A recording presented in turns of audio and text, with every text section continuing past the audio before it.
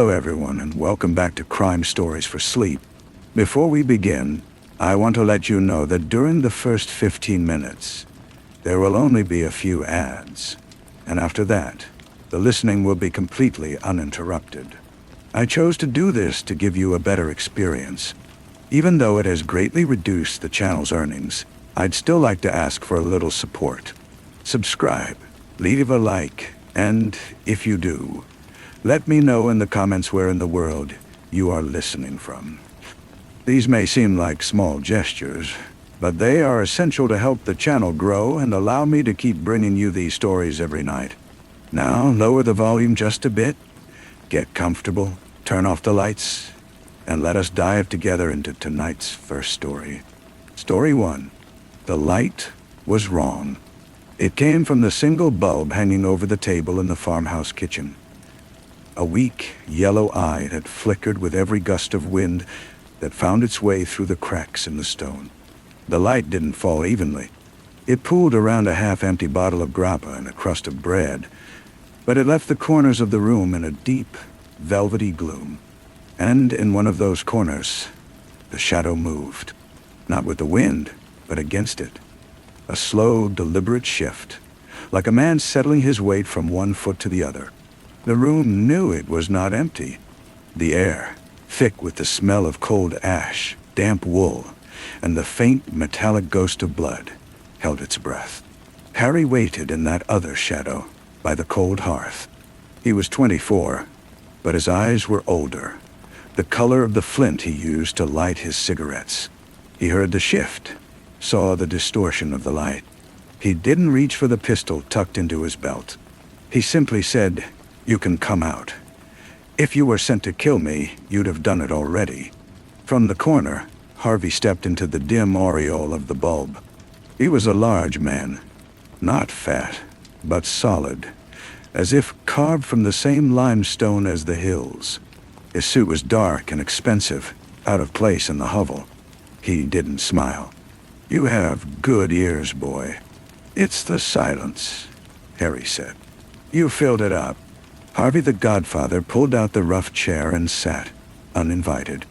He placed his hands flat on the table, fingers spread. They were clean, manicured. "You've been making a lot of noise yourself. A lot of commotion. The Carabinieri barracks in Montelepre, the tax collector's house in Partenico, the grain silos at the Bellomo estate. The grain was stolen from the peasants. I returned it." "You redistributed it," Harvey corrected, his voice a low rumble. "A political act, a dangerous act. The men who owned that grain are my associates. They are inconvenienced." Harry finally moved, coming to sit opposite the older man. The light now caught the sharp angles of his face, the dark curls that fell over his forehead. He was beautiful in a way that was almost painful, a beauty that sparked devotion in the women of the villages, and a fierce, protective love in the men. He was their bandit, their Robin Hood, their Salvatore Giuliano, reborn in a Sicily still scarred by war, still choked by poverty and the same old injustices. "Your associates are thieves with titles. They are the inconvenience." Harvey studied him, a craftsman assessing raw material. He saw the fire, the undeniable charisma that had already woven a legend through the impoverished villages of the interior. He also saw the youth, the idealism, the brittle pride. These were things that could be measured, weighed, and ultimately used. "You have a gift," Harvey said. "People listen to you. They hide you. They lie for you. This is a form of power. But power without structure is just a fire. It burns bright, then it burns out, leaving only ash." "And your power?" Harry asked. "The structure that takes the bread from a child's mouth?" "My power is a tree," Harvey said calmly. "Its roots are deep. It provides shade for some, fruit for others. It weathers storms. Your fire might singe its leaves, but the tree remains. The question is not whether you are right or wrong. The question is whether you wish to be a fleeting spark, or if you wish to become part of the landscape. He left then, mounting back into the shadow and out the door without a sound. The light stopped flickering. The room felt emptier, colder. Harry sat for a long time, the Godfather's words settling into him like a chill. He thought of Helen then, not as a conscious decision, but as a reflex for warmth. Her face, smooth as olive wood, her laugh that sounded like water in a dry gorge. She was in Palermo, studying to be a teacher, a world away from the dusty, dangerous hills. Caesar came alone, a show of faith. "They're calling you a communist in Rome," he said, his Italian fluent but accented. "I don't know what I am," Harry said, watching the sun gild the valley. "I know a man should eat from the land he works. I know a child should not cough itself to death in a damp room while a Gabella builds a villa in Taormina." Caesar nodded, as if these were reasonable, if quaint, concerns. "The world is dividing, Harry, east and west. The people you annoy, the men like Jonathan, they are on our side. They are a bulwark against other ideologies. Your war, as noble as it might feel, weakens that bulwark." He offered a cigarette. "American? There is a place for passion, but it must be channeled. We could channel you. Your influence could be formalized. You could lead your people properly. With our support. With our support." Harry felt the trap, elegant and baited with everything he supposedly wanted.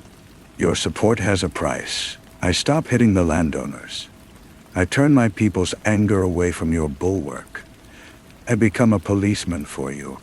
"You become a statesman," Caesar corrected, smiling. "You save your people from a worse fate." That night, Harry lay in a hayloft, the scent of dry grass and animal musk thick in his nostrils. He thought of Harvey's tree, Jonathan's obstacle, Caesar's bulwark. They all wanted to define him, to use the shape of his legend for their own ends.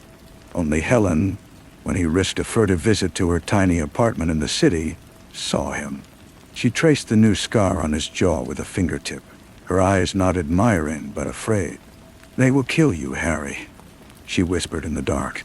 "Not because you are wrong, but because you are necessary. And then they will tell the story their way." The betrayal, when it came, was not from the shadows, but from within the circle of light. It was Tony, the fiery young one, whose eyes had lately taken on a hungry, calculating sheen. He had been seen in Partinico, not with a girl, but coming out of a cafe where a known captain of the Carabinieri took his coffee. Harry dismissed the rumors. Loyalty was the cornerstone of his world. To doubt it was to doubt the ground beneath his feet. Jonathan's plan was a masterpiece of cynical efficiency. He did not order a direct assault. Instead, he leaned on Harvey, reminding him of his inconvenienced associates. He made it clear that the American patience and their tacit protection was wearing thin. The bandit had become a liability to the entire structure. Harvey, the pragmatic tree, saw the storm coming. He made a choice. He sent a message to Harry, a meeting to discuss an alliance, a way to harness the energy of the people for a new understanding. The location was a remote monastery, a place of peace. Harry, against Lucas' growled suspicions, decided to go. He took only Paolo and Tony with him. It was a show of trust, a gesture of faith. The road to the monastery was a ribbon of dust under a vast, starless sky. The air smelled of rosemary and impending rain. They left the car and walked the last kilometer on foot. The monastery was a dark silhouette against the gloom. No light showed. "It's quiet," Paolo murmured, his hand on his pistol. "It's a monastery," Tony said too quickly. "They're asleep." They entered the cloister. The only sound was the trickle of water from a broken fountain. Then a bat detached itself from a bell tower, flapping wildly. And the light appeared, Not the gentle light of a candle, but the blinding white spear of a spotlight, mounted on a jeep that roared to life at the far end of the courtyard. Harry froze, caught like an insect in amber. He saw the shapes of men behind the light, the glint of rifle barrels. He turned, not to run, but to look at his companions. Paolo's face was a mask of shock and dawning fury. Tony's face was turned away, but his posture was not one of alarm, but of a man waiting for a cue. "Tony," Harry said. The word not a question, but a final, bleak confirmation. The first shots came from the shadows of the colonnade, not from the spotlight. Paolo shouted, a wordless cry, and fell, his body hitting the ancient stones with a terrible finality.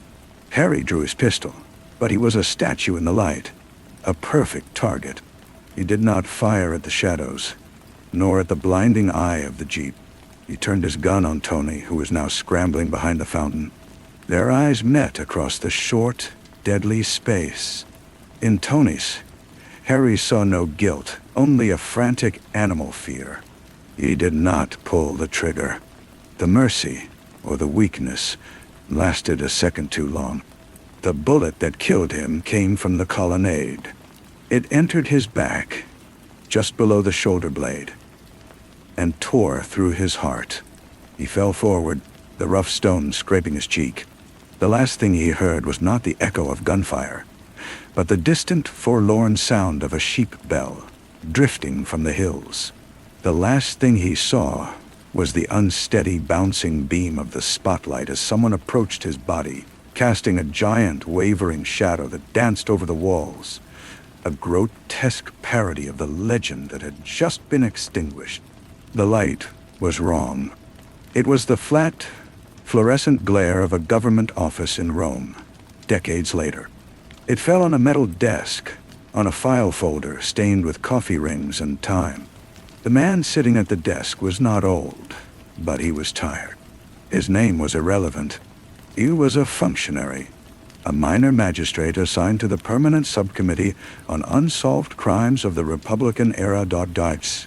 His job was to sift through the ash of history, looking for a shape that might resemble truth. He opened the folder. Inside were photographs, black and white, grainy. A young man's body lying in a courtyard. Witness statements from long-dead peasants, their words full of poetic evasion. A coroner's report that was a masterpiece of ambiguity. Military dispatches. He had written permanent archive, but the words felt insufficient, a lie of order. He signed his name with a flourish that felt borrowed from a more decisive man, then closed the folder. As he did, a small, faded photograph, loose from its clip, slid partway out. It was not an official evidence photo. It was a snapshot, its edges curled, showing a young woman with dark hair and a cautious, intelligent smile, standing before a chalkboard in a simple classroom. On the back, in a tight, elegant script, were the words, Palermo, 1951. For H, who dreams of a different world. Helen. He stared at it. This was not part of the record.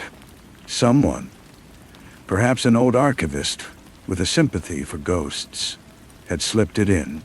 This was the vulnerability, the thread. He wondered what had become of her. A search of his database would be simple. He typed her name, Helen Giordano, into the system. The result was immediate. A death notice from 1987, Palermo, Survivors, none. Occupation, retired schoolteacher. The notice was brief, but a linked article from a local paper, digitized and forgotten, was longer. It was a tribute from former students. It described a beloved teacher who had never married, who had lived a quiet, dedicated life. One student quoted her saying, "The only true rebellion is to build something that lasts. A mind that can think for itself. That is the only landscape that matters." The magistrate sat back, the hum of the fluorescent light suddenly loud in his ears. He thought of the bandit's body on the stones and the teacher's quiet life in the city. Two forms of defiance.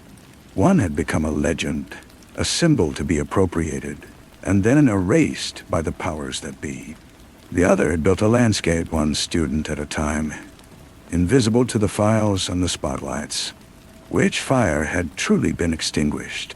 He carefully slid the photograph back into the folder, not into the evidence sleeve, but placed it so it would face anyone who opened it again.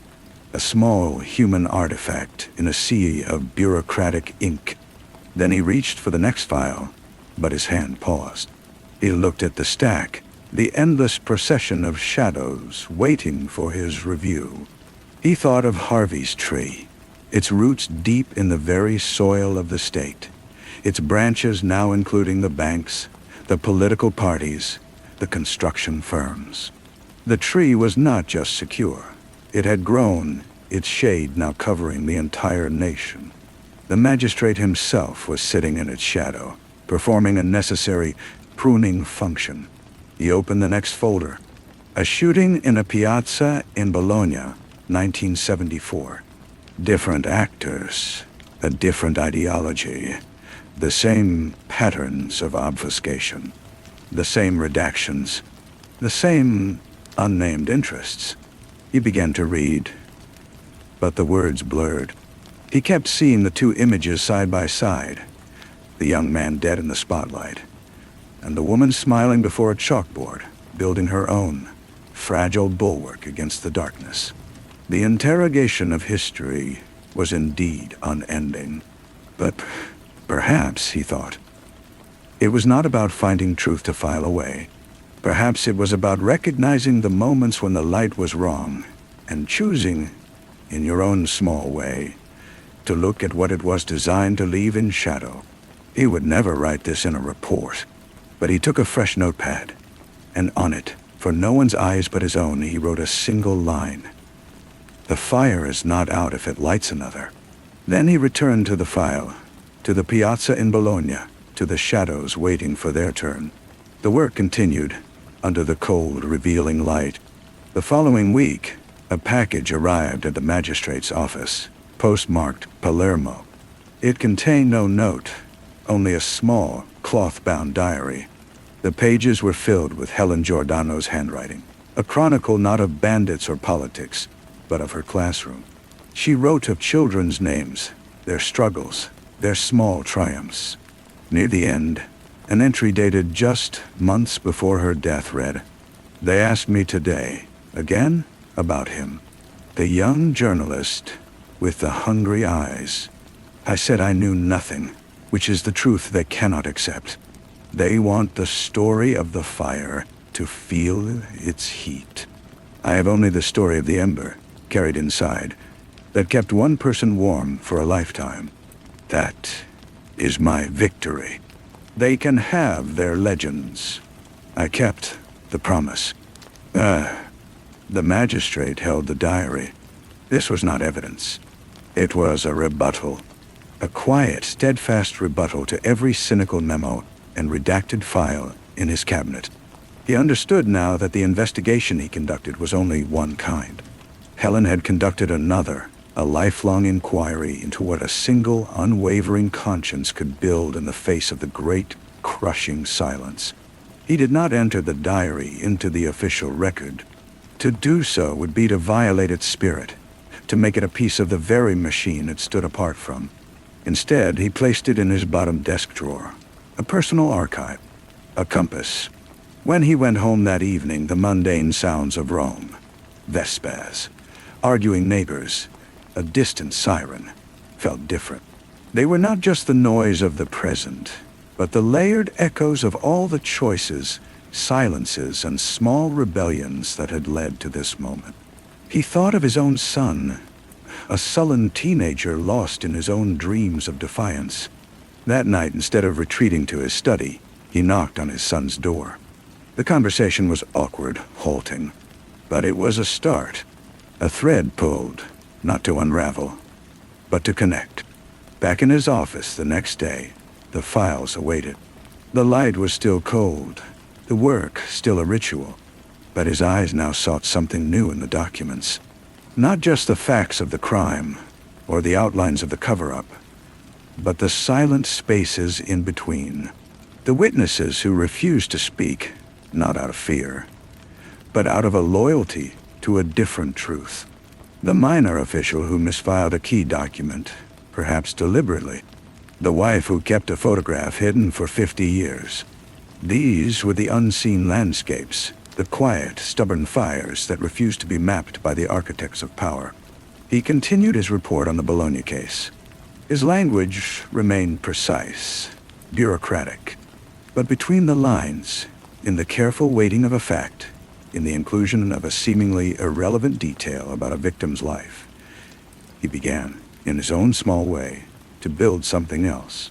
Not a monument, but a marker. A sign that said, someone was here. Someone remembered.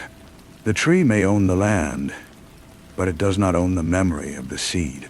And in a classroom in Palermo, now led by a teacher who had been Helen's student, a lesson was being taught about post-war Italy. A hand went up. "What about the bandits?" the student asked. "Like, you sick you?" The teacher paused, then smiled a small private smile.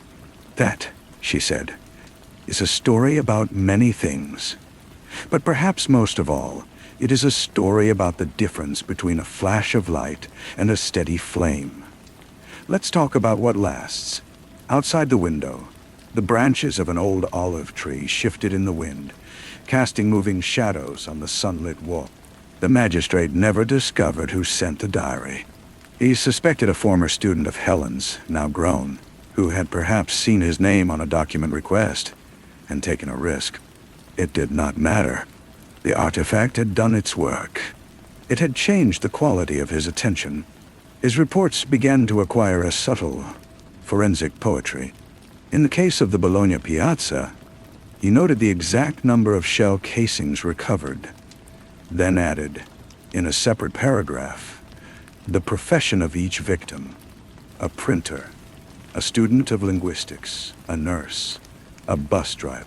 He listed the official designations of the investigating officers, then appended a footnote about the closure of the police barracks involved, 10 years later, due to budget cut. He was building a counter-narrative not of accusation, but of resonance. He was mapping the echo, not just the shot. Years passed. "Why tell me now?" the magistrate asked gently. "Because of the teacher," Luca said. "I read about her death, years later, in the paper. They called her a saint. She was no saint. She was brave. She lived with it. I did not. I have carried the weight of my running for a lifetime. I want to put it down. Not in a church. Here. In the room where the file..." The magistrate did not open a file. He did not take a formal statement. He poured 2 small glasses of water. They sat in silence for a long time. Then he asked, "The man who spoke of the tree. Did you know him?" Luca shook his head. "No, but I knew his type. He was not from here. He was from Rome, or maybe further. He spoke Italian like it was a tool, not a language." After Luca left, the magistrate sat at his desk until the evening cleaners came. He did not write down what he had heard. Some testimonies are not for paper. They are for the soil of memory. He thought of the pistol placed in the dead hand, the staged defiance. He thought of the tree, giving thanks. The story was always about the tree. That night, he visited his son, now a man with a child of his own. They sat on a balcony overlooking the city's endless, twinkling grid. "Tell me a story," his grandson asked. The magistrate looked at the boy, then at the sprawling, ancient, modern city. He thought of hillsides of almond trees, of cloisters and chalkboards, of spotlights and steady flames. "Once," he began, "there was a man who believed the land belonged to those who worked it, and he was right. But the world is built by those who believe the land belongs to those who own the story. This is a story about that story, and about the people who quietly and in ways no one ever files a report on try to tell he continued, his voice soft, weaving not a legend, but an inheritance. The lights of Rome stretched out below them, a constellation of countless fragile fires, each burning in its own private defiance against the overwhelming dark. The boy fell asleep before the story found its ending. The magistrate carried him to bed, the child's head a warm weight on his shoulder. He felt a profound, aching tenderness, not just for the boy, but for the entire chain of silent witnesses and quiet carriers that had led, improbably, to this moment of peace. He was a link in that chain now. He had not solved a crime. He had become a keeper. At the office the next morning, a directive awaited him. A new political appointee, a sleek man with a reformer's smile, was streamlining the subcommittee. Historical clarity is our aim, the memo read. Efficiency is our method. Henceforth, cases older than 50 years were to be assessed for permanent archival status, a euphemism for a final closed filing. His case, the bandit in the courtyard, was at the top of the list. The magistrate read the memo without surprise. The tree was pruning itself, shedding the dead branches of inconvenient history. His life's work was to be declared complete, not because truth had been served, but because its utility had expired. He felt no anger, only a strange, detached clarity. He requested the physical file one last time. When it arrived, he opened it to the photograph of Helen. He then took Luca's testimony, the story he had sworn never to record, and wrote it on a single plain sheet of paper in his own hand. He did not sign it. He folded it around the photograph and placed both inside the back cover of her diary, which he had brought from his drawer. The diary, the photograph, and the unverifiable truth formed a small, dense packet. He sealed it in a plain manila envelope. He carried it with him that evening, not to his home, but to the old Biblioteca Nacional. He knew a librarian there, a woman with the same tired eyes as his own. He did not explain. He simply asked, as a personal favor, that the envelope be placed in the library's special collections, catalogued under Giordano Helen, personal effects, with a restriction that it not be opened for 50 years. The librarian, understanding everything and nothing, nodded. It disappeared into the vault, a seed planted in the deep soil of public memory, waiting for a future season. The magistrate's final report was a model of bureaucratic concision. It concluded that all leads were exhausted, all principals deceased, and no further judicial action was possible or warranted. He recommended the case be closed. The sleek appointee congratulated him on his thoroughness. On his last day, he cleared his desk. He left behind the notepad with the line about the fire lighting another. Let the next functionary puzzle over it. He took only a small potted plant a colleague had given him. He rode the bus home, watching the city pass by. That weekend, he visited his son and grandson. They went to a park. The boy ran ahead, chasing pigeons. His son, walking beside him, said, "You seem different, lighter." "The work is finished," the magistrate said. "Is it?" The magistrate watched his grandson's small, determined figure. He thought of the envelope in the dark of the library, a slow fuse burning toward an unknown future. He thought of the diary's words, "I kept the promise." "No," he said, smiling. "It's not finished. It's just someone else's turn." He took his grandson's hand. The sun was warm. The shadows of the trees were just shadows, not ghosts. They walked on, leaving no trace on the path behind them, moving toward the light of the ordinary precious day. The years of his retirement were quiet, filled with books and long walks, and the growing brightness of his grandson's mind.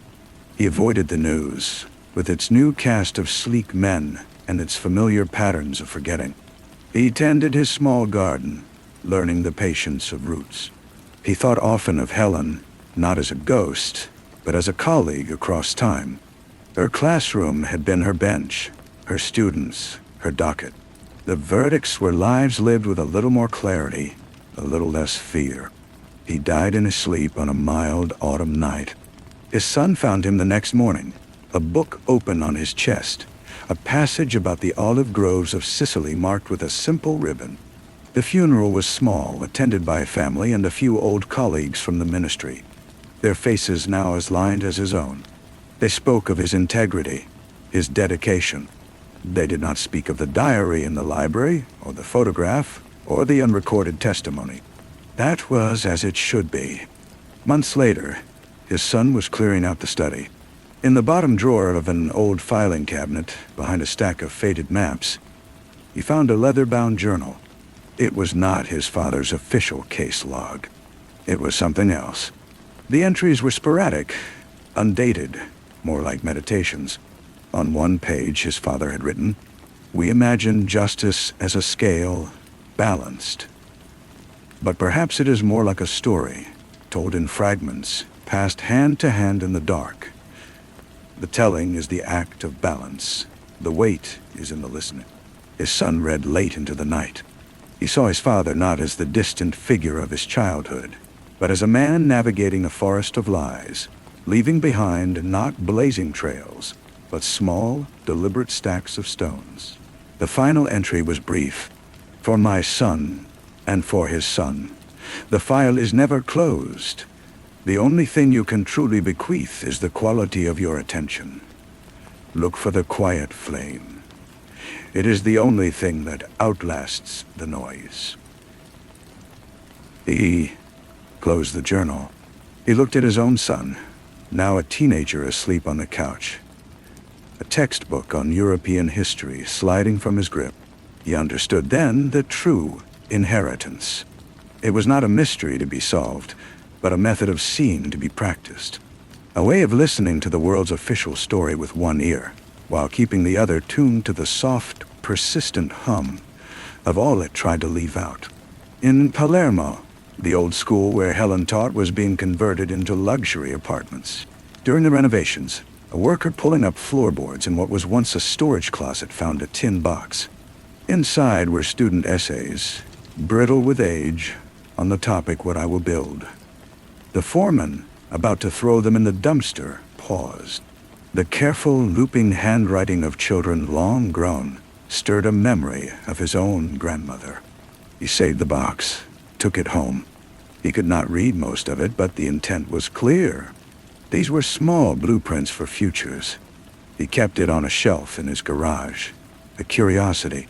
And in the Biblioteca Nazionale, the envelope rested in the cool, climate-controlled, dark Gotha.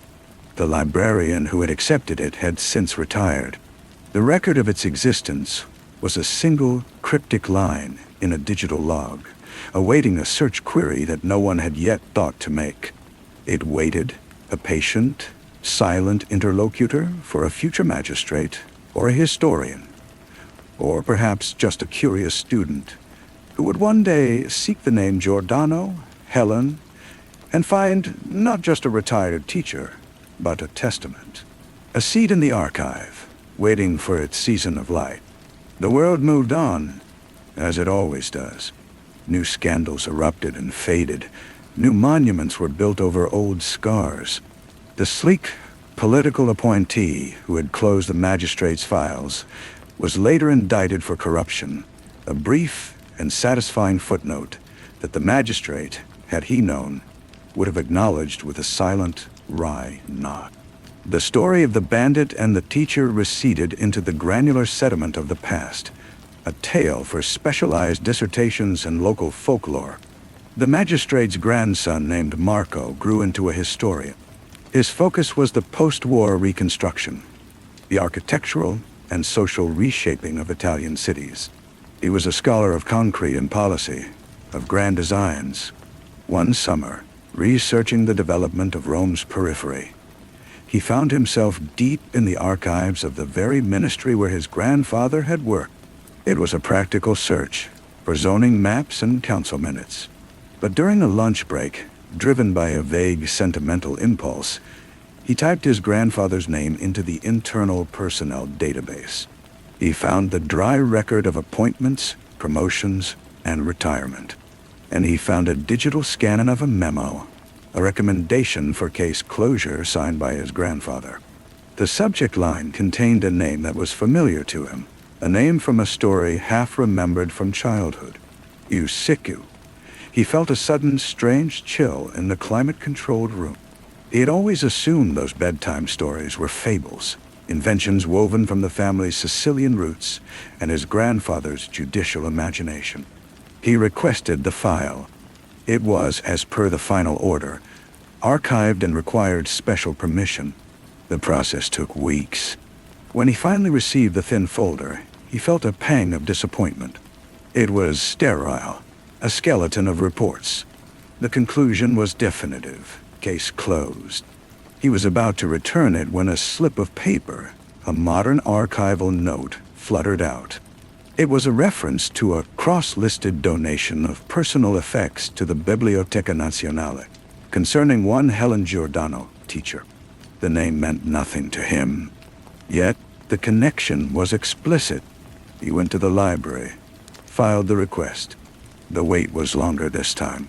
He almost abandoned the pursuit, consumed by his own more relevant work. But a sense of obligation, a thread pulled from a story told on a balcony, compelled him to see it through. The envelope, when it was finally brought to him in the hushed reading room, was ordinary, brittle at the edges. The restriction had lapsed only the year before. With careful fingers, he broke the seal. The diary fell into his hand first. He opened it to a random page and read the entry about the ember and the victory. He felt the hair on his arms rise. Then the photograph, and finally, the single sheet in his grandfather's unmistakable handwriting, the testimony of Luca ... He read the staged pistol, the foot roll in the body, the words, "The tree thanks you for your service."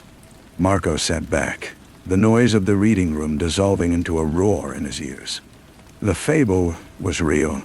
The bandit, the teacher, the cover-up. And his grandfather had known the deepest truth of it, and had chosen to bury it here, in the fertile ground of public record, waiting for the right moment to germinate. He spent days transcribing the diary, comparing its chronology with the official file. He tracked down the old school in Palermo, now a gleaming residential building. He found nothing there, but his research led him to a regional historical society, where a volunteer mentioned, almost in passing, a local man who had saved some old school papers from a demolition. A tin box. The trail was tenuous, but Marco was now a man possessed. He was no longer studying urban planning. He was following a quiet flame. He found the foreman, now retired, who gladly gave him the tin box. "Just kid scribbles," the man said with a shrug. But to Marco, they were not.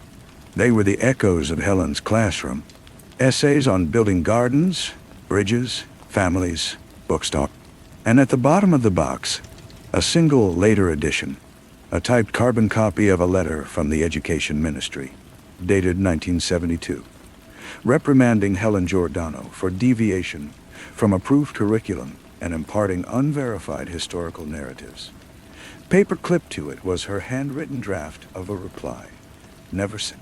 It read, "The curriculum you defend builds obedient subjects. My duty is to build free citizens. They will know the difference between a fact and a truth. They will learn to listen for the silence that is not empty." Marco closed the box. He had everything now and nothing. He had proof of a conspiracy, but all the conspirators were dead. He had evidence of a magnificent, stubborn life, but no one to prosecute for the injustice done to him. He understood then his grandfather's final act. This was not material for a court. It was material for the soul. His book, when he wrote it, was not a historical exposé. It was titled The Pedagogy of Attention, Memory and Moral Architecture in Post-War Italy. It centered on Helen Giordano, using her diary and her students' essays as its core.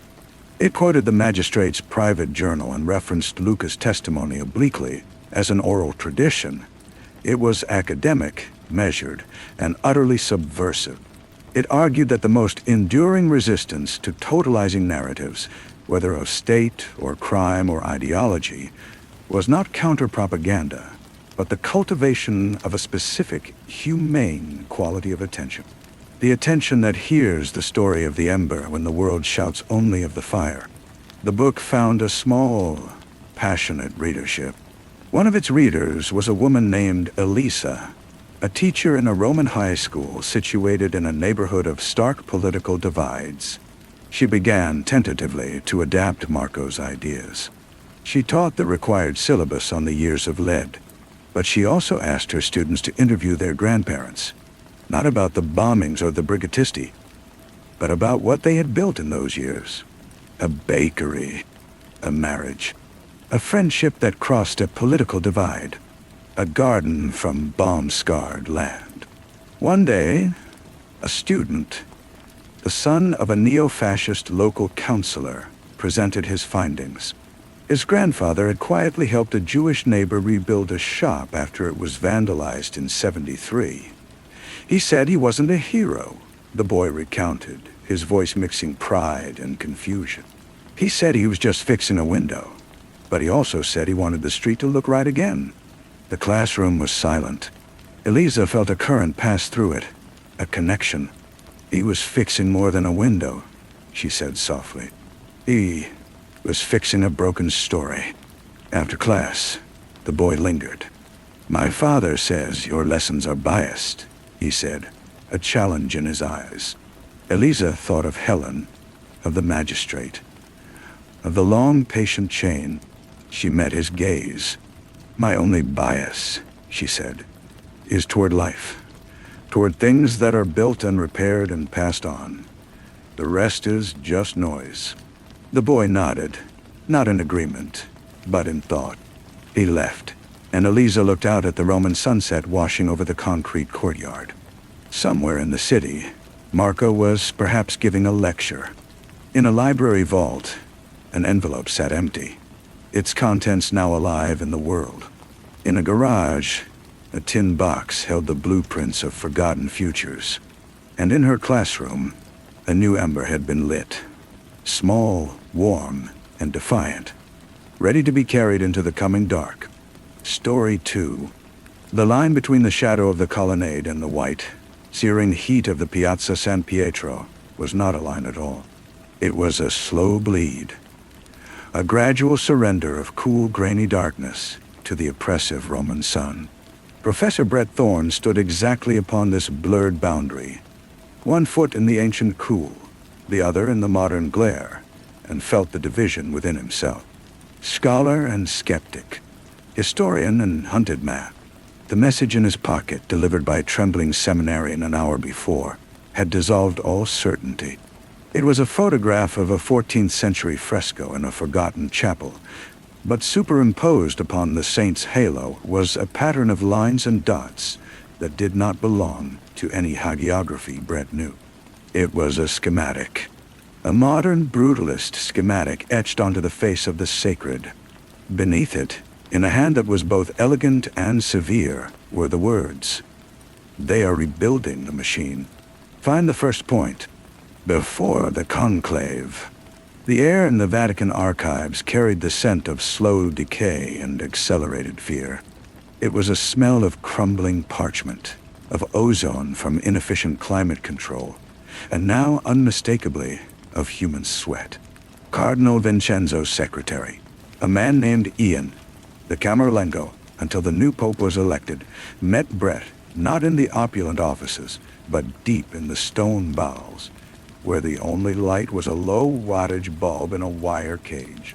Ian's face was a landscape of conflicted devotion, his fingers, long and pale, constantly moving, tracing invisible rosary beads, or perhaps the contours of a terrible decision. "The order of the silent key," Ian whispered, the words seeming to condense in the chill air. "We believed them extinct, a heresy scoured from the records by Clement himself. They did not seek to defy God, Professor Thorne. They sought to prove him, to build a device that could measure the divine spark, the very moment of transubstantiation, to turn faith into a quantifiable energy. Brett's mind, a repository of dead symbols and lost languages, recoiled at the living, breathing heresy of it. A machine? To what end? Ian's eyes, the color of tarnished silver, met his. Proof in the hands of the faithful is a sacrament. Proof in the hands of the faithless is a weapon. Imagine if such a device in the Sistine Chapel during the conclave were to register nothing, a public scientific nullity at the heart of the Church's most sacred act. It would not be an attack of bombs, but of meaning. It would unravel centuries in a single silent reap. The search became a silent, frantic pilgrimage through a Rome that had turned sinister. Brett was no detective of crimes, but of intentions etched in stone. He found the next clue not in a book, but in the echo of the Pantheon. The oculus, that great eye to heaven, cast a perfect circle of light that traveled across the coffered dome. At a specific hour, on this specific day, the light touched a nearly invisible carving of a key within a sunburst on the floor, a symbol of the order. It was an astronomical marker, a date, the date of the conclave's final vote. He needed a translator for the machine, not the myth. That was Jeanette. Dr. Jeanette Arnaud was found in a sterile laboratory on the outskirts of Frascati, surrounded by the hum of servers and the cold glow of monitors. She was all sharp angles and focused light, where Brett was worn leather and shadow. She listened to his story of heretical orders and sacred schematics without a flicker of disbelief. She simply called up a classified project file on her screen. "Quantum resonance spectroscopy," she said, her voice flat. "Theoretical. It aims to detect and measure unique quantum state perturbations in matter. My life's work. Stolen from this lab 3 months ago." The security footage showed nothing. Just a blur of static at the door. Together, they deciphered the trail. The order was not hiding. It was consecrating. Each site was a point of profound theological transformation. The place of a martyr's death, the site of a recorded miracle, the tomb of a mystic. The machine, Jeanette theorized, needed these points as calibrators, tuning forks for the wavelength of the divine. The final point, the measurement point, was the Sistine Chapel. The theft was not of a weapon, but of a liturgy, a black mass using her science as its scripture. The man behind the blur of static called himself Garrett Ray. He intercepted them in the Borghese Gardens at dusk, a figure emerging from the gathering violet shadows like a thought given form.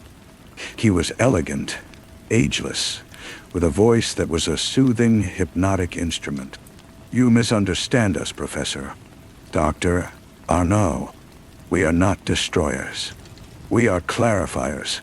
For too long, faith has been a swamp of subjectivity, a haven for the weak-minded. We will drain the swamp. What remains on solid ground will be pure, undeniable. A faith for the future, built on the bedrock of fact." "Nettle, you'll collapse it into nothing," Brett said, the damp grass scent suddenly cloying. "Is that collapse?" Garrett Ray smiled. "Or refinement? The fire that burns away the dross? We are doing the Church a service it is too cowardly to do itself." The chase turned into a symphony of dread. They raced from the chill, whispering catacombs of San Callisto, where the scent of wet clay and old bones clung to them, to the soaring, airless heights of the Vittoriano Monument, where the wind tasted of exhaust and empire. They were always a step behind, finding only the ghost of the machine. A scent of ozone and hot metal, a peculiar vibration in the ancient stones that set their teeth on edge. A discarded data stick containing a single beautiful Renaissance painting of a single bureau replaced with pulsing green digital waveforms. The crisis broke on the night the world's cardinals sealed themselves within the Vatican. Brett and Jeanette, Armed with nothing but their knowledge and a desperate, forged clearance from the trembling Camerlengo, Ian slipped through the gate of the bells as it swung shut. The Vatican City was a pressure cooker of whispered prayers and echoing footsteps. They found the machine not in the chapel, but hidden in the Passetto di Borgo, the secret papal escape route.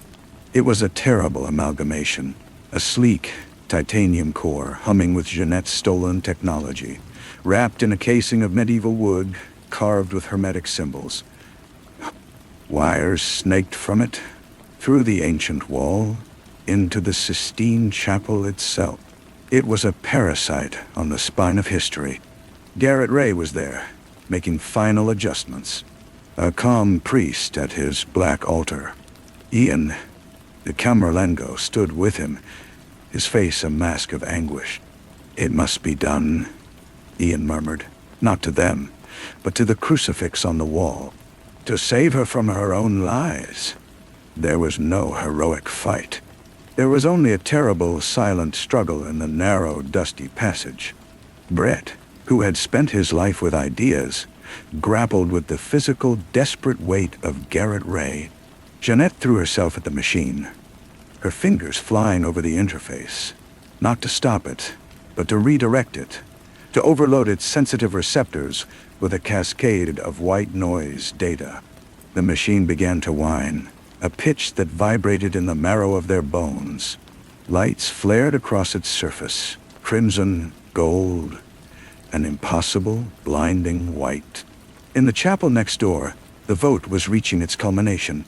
The machine, confused, seeking the signature it was built to find, latched onto the collective, focused intention of the princes of the church.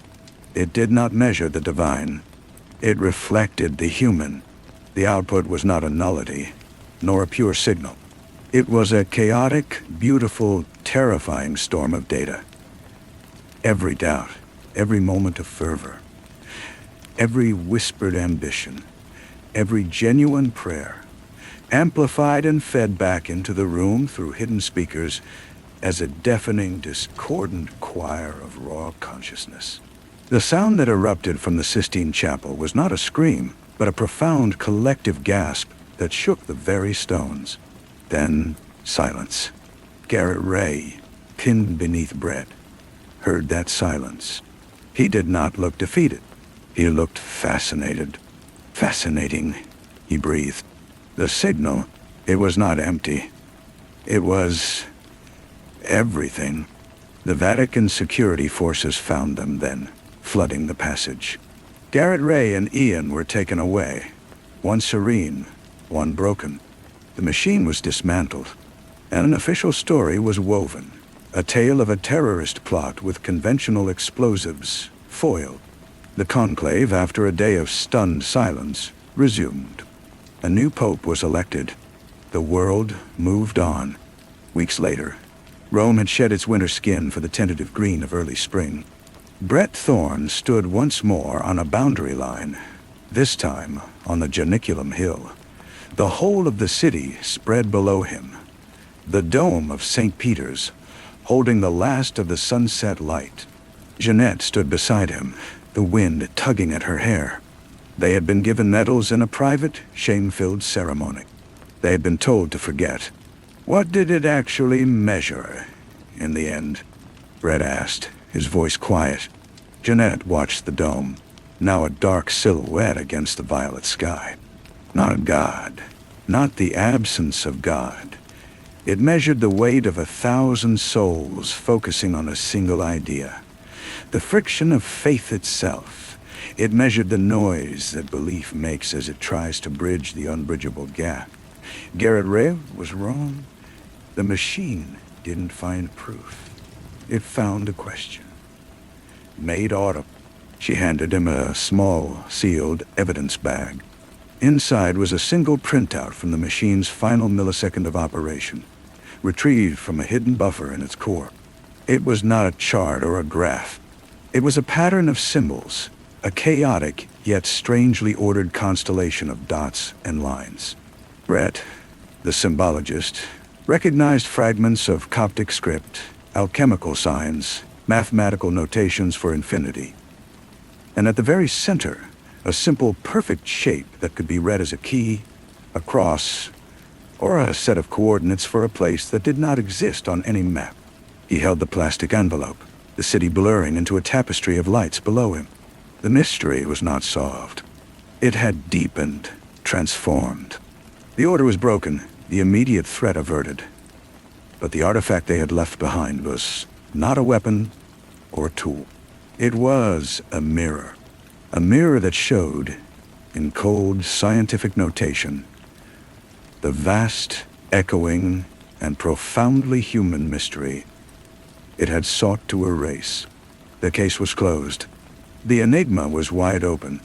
Brett Thorne stared at the symbols, feeling the last of the day's warmth leave the air, and knew his life's work had only just begun. The silence around him was no longer empty. It was full of the hum of the unanswered, the whisper of the line that is always and only a blur.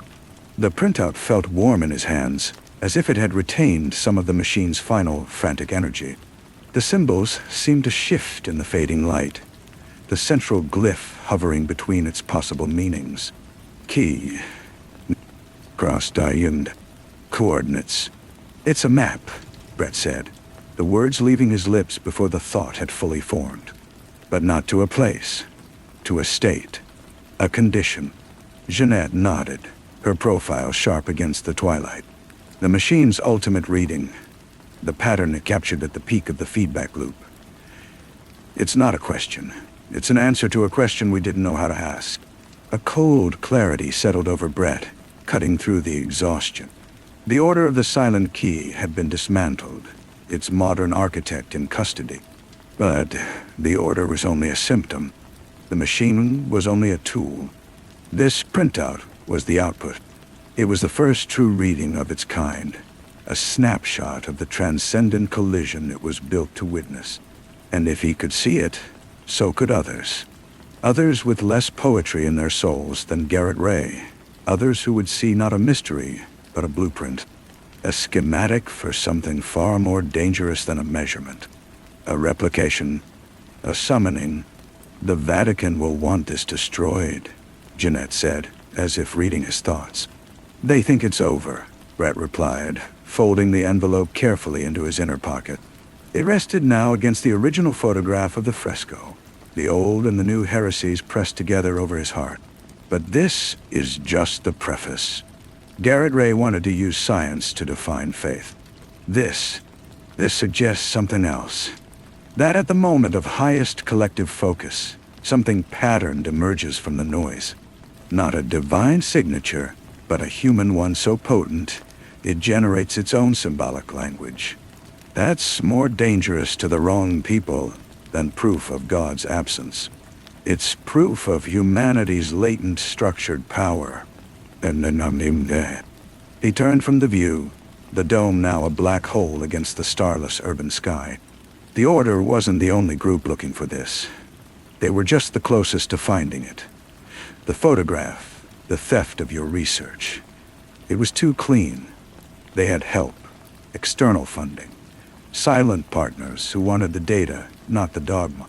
Jeanette fell into step beside him as they walked away from the overlook, the gravel path crunching underfoot. The data buffer in the core was isolated, military-grade encryption layered under a theological cipher. I only broke the first layer. The rest, it's like nothing I've ever seen. It's not designed to keep people out. It's designed to attract the right key. It's designed to attract the right key. Brett stopped. A lure, or a beacon, she said. They stood in the darkening park. The sounds of the city a distant murmur. The case had been a circle, and they had arrived back at the beginning. A scholar and a scientist, standing on a new boundary line, holding a secret that was both a revelation and a target. The machine was gone, but its child, this slip of paper, remained. And it was calling to something. Someone. We can't take this to the authorities, Brett said. Not the Vatican's, not my universities, not your institutes. The silence around what happened is already a lie. This would be buried so deep it would never see light, and we'd be buried with it. Then what? Jeanette asked, but her voice held no fear, only a focused curiosity. She was already thinking of the next equation, the next experiment. The machine was gone, but the phenomenon was real. It was now her life's work, too. We follow the map, Brett said, touching his pocket. Not to a place, to the people who understand it. The people who drew the original schematic on that fresco. The ones who didn't die out with Clement's purge. The ones who have been waiting, very quietly, for a machine to finally work. We find the source of the silent key, before the new conclave of believers does. None. Hanyona. He looked at her, and in the dim light, her eyes reflected the first brave stars piercing the Roman gloom. The hunt was over. The true search was beginning. The taxi ride back to the city was conducted in a silence thicker than the archive's dust. Brett stared out at the blur of traffic, the careless laughter of couples at sidewalk tables, the normal world that had become a fragile stage set. Once again, the printout was a live wire in his pocket. Every streetlight they passed felt like a searchlight. Jeanette's phone buzzed, a stark, digital sound. She looked at the screen, her face hardening in the intermittent glow. "My lab," she said. "The security system I installed as a backup, not the one the university knows about. There was an intrusion 40 minutes ago. They bypassed the physical locks and went straight for the isolated server where I stored my initial analysis of the machine's resonance patterns. They copied everything. Then they triggered a cleanup virus. The server is a brick. Then they triggered a cleanup virus. Professional," Brett muttered. "They knew exactly what they wanted. They knew about your backup. They were waiting for the data to compile," she realized, her voice tight. "They let us do the work. Let the machine run its experiment. We were the lab rats. Garrett Ray was a willing participant, maybe even a decoy. The real beneficiaries just collected the results." The scope of the conspiracy yawned wider, deeper. It was not a single heresy, but a syndicate of them. Brett thought of the elegant, ageless Garrett Ray, his fascination in the final moment. Had he been a true believer, or merely a contractor? An artist hired to paint a specific theological crime. The trembling Camerlengo, Ian. His anguish had been real, but was his allegiance? The network was a shadow church, its dogma written in data, and its sacraments performed with stolen science. They went to ground in a small, family-run pensione near the Campo dei Fiori, a place Brett had used years before for a sabbatical. The owner, a wizened woman named Signora Rosetta, asked no questions, her eyes clouded with a lifetime of seeing but not acknowledging. The room was spare, smelling of lemon soap and old plaster. Brett spread the printout on the small wooden table under a single harsh bulb. Under the sustained, quiet scrutiny, the symbols began to yield a different kind of logic. It was not a language to be read left to right, but a field to be absorbed, a constellation where meaning resided in the relationships between points. The central glyph, the key cross coordinate, acted as a fulcrum. The surrounding notations were not words, but modifiers. Intensity, duration, emotional valence. It was a transcription of an event, a recipe of collective human consciousness. "It's a score," Jeanette whispered, leaning close. "A musical score for a symphony of thought. Look at these clusters." Her finger hovered over a dense knot of dots and arcs. "This correlates to the moment the feedback loop peaked. The machine didn't just record noise. It found harmonics, patterns within the chaos. Harmonies require an instrument," Brett said, "and a player. What if the machine wasn't just a measuring device? What if it was an amplifier, a resonator?" Garrett Ray said they were rebuilding it, the original medieval attempt. What if it worked, just once, and the result was so terrifying they buried it? not because it found something that answered back. But the idea hung in the room, colder than the stone walls. The Order of the Silent Keys sought to prove God. But what if, in their medieval hubris, they had instead opened a channel to something else? Something that listened and found the focused prayer of 1,000 souls to be a compelling invitation? The church's purge would have been one of genuine terror. A soft knock at the door made them both freeze.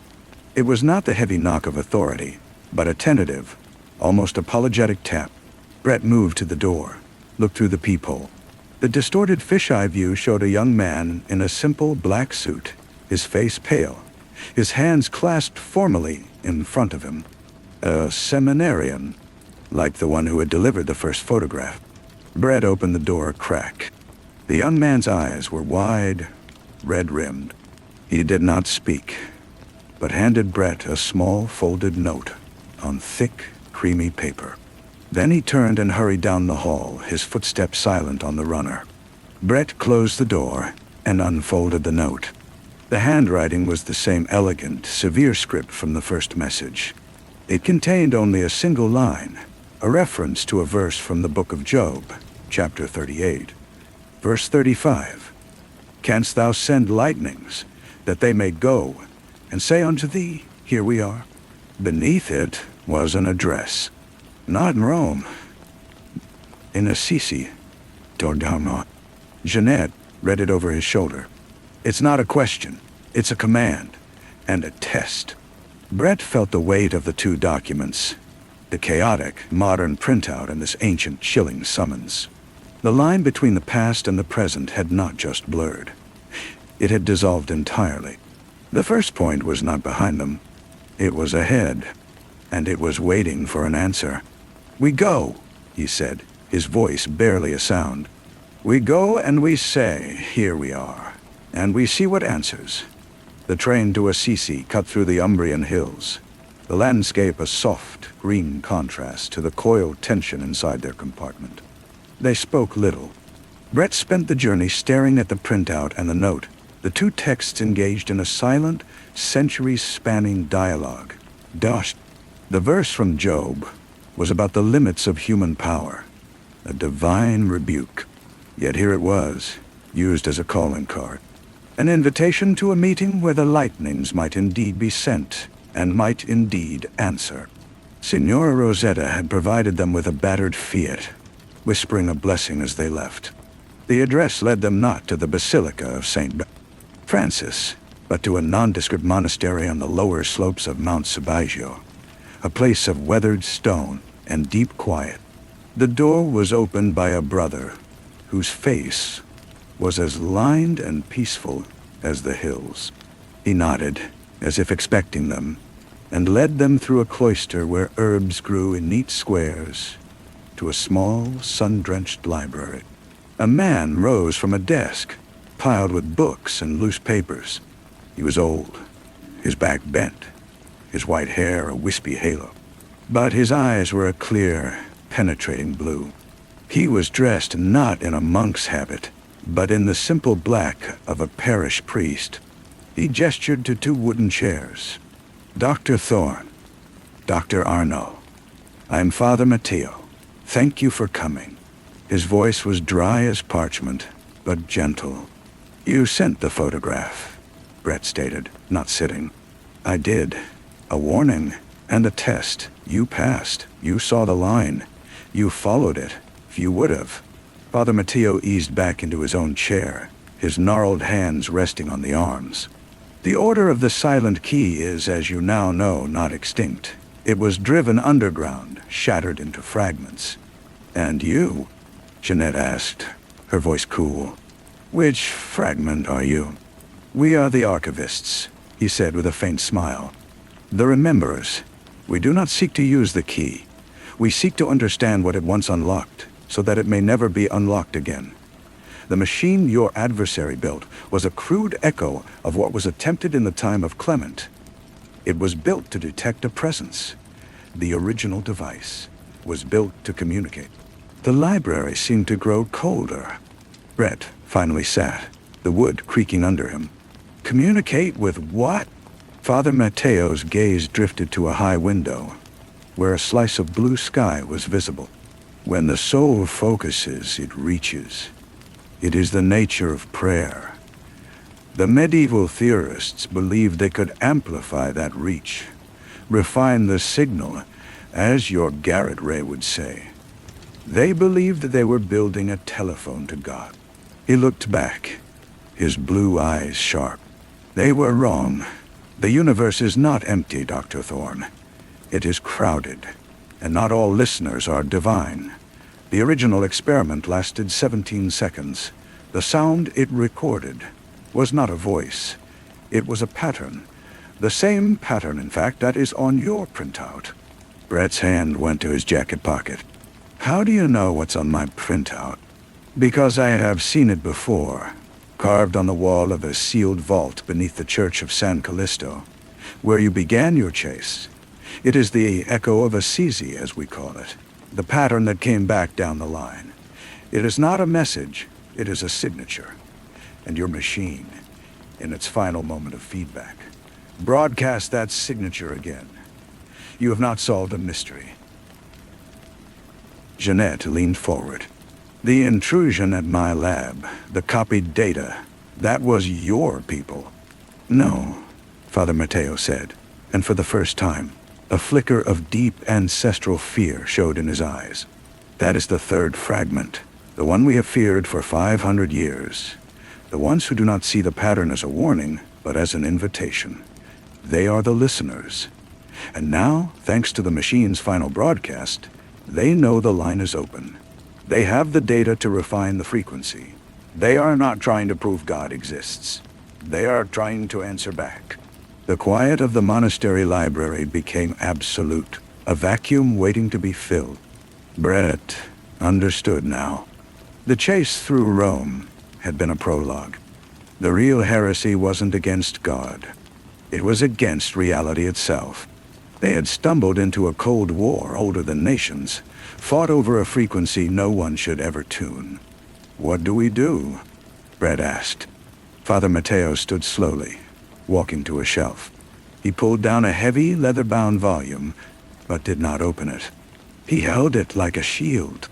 You follow the map you have, not to a place, but to a person. The pattern is a signature. Find the source of the original. Find the one who first drew it on that fresco. The artist was not destroying the aura. He was encoding the echo, hiding it in plain sight. He was a member of our fragment. His name was lost, but his work remains. You must find the other pieces before the listeners assemble the key. He handed the book to Brett. It was not an ancient text, but a modern binder disguised as one.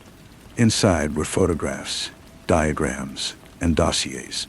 Everything we have on the fresco, the artist's known works, and the suspected members of the third fragment. They are powerful. They are embedded. And they are now, actively, hunting for the same thing you are. Brett took the binder, its weight a new burden. Why us? Why not your own people? Because we are watched, Father Mateo said simply.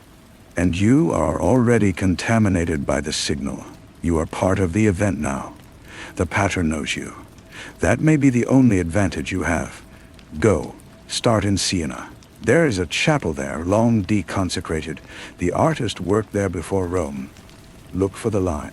As they drove away from the monastery, the sun warming the stone of Assisi to a golden hue, Brett felt the world had become a palimpsest.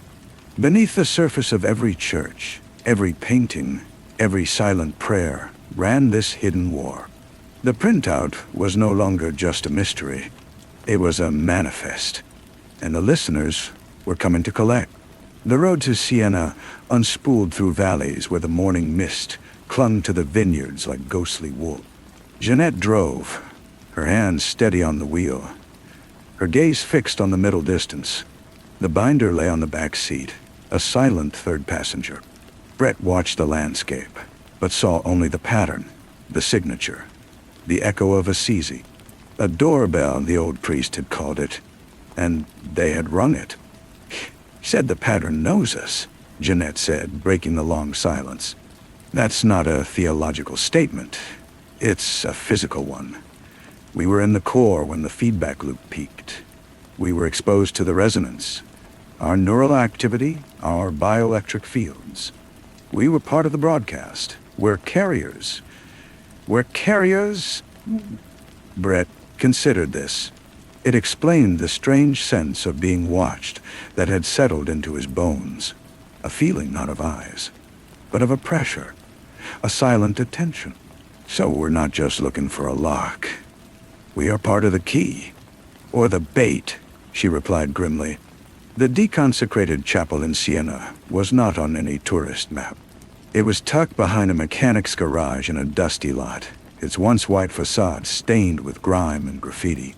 The door was boarded, but a side window, high and narrow, was broken. The air inside was cool and smelled of damp earth and pigeon droppings.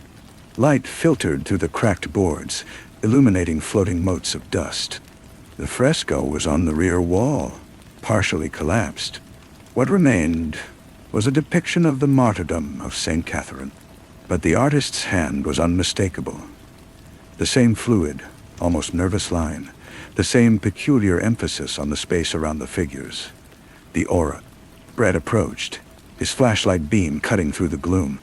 He ignored the saint, the wheel, the angels. He looked at the background, at the geometric patterns in the architecture, the folds of the distant hills. And there it was. Not the full pattern, but a fragment of it. The central glyph, the key cross coordinate, was disguised as the iron reinforcement of the breaking wheel. The surrounding notations were woven into the pattern of the cobblestones on the ground. It was a piece of the whole, hidden with a cunning that took his breath away. He broke it apart, Brett whispered. Scattered the signature across his works. A puzzle. A contingency. Jeanette was photographing the wall with her phone, methodically from every angle. So we find the other pieces, reassemble the original signature. And then what? We have the full echo. What does that give us? Leverage, a new voice said from the doorway. They spun. A woman stood silhouetted against the bright rectangle of the broken window. She stepped inside, her movements economical, precise. She was in her 40s, dressed in dark, functional clothing. Her hair pulled back in a severe bun. Her face was intelligent, unreadable.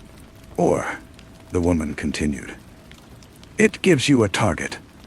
My name is Alina Voss. I represent a consortium of interests. We believe we can help each other. Brett moved instinctively between her and Jeanette. The listeners. Alina Voss gave a small, dismissive shake of her head. A dramatic term. We are realists. The echo is a phenomenon. It is a piece of physics, of metaphysics, waiting to be understood. The priest in Assisi would have you bury it. Garrett Ray's faction would have worshipped it. We would study it, apply it. Why it? Apply it to what? Jeanette asked, her voice tight.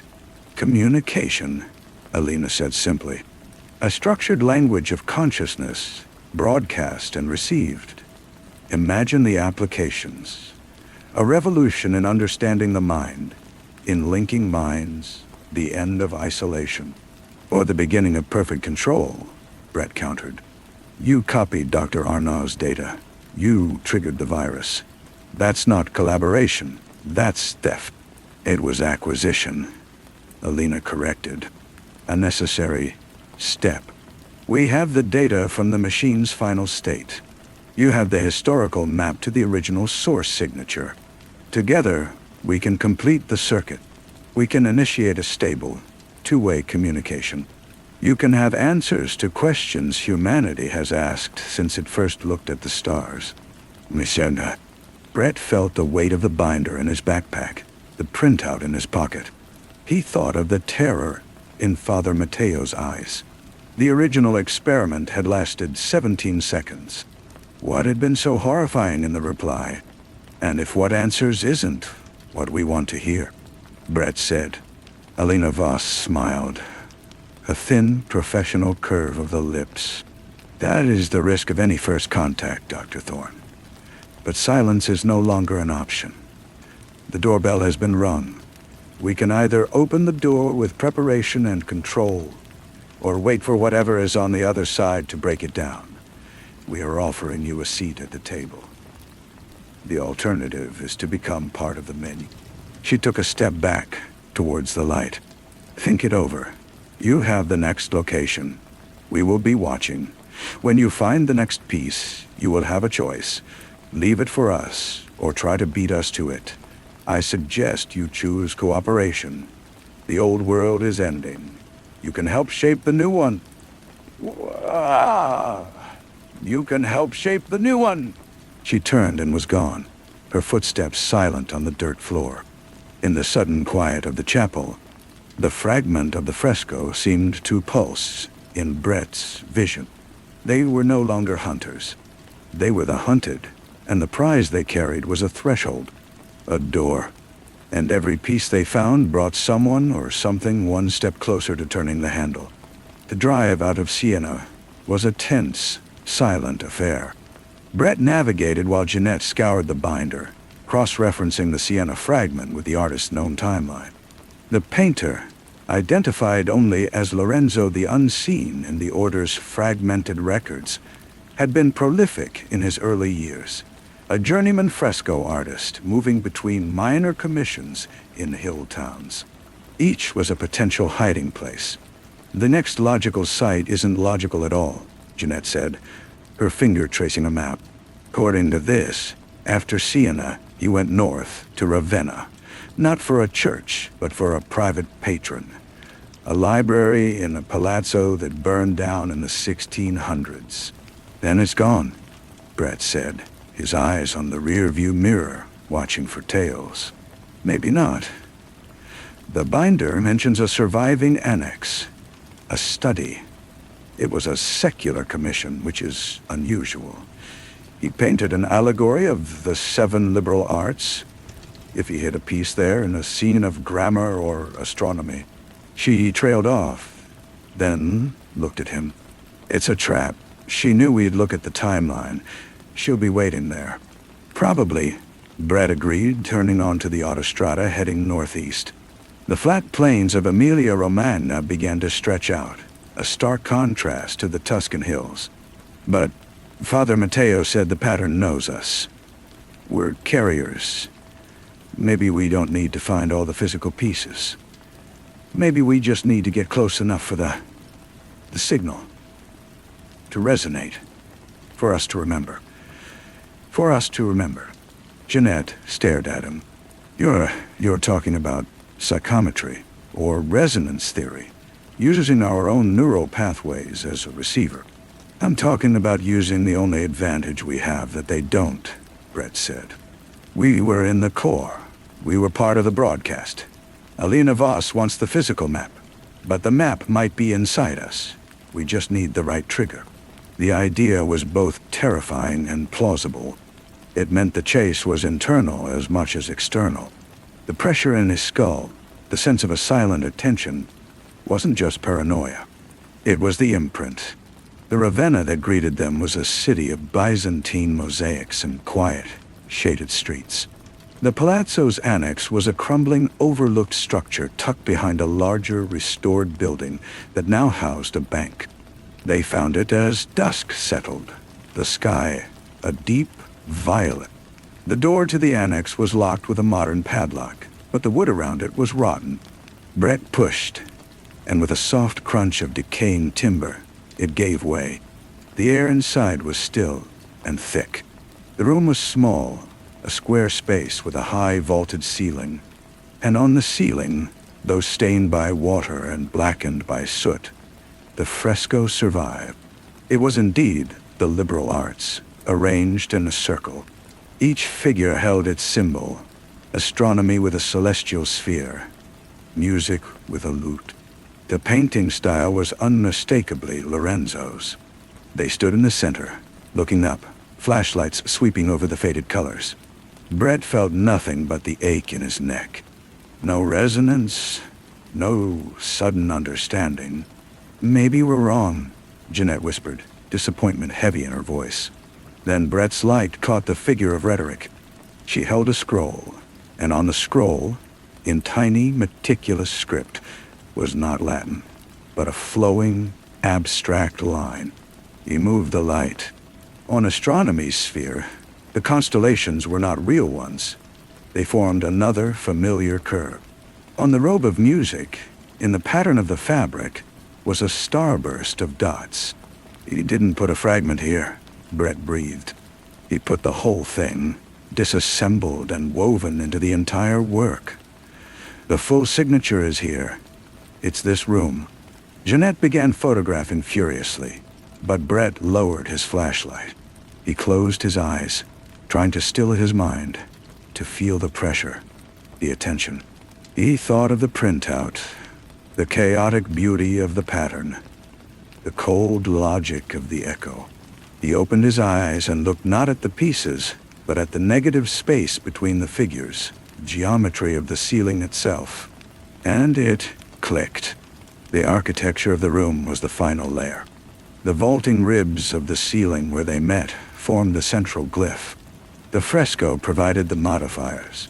Together in this silent hidden space, the echo of Assisi was perfectly, completely rendered.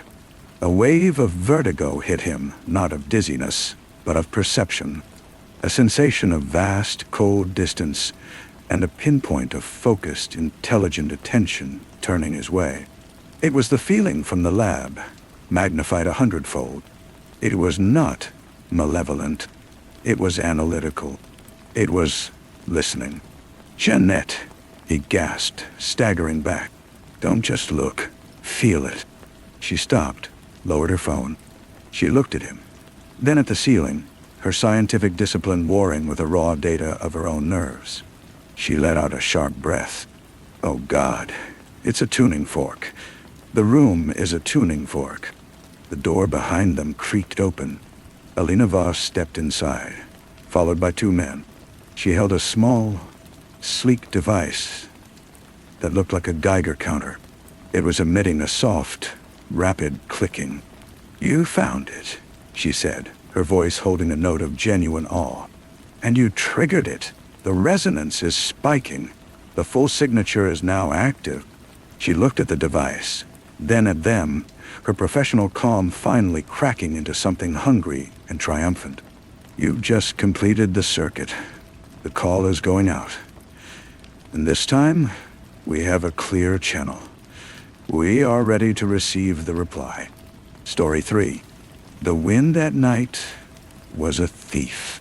It came in off the Seine, a cold, wet breath that slipped through the seams of the old stone, whistling through the colonnades of the Musée des Arts et Métiers.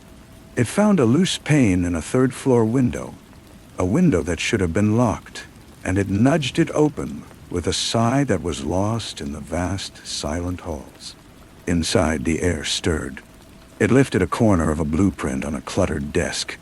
It rustled the pages of a medieval treatise on alchemy, and it carried, just for a moment, the faint, metallic scent of blood, still warm, before dispersing it into the smell of dust, old wood, and ozone from the coming storm. Josiah Vance was found at dawn by a cleaning woman with a weak heart. He was in the museum's old library, a room not often visited by the public, a cavern of shadows and knowledge. He lay on his back before a glass case that held a strange, beautiful object. A large, intricate model of the Temple of Solomon, crafted in brass and gold leaf, a masterpiece of 18th century mysticism. His eyes were open, reflecting the dim security lights in the polished glass. The wound was precise, a single deep puncture below the sternum. There was very little blood, just a dark, blossoming stain on his tweed waistcoat. In his right hand, clutched so tightly the fingers had to be pried open, was a small, folded square of vellum. On the floor beside him, as if dropped, was a single, perfect white feather. Marcus Thorne heard of the death over bitter coffee in his cramped office at the Sorbonne. The news came not from the police, but from a breathless, tearful call from Cindy Reed. Josiah had been her mentor, her friend. He was supposed to meet her for dinner the night before. He had sounded excited, she said, his voice a conspiratorial crackle over the phone. He said he had found the key. The key to what, he wouldn't say. Only that it was in plain sight, in the Temple of Machines. The Musée des Arts Métiers. Now he was dead. And the police were calling it a botched robbery, which Cindy knew was a lie. Josiah carried nothing worth stealing except what was in his mind. She begged Marcus to come. He knew symbols. Josiah had spoken of him. Please. Marcus was a man who lived in the architecture of thought. The world was not a place of things, but of signs. A palimpsest of hidden meanings waiting for a trained eye to scrape away the surface text. He saw the murder scene not as a violation of a man, but as a violated text. The body was a punctuation mark. The feather, a diacritical sign. The model, temple. The context. The note, the cipher.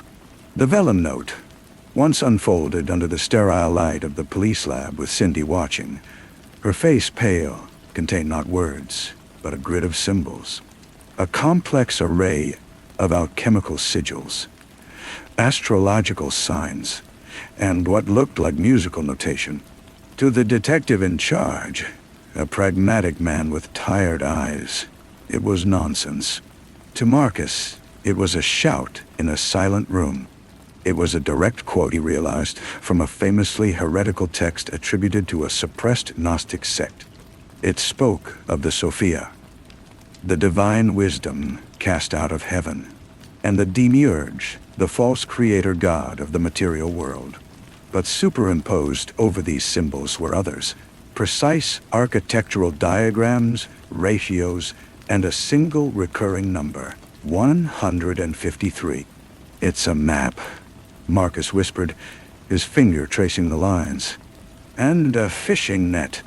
Cindy, her cryptologist's mind already parsing the patterns, nodded. The 153. The number of fish in the net in the Gospel of John? A miraculous catch. Or, Marcus said, his voice low, the number of known species of fish in the Sea of Galilee at the time. Not a miracle, but a taxonomy, a catalog of knowledge. The investigation was a descent into a labyrinth where the walls were made of parchment and shadow.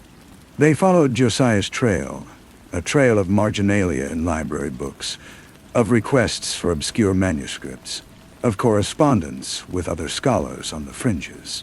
One by one, these allies provided fragments. An elderly bookbinder in the Marais showed them a hidden compartment in a 17th century Bible containing a sheet of copper etched with a map of Rennes-le-Château. A retired archivist from the Vatican Library, now living in fear in a small flat near Montparnasse, spoke in a trembling voice of a document called the Testament of Jude. Not the traitor, but the brother, the keeper. He gave them a microfilm copy before begging them to leave, his eyes darting to the window. The document was a labyrinth of Aramaic wordplay, which Cindy began to unravel. It spoke of a journey, of a treasure not of gold, but of blood and truth, hidden in the belly of the false mountain. Their pursuit was haunted by a presence. A man in a dark, simple coat, tall and gaunt, with eyes that held a frightening emptiness. They saw him first in the reflection of a shop window near the bookbinder's, then standing motionless in the rain across the street from the archivist's apartment. He moved with a terrible, patient certainty. He was the footsteps echoing once more in the empty stone corridor after they thought they were alone. He was the shadow that fell across the manuscript page in the Bibliothèque Nationale just a moment too long. Cindy called him the monk, for his bearing suggested a terrible, focused asceticism. His name was Hassan, and he was a tool, a blade honed by a hand they could not yet see. The clues were cyclical, repetitive, a rosary of danger. The note, always folded the same way, a specific origami of threat. began to appear. One was left on Marcus's desk. Another was slipped under Cindy's hotel room door. They contained fragments of their own research, quoted back at them, always accompanied by a single inked symbol, a circle intersected by a vertical line. The crux ansata, the Egyptian ankh, later adopted by the Copts. The symbol of life, wielded here as a promise of death. The central revelation came not in a library, but in the cold, echoing space of the museum itself, late at night, under the guise of re-examining the scene. Marcus stood before the model of Solomon's temple. The note's architectural ratios clicked into place. He saw it not as a representation of a Jewish temple, but as a precise diagram of the human skull, the true temple. The key in plain sight was the model itself. With Cindy's help, they found tiny, almost invisible pressure points on the brass model. They pressed them in the sequence suggested by the musical notation on Josiah's vellum. With a soft, metallic click, a section of the model's foundation slid open. Inside the hollow brass lay not a relic, but a modern USB drive. On it was a digital copy of a text, painstakingly reconstructed by Josiah. It was not the Gospel of Jude, but something far older, far more devastating. A first-hand account, written in a stark, unadorned Aramaic dialect, of the last days in Jerusalem.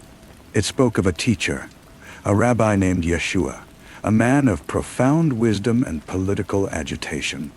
It detailed his capture, his execution by the Romans, a banal, brutal piece of imperial policing, and then it detailed the careful, calculated myth-making that followed. The resurrection was a stolen body, a staged vision, a story sold by a desperate brother to keep a movement alive and to control the funds of the grieving faithful. The miracles were allegories, codes for political acts and hidden knowledge. The divine son was a later Hellenistic imposition, a grafting of pagan hero-god narratives onto a Jewish martyr. Christianity was not a revelation, but a brilliant, terrible work of fiction, engineered by a secretive cabal of Yeshua's family and followers to create a vessel of power that would outlast empires. The treasure was the truth, a truth that unmade 2,000 years of history, art, faith, and bloodshed. A truth that, if released, would not enlighten the world, but shatter it. This was the truth Austin Vane protected. They met him in a private, soundproof room beneath a grand banking house in Geneva.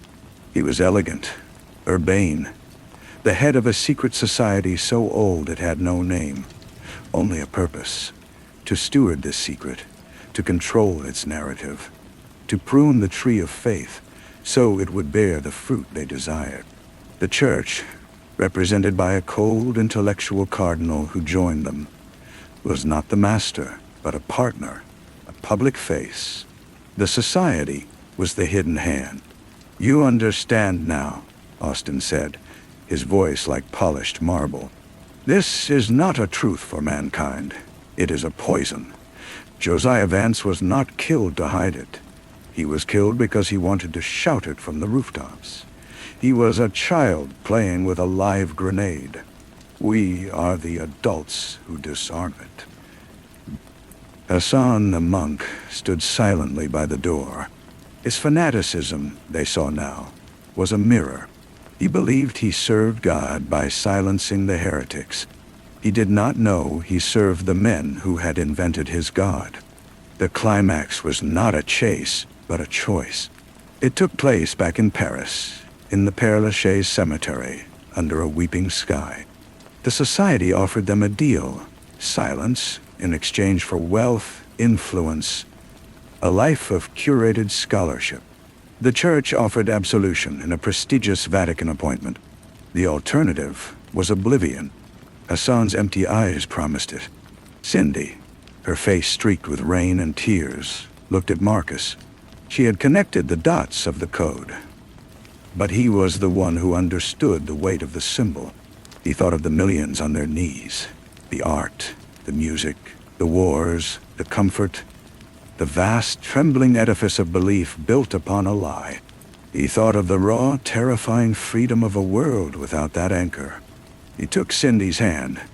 It was cold. He looked at Austin, at the Cardinal, at the silent, waiting Hassan. He said nothing. He and Cindy turned and walked away, into the labyrinth of tombs, leaving the offer hanging in the damp air. They were not heroes claiming a treasure. They were two people who had stared into the abyss of history and seen the machinery of myth. They would not publish. They would not shout. They would carry the secret, not as a weapon, but as a cancer. A silent, terminal knowledge. The epilogue is one of quiet, relentless disintegration. Marcus sits in his office at the Sorbonne. The semester has started. Students file in, their faces bright with the certainty of the young. He tries to lecture on the symbolism of the dove in ancient Near Eastern art, but the words turn to ash in his mouth. He sees the white feather by Josiah's body. He sees the single perfect fish in the net, number 153. He hears the wind in the museum, that thief. He receives a note, always folded the same way. It contains only the ink. He burns it. Cindy has left Paris. She emails sometimes, brief, hollow messages about mundane things. She's working for a tech company, encrypting financial data. Dot. She says she sleeps well. He knows she is lying. His mind, once a precise instrument for deciphering the world, has become a regressive echo chamber. He loses focus in the middle of sentences. The case, the mystery, the glorious, terrible puzzle is solved. And solving it was the defeat. He finds himself staring at the cross on a church door, not as a scholar, but as a man looking at the blueprint of his own prison. He tries to read a novel, but the plot seems childish. A pale imitation of the grand, awful fiction he now knows to be real.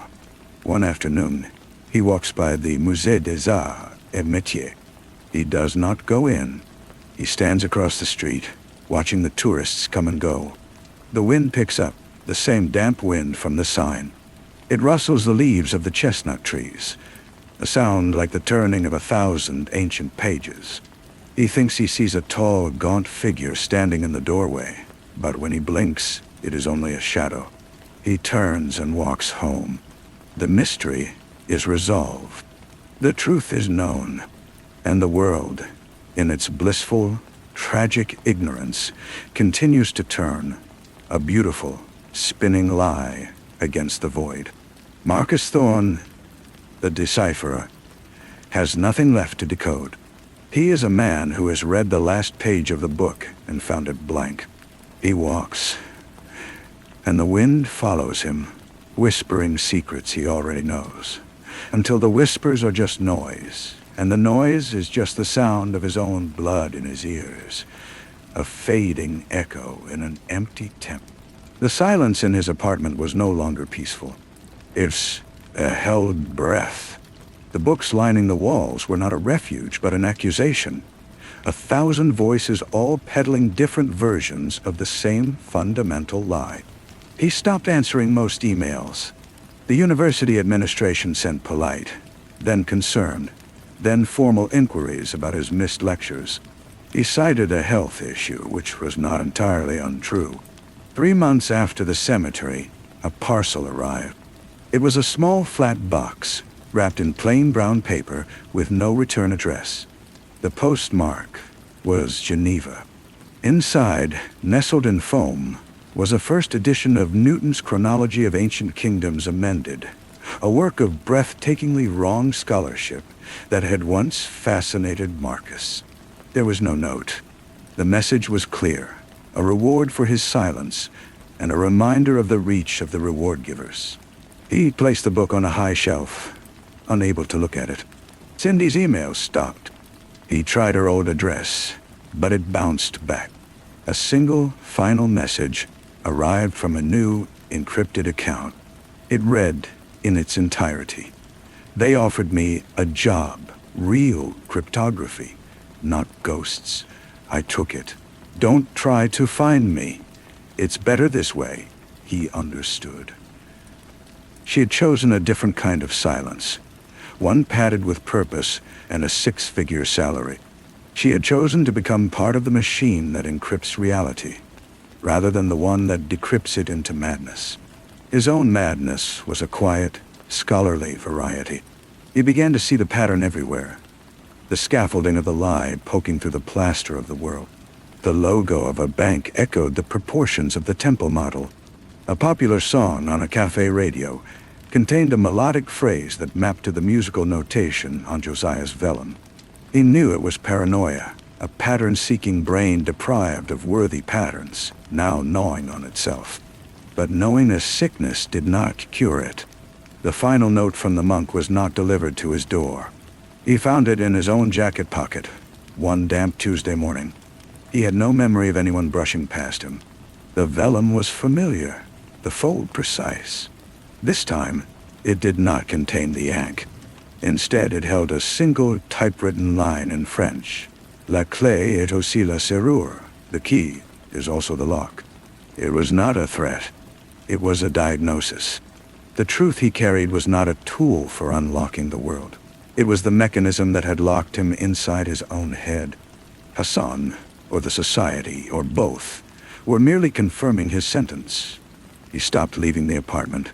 The outside world was a text written in a language he had deconstructed, leaving only meaningless glyphs.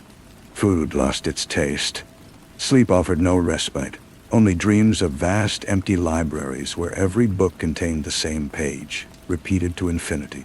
One evening, in the deepening blue twilight, he stood at his window overlooking the narrow street.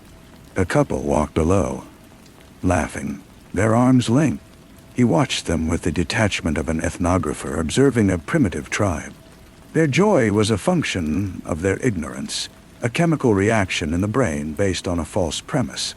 It was beautiful and utterly fake. He thought of Josiah, eyes open, reflecting the model temple. Josiah had found the key and died of the finding. Marcus had inherited the lock and was dying of the confinement. He made a decision then, not out of courage, but from a profound and absolute fatigue. He would not serve the lie by participating in it. He would not serve the truth by screaming it into the void. There was a third way, a silent way out of the silent prison. He took a clean sheet of paper and a pen. He did not write about the testament, or the society, or the model. He wrote, in simple, clear sentences, his resignation from the Sorbonne, citing irreversible personal reasons. He signed it. He placed it in an envelope. Then he went to his desk, opened the bottom drawer, and took out the USB drive.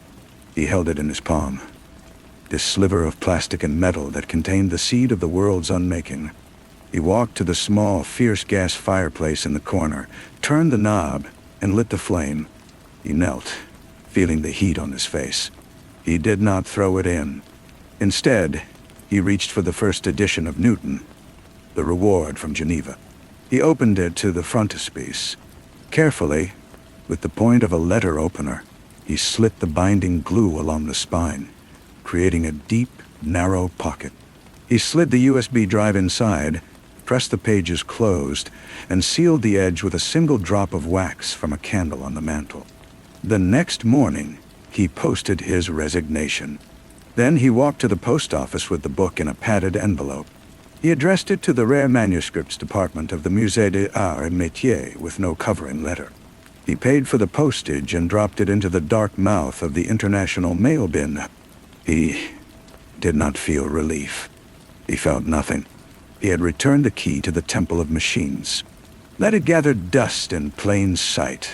A locked box inside a locked box in a museum of forgotten wonders. Let some future Josiah find it, or not. His work was done. The wind outside was just the wind. The rain was just the rain. Marcus Thorne walked home, A man finally free of mysteries, stepping into the long, flat, featureless plane of the rest of his life. The flatness lasted for a week. Then, on a Thursday, his doorbell rang. It was an unfamiliar sound, sharp and intrusive in the tomb-like quiet of the apartment. He did not move from his chair. It rang again, a long, insistent buzz.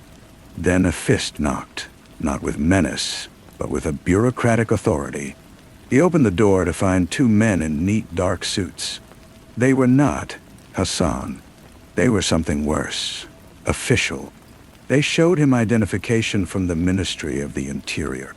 Their questions were polite, precise, and terrifying in their mundanity. They were investigating a matter of national heritage concerning the illegal removal of an artifact from a state museum. A security review of the Musée des Arts et Métiers had flagged an anomaly, a discrepancy in the digital access logs for the night of Josiah Vance's death. Marcus Thorne's keycard, deactivated after his consultancy ended, showed one final brief entry to the main hall at 3:17 a.m., the night of the murder. He stood frozen, the flat plane of his life cracking open beneath him. He had never returned that night. He had been in his hotel, asleep. But the logs, the man said, tapping a tablet, were very clear, and the museum's internal camera for that corridor had suffered a coincidental malfunction at 3:15 a.m. It was a frame, of course, a beautifully simple, elegant frame. The society was not just offering rewards. It was cleaning up. He was a loose end, and they were tying him off. He said nothing, invoking his right to a lawyer with a dry mouth. The men left, but their presence remained, a stain on the air. He was not being offered a choice anymore. He was being given a role, the patsy, the unstable academic who killed a colleague over a scholarly dispute. The evidence would be found. It would be compelling. Panic, a sensation he had thought himself incapable of anymore, rose like bile. He packed a single bag with frantic, clumsy hands. Passport, cash, a few clothes. He left everything else. The books, the notes, the ghost of his old life. He took the stairs, not the elevator, and exited through the building's basement service door, emerging into a damp alley. He had no plan. The airport and train stations were surely watched. He thought of Cindy, but her warning was final. He thought of the archivist, but that man was likely already dead or disappeared. The city, once a grid of intellectual delight, was now a cage of potential eyes. He found himself, hours later, sitting on a bench in the Jardin du Luxembourg. Children sailed toy boats on the pond. An old man fed pigeons. The normalcy was a surreal pantomime. He watched the water, and the number 153 floated unbidden into his mind. The miraculous catch. The complete taxonomy. A net that held everything. He understood then the true depth of the society's design. They did not just silence you. They absorbed you. They gave you a narrative. For Josiah, it was a fanatical suicide. For him, it would be a murderous rage.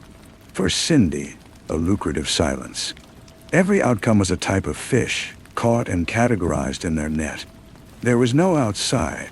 The key was also the lock. The escape was also the trap. A shadow fell across him. He did not need to look up. He could feel the particular emptiness of the presence, the way the sound of the garden seemed to hollow out around it. Hassan, the monk, sat down on the far end of the bench. He did not look at Marcus. He gazed at the children at the pond, his gaunt profile like a stone carving. After a long moment he spoke, his voice low and without inflection. They believe you will run, that you will try to expose them, and in doing so, validate their narrative of your instability. They are prepared for that. They welcome it. Marcus said nothing. He watched a little girl in a red coat struggle to retrieve her boat with a stick. "I'm not here to kill you," Hassan said. "Not today. I am here to tell you that I have read the Testament. Austin Vane showed it to me. to prove my faith was a lie, to bind me to them with the truth. For the first time, Marcus turned to look at him. The fanatic's eyes were not empty. They were full of a shattered, terrifying clarity. "He misunderstood," Hassan continued. "He thought the truth would break me. It did, but it did not break me into pieces that he could use. It broke me into a single point. My God was a fiction, but the need for God is not. The demiurge is real. He is the one who builds prisons of lies and calls them creation. Austin Vane and his society are his priests. My fate..." He stood up, placing a small, folded map on the bench between them. It was a tourist map of the catacombs. There are doors beneath Paris that are not on any official map. They lead to places even the society forgets. A man can disappear there, not to hide, to wait. The key is also the lock, Professor Thorne, but a lock can be picked from the inside. Gus! Hassan walked away, melting into a group of tourists. Marcus sat for 5 full minutes, his heart hammering against his ribs. Then he picked up the map. A single route was highlighted in faint pencil, leading away from the public galleries, deep into the forbidden sections. A single NAX marked a chamber. He knew it was another kind of trap, but it was a trap of a different geometry. It was not the flat, suffocating trap of the society's narrative. It was a vertical trap, a descent, and for a man who had nowhere left to go, down was the only direction that offered a glimmer of something that was not a lie. As dusk settled over the garden, Marcus Thorne stood, shouldered his bag, and walked towards the metro station that would take him to the edge of the underworld. He was not running away. He was answering a call. The wind stirred, carrying the scent of damp earth and old stone. It no longer whispered. It beckoned. The descent was not dramatic. It was bureaucratic. He used a service entrance near Place Denfert Rochereau. A heavy door left ajar by a maintenance worker who accepted a crumpled €100 note without meeting his eyes. The air changed instantly, becoming cool, still, and thick with the smell of wet limestone and thyme. The public catacombs were closed for the evening. He was now in the administrative tunnels, the veins behind the tourist bones. He unfolded Hassan's map under the dim glow of a bare bulb. The pencil line was a confident stroke through a labyrinth of documented passages. Then it veered off into a dotted area marked éboulement, collapse. He followed the echoing corridors, his footsteps the only sound. He passed stacks of wooden barrels, rusted iron gates, and walls etched with the graffiti of generations of cataphiles. The official lights gave way to the beam of his small flashlight, purchased at a tabac on the way. The dotted line led him to a wall of fallen rubble, a seeming dead end. But the map indicated a turn. Shining his light along the floor, he saw it, a narrow gap at the base of the rubble pile, almost invisible, worn smooth by the passage of bodies. He had to remove his bag and push it ahead of him, scraping his back and shoulders as he wormed through the cold, crushing darkness. For a moment, pure claustrophobic terror seized him. He was a man burying himself alive. Then, the space opened. He stood in a circular chamber, not man-made but a natural geological pocket. The air was different here, colder and strangely electric. His flashlight beam danced over walls covered not in graffiti, but in carvings. They were not the skulls and tibias of the public ossuary. They were symbols. The ankh was there, repeated like a motif.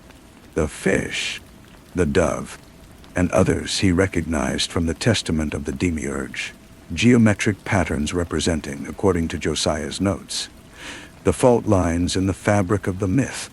In the center of the chamber stood a simple wooden table and a chair. On the table lay a single modern object, a satellite phone. Next to it was a handwritten note on the same vellum as Hassan's messages.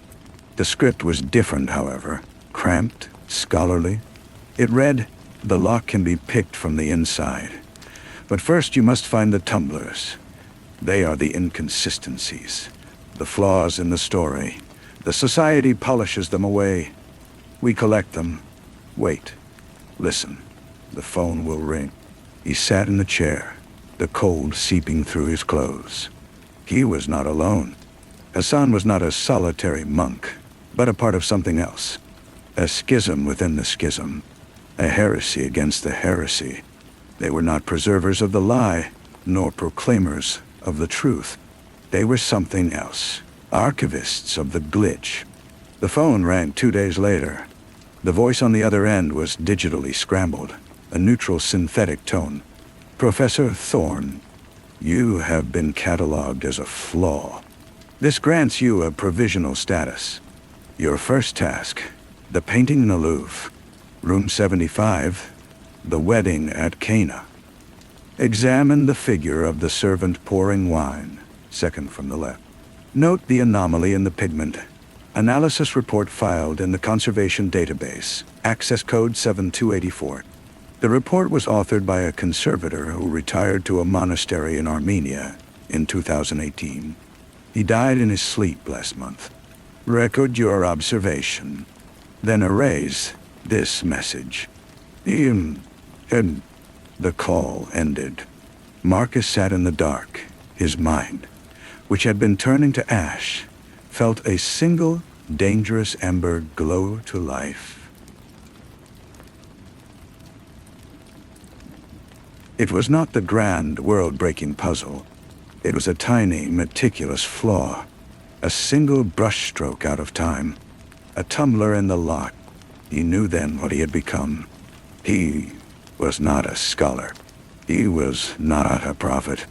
He was a scribe in the dark, recording the cracks in the foundation of the world. Above him, Paris carried on, beautiful and oblivious. Below, in the silent, permanent dark, Marcus Thorne began to work. The work was methodical, maddening, and utterly compelling. The satellite phone would ring at irregular intervals, sometimes after days of silence, sometimes twice in the same hour. The scrambled voice would direct him to another flaw, a geological core sample from a university archive showing a stratum of metal alloys where there should only be sedimentary rock.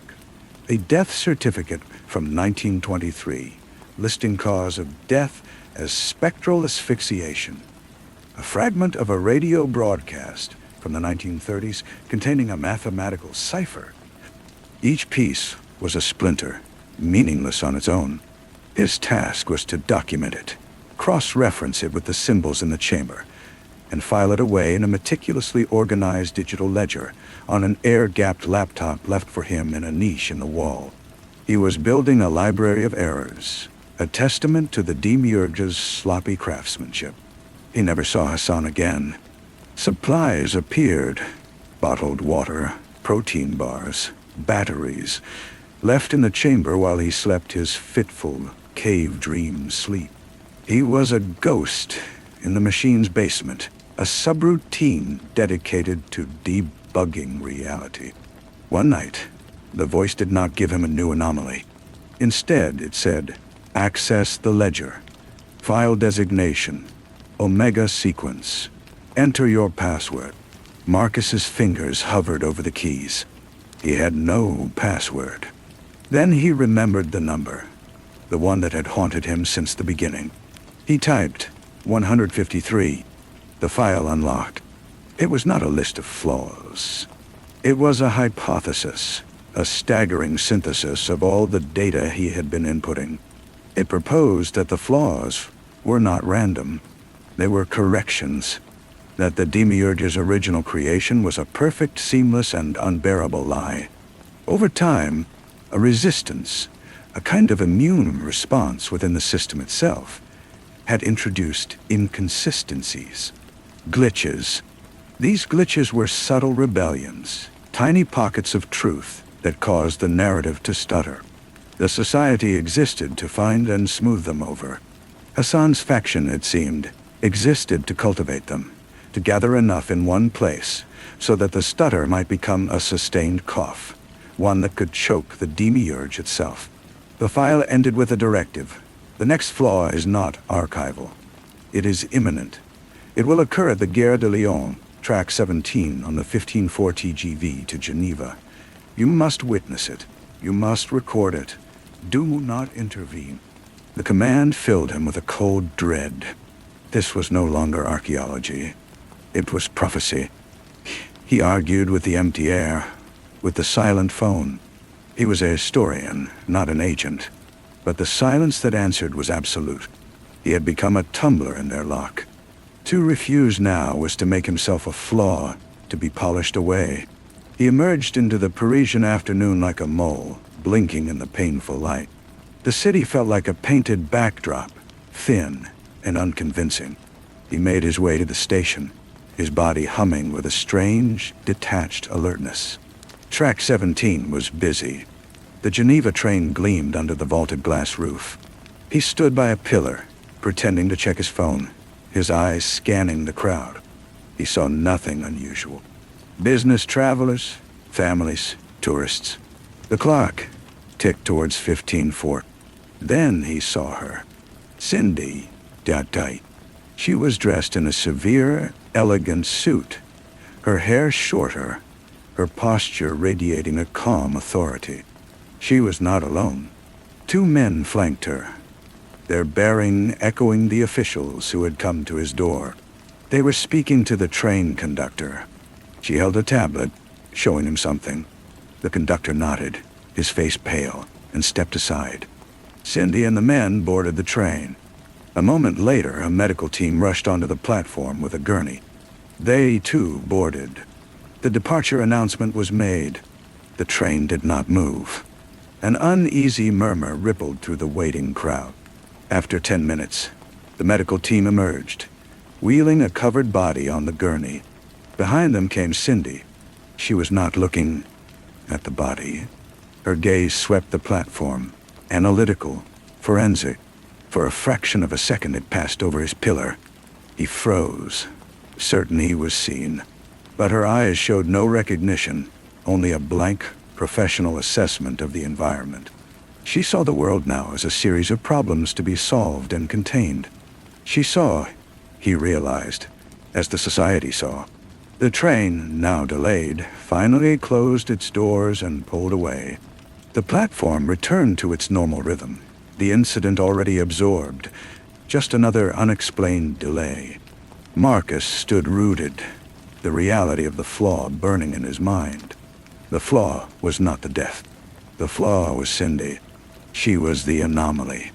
A person he had known transformed into a perfect, polished instrument of the very system they had sought to uncover. She was both proof of the demiurge's power, and in her cold perfection, a glitch in the human story. She had been corrected. His phone vibrated in his pocket. A text from an unknown number. It was not scrambled. It was in Hassan's precise French. You have witnessed the living flaw. Now you understand the cost of correction. Return. The next phase begins. Marcus turned his back on the platform, on the world of trains and schedules and polished lies. The descent back into the dark felt like the only true direction. He was no longer waiting for a call. He was the call. A silent, persistent signal from the cracks in the world, echoing in the dark beneath the feet of a city that dreamed it was free. The chamber felt different when he returned. The carvings on the wall seemed less like ancient symbols and more like circuitry, a schematic for a machine he was now a part of. The satellite phone was dead. In its place was a simple, old-fashioned key, iron and heavy, and a neunt. The lock has been identified. It is not a place. It is a person. Austin Vane is undergoing the final correction. They believe he is becoming the perfect vessel, a living conduit for the demiurge's will. He is at the Chateau de Rochefort, north of the city. The key opens the gate to the old kitchens. You will go. You will observe the ceremony. You will not stop it. Marcus picked up the key. It was cold enough to burn. This was no longer observation. This was attendance at a murder, a spiritual murder he was meant to document. Hassan's faction did not want to save Vane. They wanted to study the process of his annihilation. He traveled by night, a ghost on the regional trains, then on foot through damp forests. The chateau was a stark silhouette against a moonless sky, more a fortified prison than a palace. He found the gate, a rusted thing half swallowed by ivy. The key turned with a scream of metal.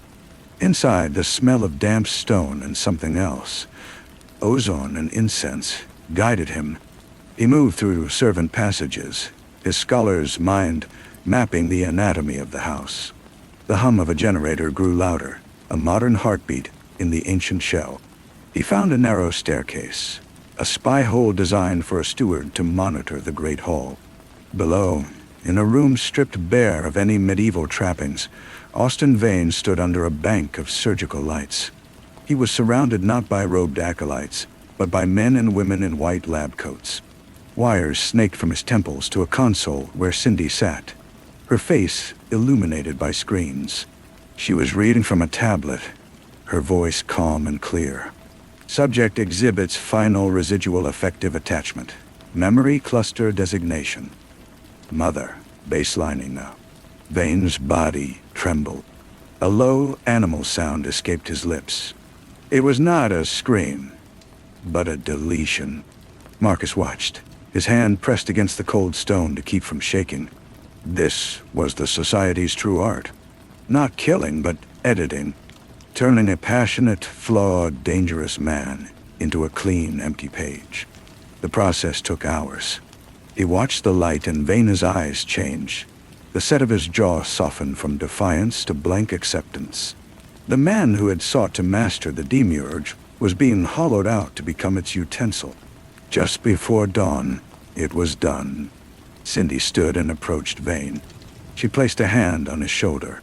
"Welcome to clarity," she said. Vane looked at her, his gaze serene and utterly vacant.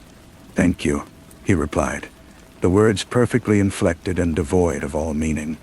Marcus slipped away, the image seared into him. He had recorded it all on a tiny camera, but he knew the footage was unnecessary. The true record was in the revulsion that now lived in his bones. Hassan's faction wanted the data, but Marcus understood something they did not. To witness this was to be infected by it. He was no longer just a scribe in the dark. He was a carrier of the knowledge of what happened when the last flaw was polished away. The perfect human was a void. He did not return to the catacombs. He went to the one place he knew the Society would never look, a place they had already categorized and dismissed. He went to Josiah Vance's old, dusty apartment, still sealed by police tape. He broke in and sat in the dead man's chair, surrounded by his books. He waited. He knew they would come. He was no longer hiding. He was presenting himself as a new kind of flaw. Not one that ran, but one that stood in the open, holding up a mirror. When the door finally opened, it was not Hassan. It was Cindy, alone. She looked at him sitting in the gloom, and for the first time, her perfect composure showed a hairline fracture. A flicker of the woman he once knew, confused by the illogic of his presence. "You should not be here," she said, her voice still cool. "I am exactly where I should be," Marcus replied. "I have witnessed the final correction. I have the data, and I am going to publish it, not as a grand exposé, as a monograph. A dry, academic, meticulously sourced monograph on neoclassical revisionist practices in contemporary esoteric groups. Every fact will be verifiable, every flaw documented."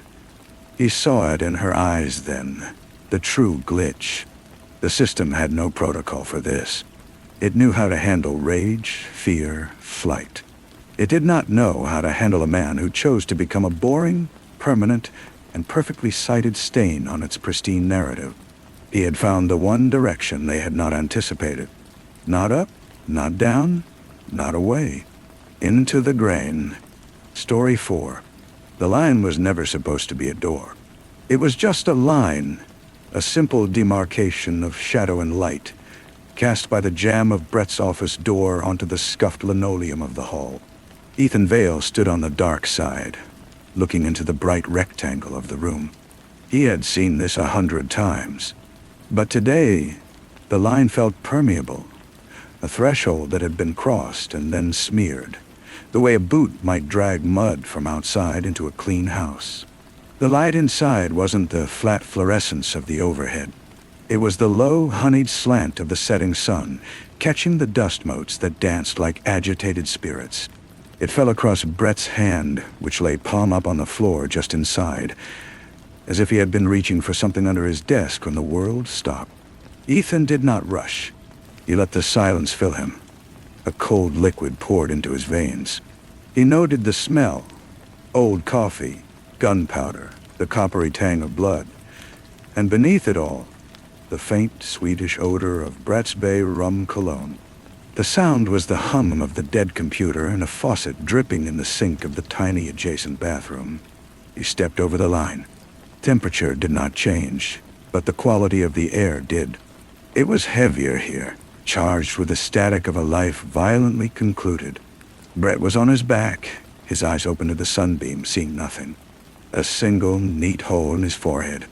Professional, not a robbery. Brett's wallet was on the desk, his cheap watch still on his wrist. The only thing out of place, to anyone who didn't know the room, was the empty space on the wall where a cheap framed print of a schooner usually hung.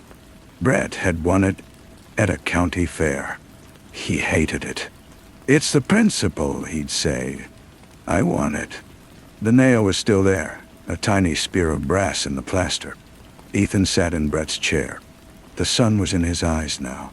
He opened the top drawer. Beneath paper clips and rubber bands was a key and a photograph. The key was for a storage locker at the port of Los Angeles. The photograph was of an object that was not easy to describe. It looked like a large, asymmetrical piece of dark glass, or polished obsidian, shot through with filaments of what might have been gold or copper.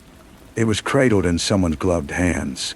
On the back, in Brett's tight script, the Leonora fragment asked for Gideon. The name was a whisper in certain circles. Gideon Vostar, a collector, not of stamps or coins, but of the singular, the arcane, the stories that were not meant to be collected. Ethan pocketed the key and the photo. He did not call the police. Not yet. The line had been crossed. He was inside the story now. The port of Los Angeles at night is a cathedral of shadows and echoes. The storage unit was a metal tomb in a long row of identical tombs. The lock yielded to the key. Inside, no furniture, no boxes. Just a single item on the concrete floor, a dented metal suitcase.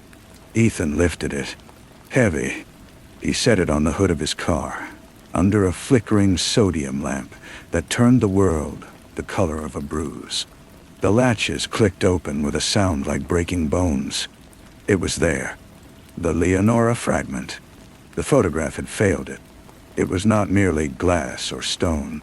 It seemed to swallow the jaundiced light, holding it deep within its core, the metallic veins pulsing faintly, as if with a captured heartbeat.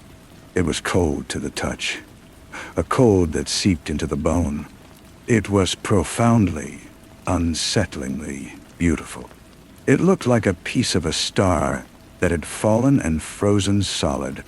He understood, in that moment, the obsession. He closed the case. Her name was Eliza.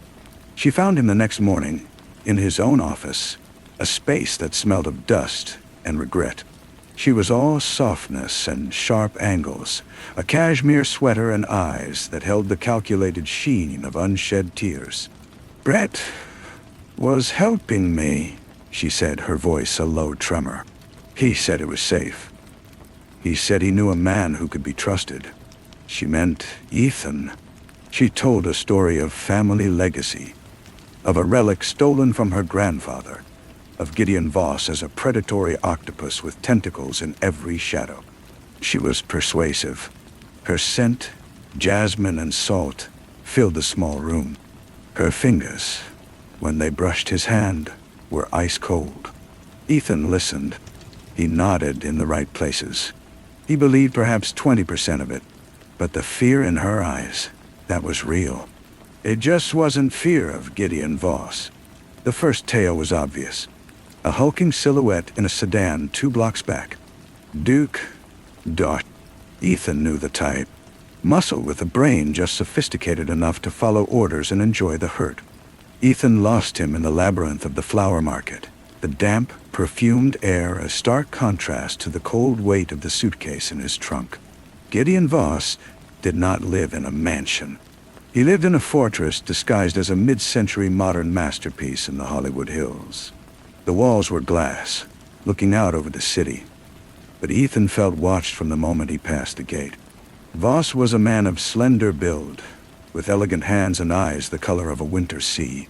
He received Ethan in a room that contained only 2 chairs and a single small statue of a panther. "Mr. Vale, you have something that belongs to me. Brett had it. Now Brett's dead. A tragedy. A good man. Impulsive, but good." Voss steepled his fingers. "The fragment is not an object. It is a story solidified. A piece of a meteorite, some say. The heart of a forgotten saint, say others. Alchemists spent lifetimes trying to create its like. It focuses desire. It shows you what you truly want. And for that, men have killed for centuries. What do you truly want, Mr. Voss?" The collector smiled, a thin, lipless thing. "To own the focus, to have all that desire pass through my hands. Now, you will give it to me. Or the woman Elisa will be found in a ditch, and you will be found holding the knife. The police are already interested in you, Mr. Vale. Your colleague is dead, and you did not call them. Suspicious." Ethan left, the threat hanging in the sterile air. The police were interested. A Detective Marsh, a man with tired eyes and a persistent cough, left cards on Ethan's door. The questions were polite, probing. They knew about the storage locker. They knew Brett had been to see Voss. They knew nothing of the fragment. The game was a maze with shifting walls. Elisa, crying in a cheap motel room, claimed Voss had threatened her brother. Braden, a skinny kid with nervous eyes and a cheaper suit, appeared, saying he worked for Brett, that he was just the driver, that he was scared. He had a story about a meeting at a warehouse, about a man named Duke. Ethan played the fragments against each other. Elisa's jasmine scent in Braden's motel room. Braden's fingerprints on a matchbook from Voss's club.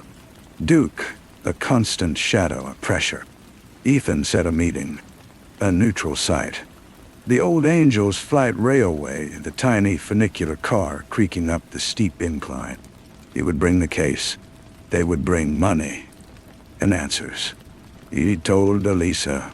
He told Braden a different location. He told no one about the hollowed-out book in his office safe, where the fragment now rested, or the bag of shoplifted costume jewelry he placed in the suitcase. The night was cool, the city lights shimmering like a spilled diamond necklace below. The car jolted upward. Duke was at the top, a mountain in a bad suit. Braden was there too, shifting from foot to foot. No Elisa, no Voss. "The case," Duke growled. Ethan handed it over. Duke snapped the latches, saw the glass baubles. His face, a slab of granite, did not change. He simply looked at Braden. "He played you." Braden's fear was a live wire. "I didn't," he said. "You led him to the storage. You told the woman, 'You're a leak.'" The gun appeared in Duke's hand, so fast it seemed to materialize. It was not pointed at Ethan. It was pointed at Braden. The kid's eyes widened. He looked at Ethan, a plea. The sound was a hard pop, swallowed by the vastness of the city. Braden folded onto the platform. Duke looked at Ethan. Voss wants the real thing. Tomorrow or you're next. And the woman, she was Voss's from the start. He walked away, a shadow dissolving into other shadows. Ethan stood over Braden's body. The line between accomplice and victim blurred to nothing. He felt nothing but a cold, clarifying fury. He drove to Elisa's motel. It was empty. A trace of jasmine lingered. On the pillow, a single glossy black feather. A calling card. The confrontation was not at the fortress. It was at the warehouse Braden had spoken of, a cavernous space smelling of rust and old oil. Ethan brought the book. He walked into the darkness, the fragment a cold burn against his chest. Voss was there, a specter in a cashmere coat.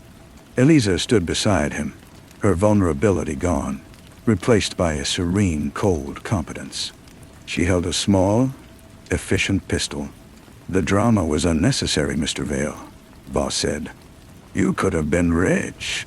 Brett is dead. Braden is dead. Collateral. The fragment demands sacrifice. It clarifies. Look at Elisa. She thought she wanted security, legacy. It showed her she wanted power. It showed me I wanted permanence, a legacy beyond catalogs.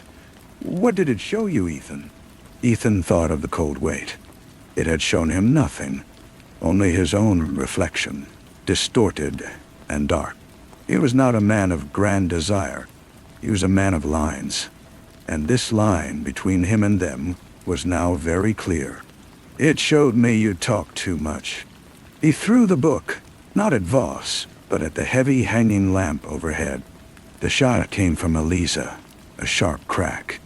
But Ethan was already moving, low and fast. The book struck the lamp chain. The light swung wildly, throwing lunatic shadows. Duke charged from the darkness, a bull. Ethan didn't fight the force. He redirected it, using Duke's momentum to send him crashing into a stack of metal drums. The crash was deafening. In the strobing light, he saw Voss scrambling for the book, for the fragment that had tumbled out. Elisa's gun tracked Ethan. He dove behind a pillar. Her shot sparked off metal. Then, a new light, blazing white. The warehouse doors crashed open. "Police, down, everyone down." Marcia's voice, amplified, raw day, Dutch. The light caught Voss, crouched over the fragment, his face a mask of rapturous greed. It caught Elisa, turning, the gun now swinging toward the light. Caught Duke, rising with a wrench in his hand. Ethan stayed behind his pillar. He heard Marcia's command, heard Elisa shout. A single gunshot. Then another. Then a volley. Silence. Then the scuff of shoes, the static of radios. Ethan stepped out, hands raised. The scene was frozen. Marsh stood, smoke curling from his service weapon. Duke was down, a dark pool spreading. Elisa was on her knees, clutching her shoulder, her beautiful face contorted in a snarl. And Voss was on his back, the Leonora fragment cradled to his chest like a dark infant. A stray shot, or Marsh's aim, had caught him in the throat. His eyes were open, fixed on the corrugated steel roof, still gleaming with that winter sea color, but empty now. The fragment, against his blood-soaked shirt, seemed to drink the light, the metallic veins glowing faintly. As if satisfied, Marsh looked at Ethan, at the carnage. "You set this up, the anonymous tip. You used us as the cleanup crew." Ethan said nothing. He looked at the fragment. Marsh followed his gaze. He walked over, pried it from Voss's dead hands. He held it up in the beam of the police light. It was just a dark stone now, inert, ugly. "This," Marsh said, his voice dripping with disgust. "This is what all this was for." He tossed it. It hit the concrete floor with a dull, final crack and skittered into the darkness. a piece of junk lost in the debris. They took Ethan in for questioning. For hours, he told a story of coercion, of fear, of trying to recover stolen property. He mentioned Braden Dotchwhite. He said nothing of desire, of fragments. They had no gun on him. They had Eliza, who was already cutting a deal, her story spinning a new silken web. They had 3 bodies and a mystery object of no apparent value. They let him go with a warning, and the deep, unspoken knowledge that he had walked a line they could not see, and had stayed just on the right side of it. The epilogue is not written in the newspapers. It is written in the quiet. A month later, a package arrived at Ethan's office. No return address. Inside, nestled in black velvet, was the Leonora fragment. The crack from its fall was a thin, black scar across its face. It was still cold. He did not know who sent it. Eliza, from some hidden place? One of Voss's silent partners? It didn't matter. He did not sell it. He did not hide it. He placed it on the shelf behind his desk, next to a bottle of bourbon and a photograph of himself and Brett, taken years ago, when the lines were simpler. Sometimes in the late afternoon, the sun would hit it. It would not glow. It would just sit there, a dark hole in the light, a frozen piece of a story that had ended in blood and betrayal. Clients would sometimes ask about it. "What is that?" "A paperweight," Ethan would say, and he would watch their eyes. Most would glance and forget, but a few would stare. Their gaze would catch on its depths, on the frozen veins. He would see a flicker, a hunger, a momentary sharpening of focus. He would see what they truly wanted, reflected in that dark surface. And in that moment, he would know everything he needed to know about them. He had not wanted the fragment, but he understood it now. It was not a focus for desire. It was a mirror for the void that desired. And he, the keeper of the mirror, sat in the quiet office, watching the line of shadow slowly crawl across the floor, as day turned to night, waiting for the next blurred soul to step across his threshold, carrying their secret hunger with them like a hidden ticking heart. And from the deep well of the city, a voice that is not a voice, a presence that is not a person, observes this final quiet arrangement. It watched the blood dry on the warehouse floor. It watched the fragment travel in its plain box through the anonymous mail. It watches Ethan now, in his pool of lamplight, a man who has become a custodian of consequences. The voice notes the perfect circular irony. The hunter of a truth that was always an illusion has become the anchor for a reality that is now a secret. The object of immeasurable value sits measuring the valueless greed of passing strangers. The game never ended. It merely changed venue. And the city, which provided the stage for all this human noise and fury, continues to turn beneath its blanket of stars, indifferent, ready to reflect the next dark desire that rises from its endless dreaming streets. It was a good story. Pain's story. It is over. Look at the fragment. It is just a stone.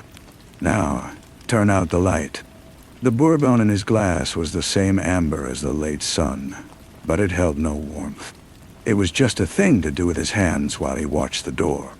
The fragment, cracked and silent on the shelf, did not judge. It simply was.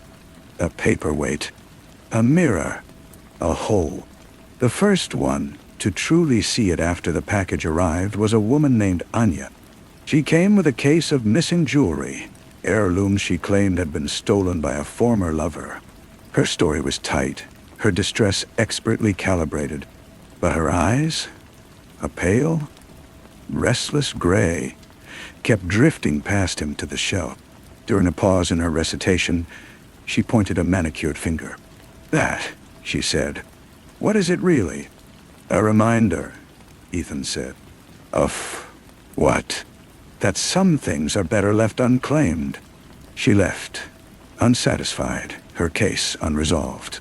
He knew she would not return. He had seen the avarice in her stare, the calculation that had nothing to do with grandmother's pearls.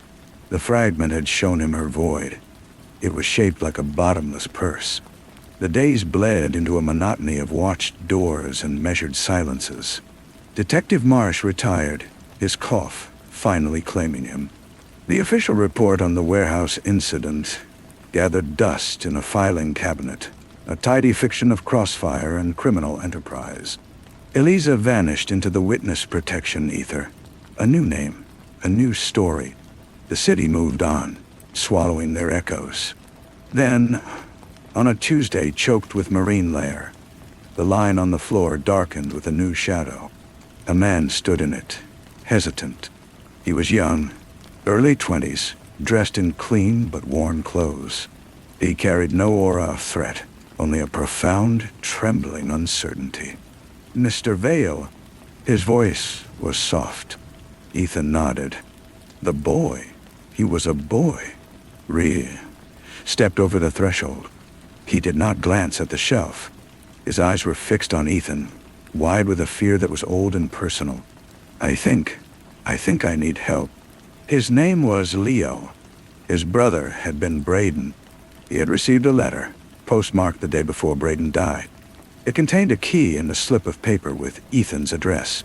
The key was for a bus station locker. Inside the locker, Ethan found a journal. Braden's journal. It was not the confession of a scared errand boy. It was the meticulous record of a believer. Braden had been Voss's acolyte long before he was his driver. He wrote of the fragment with a feverish devotion. He described its whispers, the visions it granted, not of wealth or power, but of a glorious, unifying pattern behind the chaos of the world. Voss's desire to own was a corruption, Braden wrote. The fragment was meant to be understood, not possessed. His last entry spoke of a plan to liberate it, to take it to someone who could read its music. He named no one, but he had written, "If I fail, find Vale. He sees the lines. He might understand the grid." Leo sat in the client chair, hands clenched. He was always into weird stuff, but he wasn't bad. He was just lost. I just want to know why he died. The police said he was part of a robbery. That wasn't him. Ethan looked past Leo, to the fragment. In the gray afternoon light, it was a smudge of nothing. He thought of Braden's pleading eyes on the platform, the moment before the gunshot. Not a leak. A would-be thief. A true believer betrayed by his own God. "Your brother," Ethan said, choosing the words like stepping stones across a cold river, "got involved with people who thought they owned the truth. They don't like sharing. Did you kill him?" The question was direct, stripped of malice, full of a need so raw it was painful. "No," Ethan said, and it was true. He had merely set the stage.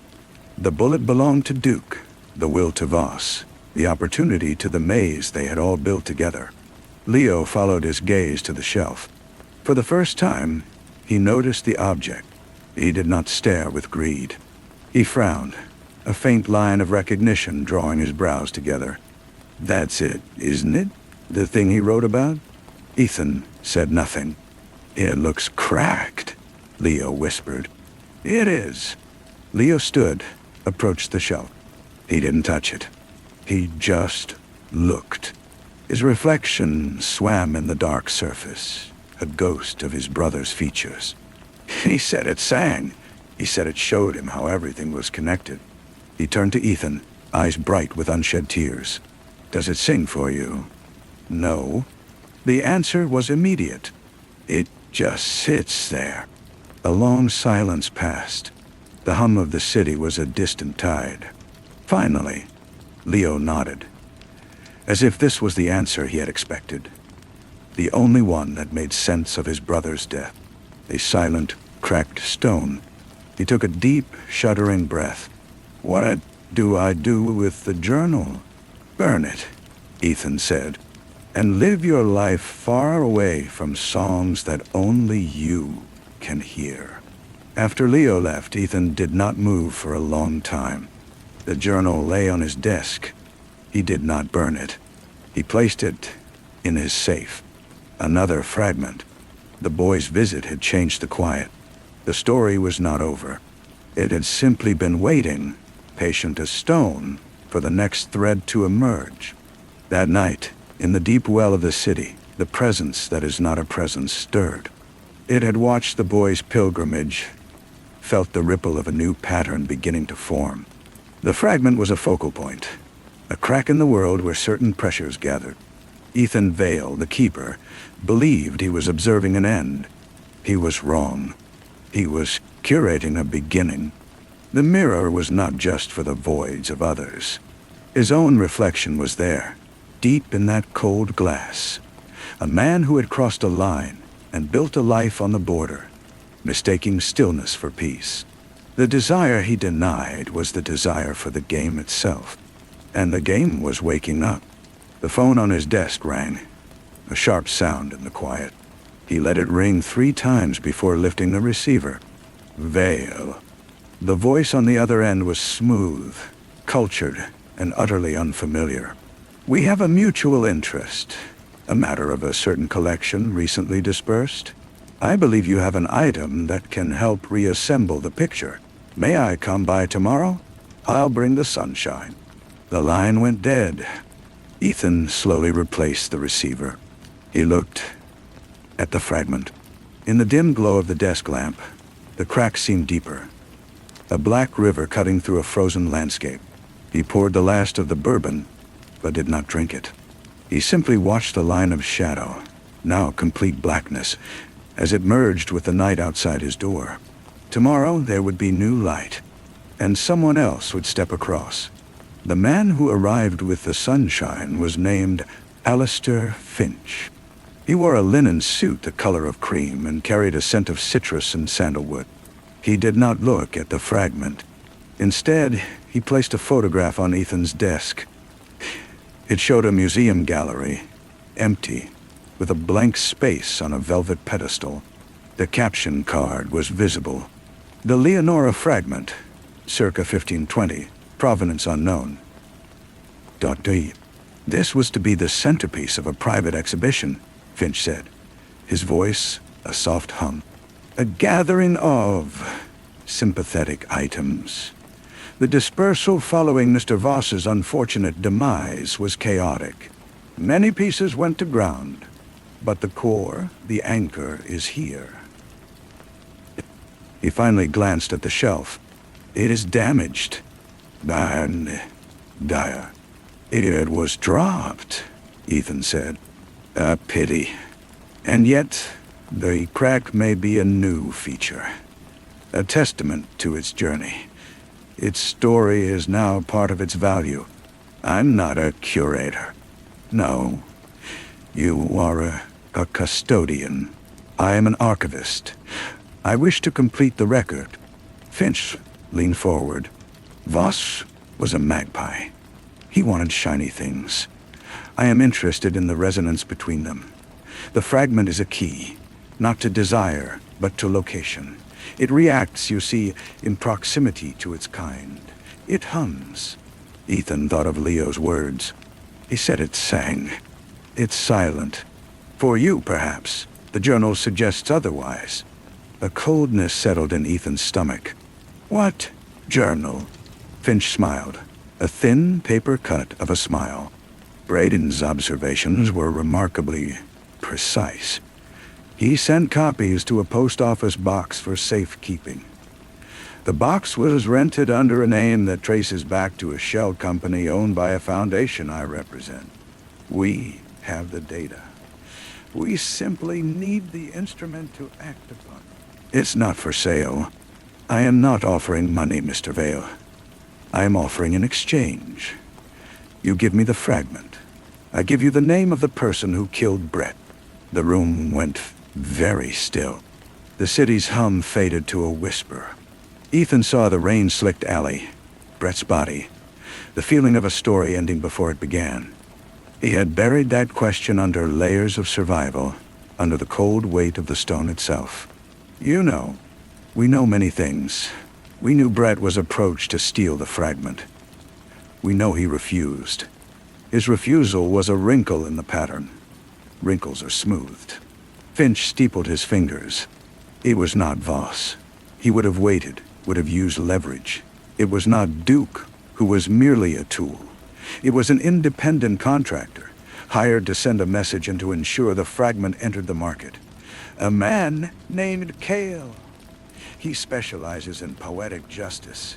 He used Brett's own favorite knife.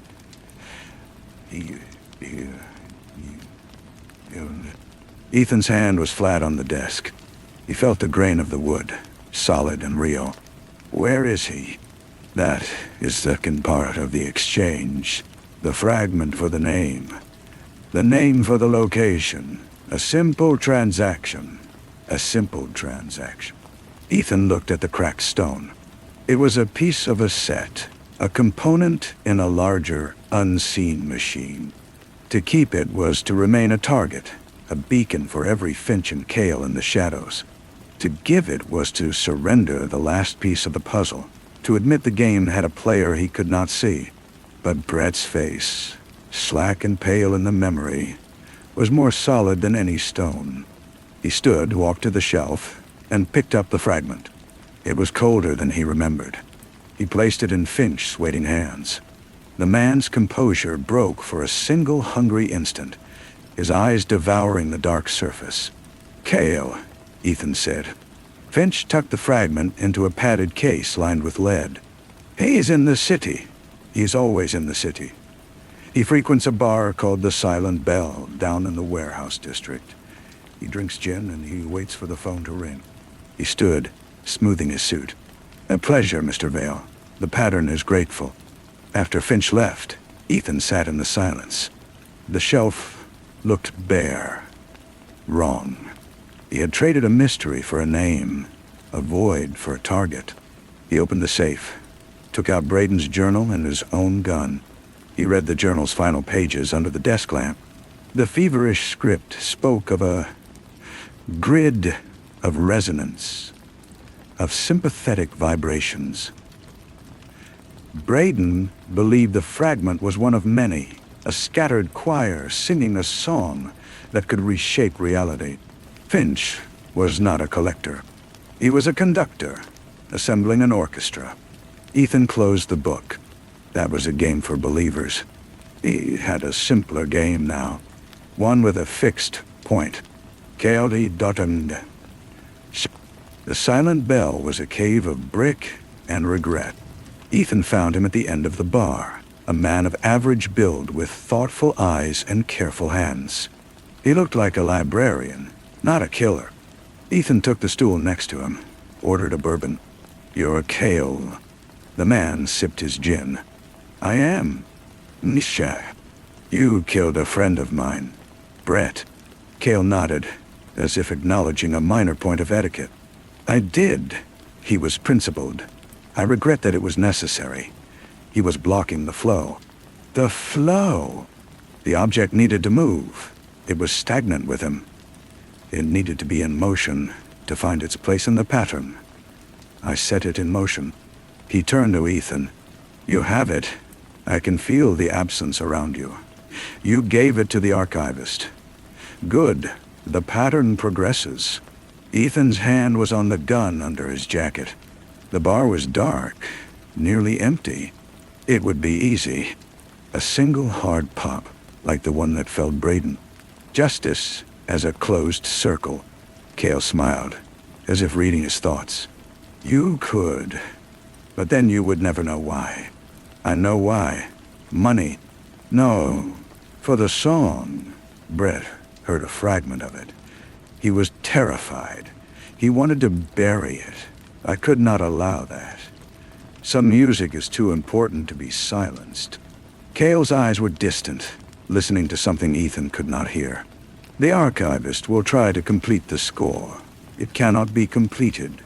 The final note would be catastrophic, a silence so absolute it would swallow all the noise. I killed to start the music. Soon, I may have to kill to stop it. He finished his gin, placed cash on the bar, and stood. You have your revenge in your hand, Mr. Vale. But it is a minor chord in a much larger composition. The choice, as always, is yours. Cale walked out into the night. Ethan did not follow. He sat, the weight of the gun now a different kind of cold. He had come for an ending and found another beginning. He thought of the fragment, now in Finch's hands, being moved toward other pieces, toward a final silencing chord. He thought of Cale, a composer of death, trying to orchestrate a crescendo and then a stop. The game had not changed venue. It had expanded, and he was still in it, no longer a keeper, but a note in the score. He paid for his drink and stepped outside. The city's lights shimmered, a chaotic, beautiful noise. Somewhere in it, a dark song was building. He turned up his collar and started walking, not toward home, but into the heart of the sound. A man following a new line, straight into the gathering storm. The storm, when it came, was not made of rain. It was a pressure change, a tightening in the air of certain rooms across the city. Ethan felt it as a restlessness he could not name. He walked for hours, his path a meandering spiral that drew him inevitably back toward the warehouse district, toward the empty spaces where things were stored and forgotten. He found himself outside a nondescript brick building with blacked-out windows. A small, polished plaque read the Ariadne Foundation, Finch's Foundation. The door was locked, the building silent, but a delivery entrance around the back was slightly ajar, a sliver of artificial light cutting across the damp asphalt. Ethan slipped inside. He was in a loading bay, empty save for a single crate on a pallet. Beyond, a corridor led to an elevator. The place hummed, not with activity, but with a deep, sub-audible vibration that made his teeth ache. The resonance Braden wrote about. He took the elevator down. It opened into a space that was not a basement, but a gallery, stark and white. Display stands were arranged in a precise circle. Most were empty. 3 were occupied. On one stood a twisted piece of dark metal that seemed to drink the light. On another, a shallow bowl of cloudy glass, its surface swirling with impossible, slow-moving currents. On the third, resting on a cushion of black velvet, was the fragment. A thin wire ran from its base to a console where Alistair Finch stood, adjusting dials with rapt concentration. Finch did not turn. I knew you would come, Mr. Vale. The pull is undeniable, isn't it? The void calls to the void. I'm not here for the stone, Ethan said. His voice sounded small against the hum. Of course you are. Just not to retrieve it. You are here to witness. You are part of the calibration. Finch gestured to the empty stands. 7 pieces in total. We have 3. A 4th is in transit. The others, their signals are faint, but growing clearer by the hour. The fragment is the tuning fork. It calls them home. Now. And then what? The catastrophic silence. Finch finally looked at him, his eyes bright with fervor. Silence? No. A perfect, unified frequency. A single sustained note of pure understanding. The end of all wanting, because all will be known. The ultimate truth. The ultimate end, a new voice said. Cale stepped from the shadow of a support column. He held a compact, brutal-looking pistol, but it was pointed at the floor. You misunderstand the score, Archivist. The final note isn't knowledge. It's oblivion, a reset. The pattern doesn't want to be understood. It wants to be complete. And completion is a vacuum. Finch smiled, unperturbed. The skeptic and the apostate, both necessary. Your tensions provide the counterpoint. He turned a final dial. The hum in the room shifted, climbing in pitch. The fragment began to glow, a deep, bruised purple light emanating from its core. pulsing in time with a slow, rhythmic thump that felt like a heartbeat. The glass bowl clouded over entirely, then cleared to show not reflections, but shifting scenes. A desert at night, a rainforest canopy, a frozen tundra. In each, a faint, similar glow pulsed in the distance. The twisted metal shard vibrated, singing a thin, high note that made the air shimmer. "It has begun," Finch whispered. "The choir is finding its voice." Cale raised his gun, not at Finch, but at the fragment. "I can't let you finish the set." Ethan moved without conscious thought. He didn't throw himself in front of the stone. He lunged for the console, his hand sweeping across the dials, twisting them at random. The effect was immediate and violent. The Hun shattered into a screech of feedback. The purple light from the fragment flared, blindingly bright, then stuttered. The images in the bowl shattered into static. The metal shard's note became a shriek. Finch cried out, clawing at the controls. "No! You'll destabilize the alignment." Cale fired. The bullet struck the console, spraying sparks. The lights flickered and died, plunging the room into blackness save for the erratic, strobing pulse of the fragment. In the chaotic light, Ethan saw Cale advancing toward the pedestal, his gun now aimed at the stone itself. Ethan tackled him. They went down in a tangle of limbs, the gun skittering away across the polished concrete. Cale fought with a silent, ferocious strength, his hands finding Ethan's throat. The strobing light froze moments, Finch's horrified face, the dark shapes of the artifacts, Cale's eyes, empty of everything but a terrible purpose. Ethan drove a knee up, breaking the hold. He scrambled back, gasping. Cale was already rising, turning back to the fragment. Finch was there first, his body a shield in front of the pedestal. "You will not," Finch screamed. Cale didn't hesitate. He picked up a fallen piece of metal housing from the shattered console and swung it. The blow caught Finch on the temple. The archivist crumpled, a soft sigh escaping his lips as he fell. In the sudden quiet, the only sound was the ragged, dying gasp of the machines and the frantic, fading pulse of the light. Cale stood over the fragment, the makeshift weapon in his hand.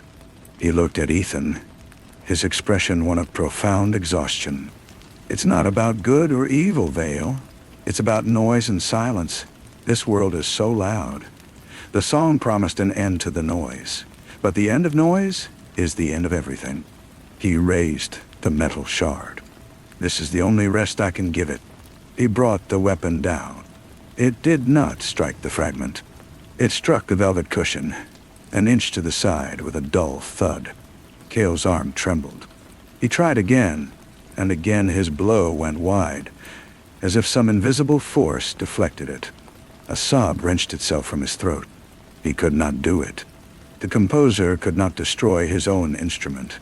The purple light in the fragment gave one final, weak pulse, and went out completely, leaving only the cold, dead dark of the stone. The resonance was gone. The room was just a room. Cale dropped the metal, his shoulders slumping. He looked at his hands, then at the unconscious Finch, then at Ethan. Without a word, he turned and walked into the darkness, his footsteps echoing until they were swallowed by the city above. Ethan knelt beside Finch. The man was breathing, his pulse steady. He would live. Ethan stood and approached the pedestal. The fragment sat there, inert, just a cracked piece of rock. He picked it up. It was warm, almost feverish, but the heat was fading fast, returning to its usual tomb cold. He slipped it into his pocket. He left Finch there, in the ruined gallery of his ambition, and took the elevator up. He walked out into the early morning, the sky a dirty gray. The pressure was gone. The storm had passed, leaving only an eerie, hollow calm. In his office, he placed the fragment back on its shelf. It looked no different, but he was different. He had seen the choir. He had heard the first discordant notes of its song. He had felt the pull of the pattern. He sat at his desk, waiting for the line of sunlight to creep across the floor. He was a custodian again, but he knew now that the silence he guarded was not an end. It was a pause. The other pieces were still out there. Finch would wake. Cale was still listening. The game had expanded to a scale he could barely comprehend. The phone remained silent. The door stayed closed. For now. He looked at the fragment, a silent, cracked mirror. In its dark surface, he saw his own reflection, a man sitting in a pool of lamplight, waiting. Not for an ending. For the next note to sound. Story 5. The silence in the deliberation room was not an absence of sound, but a presence. It was a thick, distilled thing, heavy with the scent of old wood polish, stale coffee, and the faint metallic tang of fear sweating through cheap deodorant. It was the silence of 12 people holding their breath, of a verdict not yet born but already poisoning the air. Outside, the city of San Francisco hummed its distant, indifferent song. But in here, the world had shrunk to a mahogany table, 12 leather chairs, and a door that locked from the inside. It was a silence that felt like the aftermath of something, though nothing had officially happened yet. It was the silence of a battlefield after the armies have dug in, waiting for the first shot. This was the Van Alden trial, a civil suit of staggering scale, Henderson et al. V. Northwood Tobacco Consortium.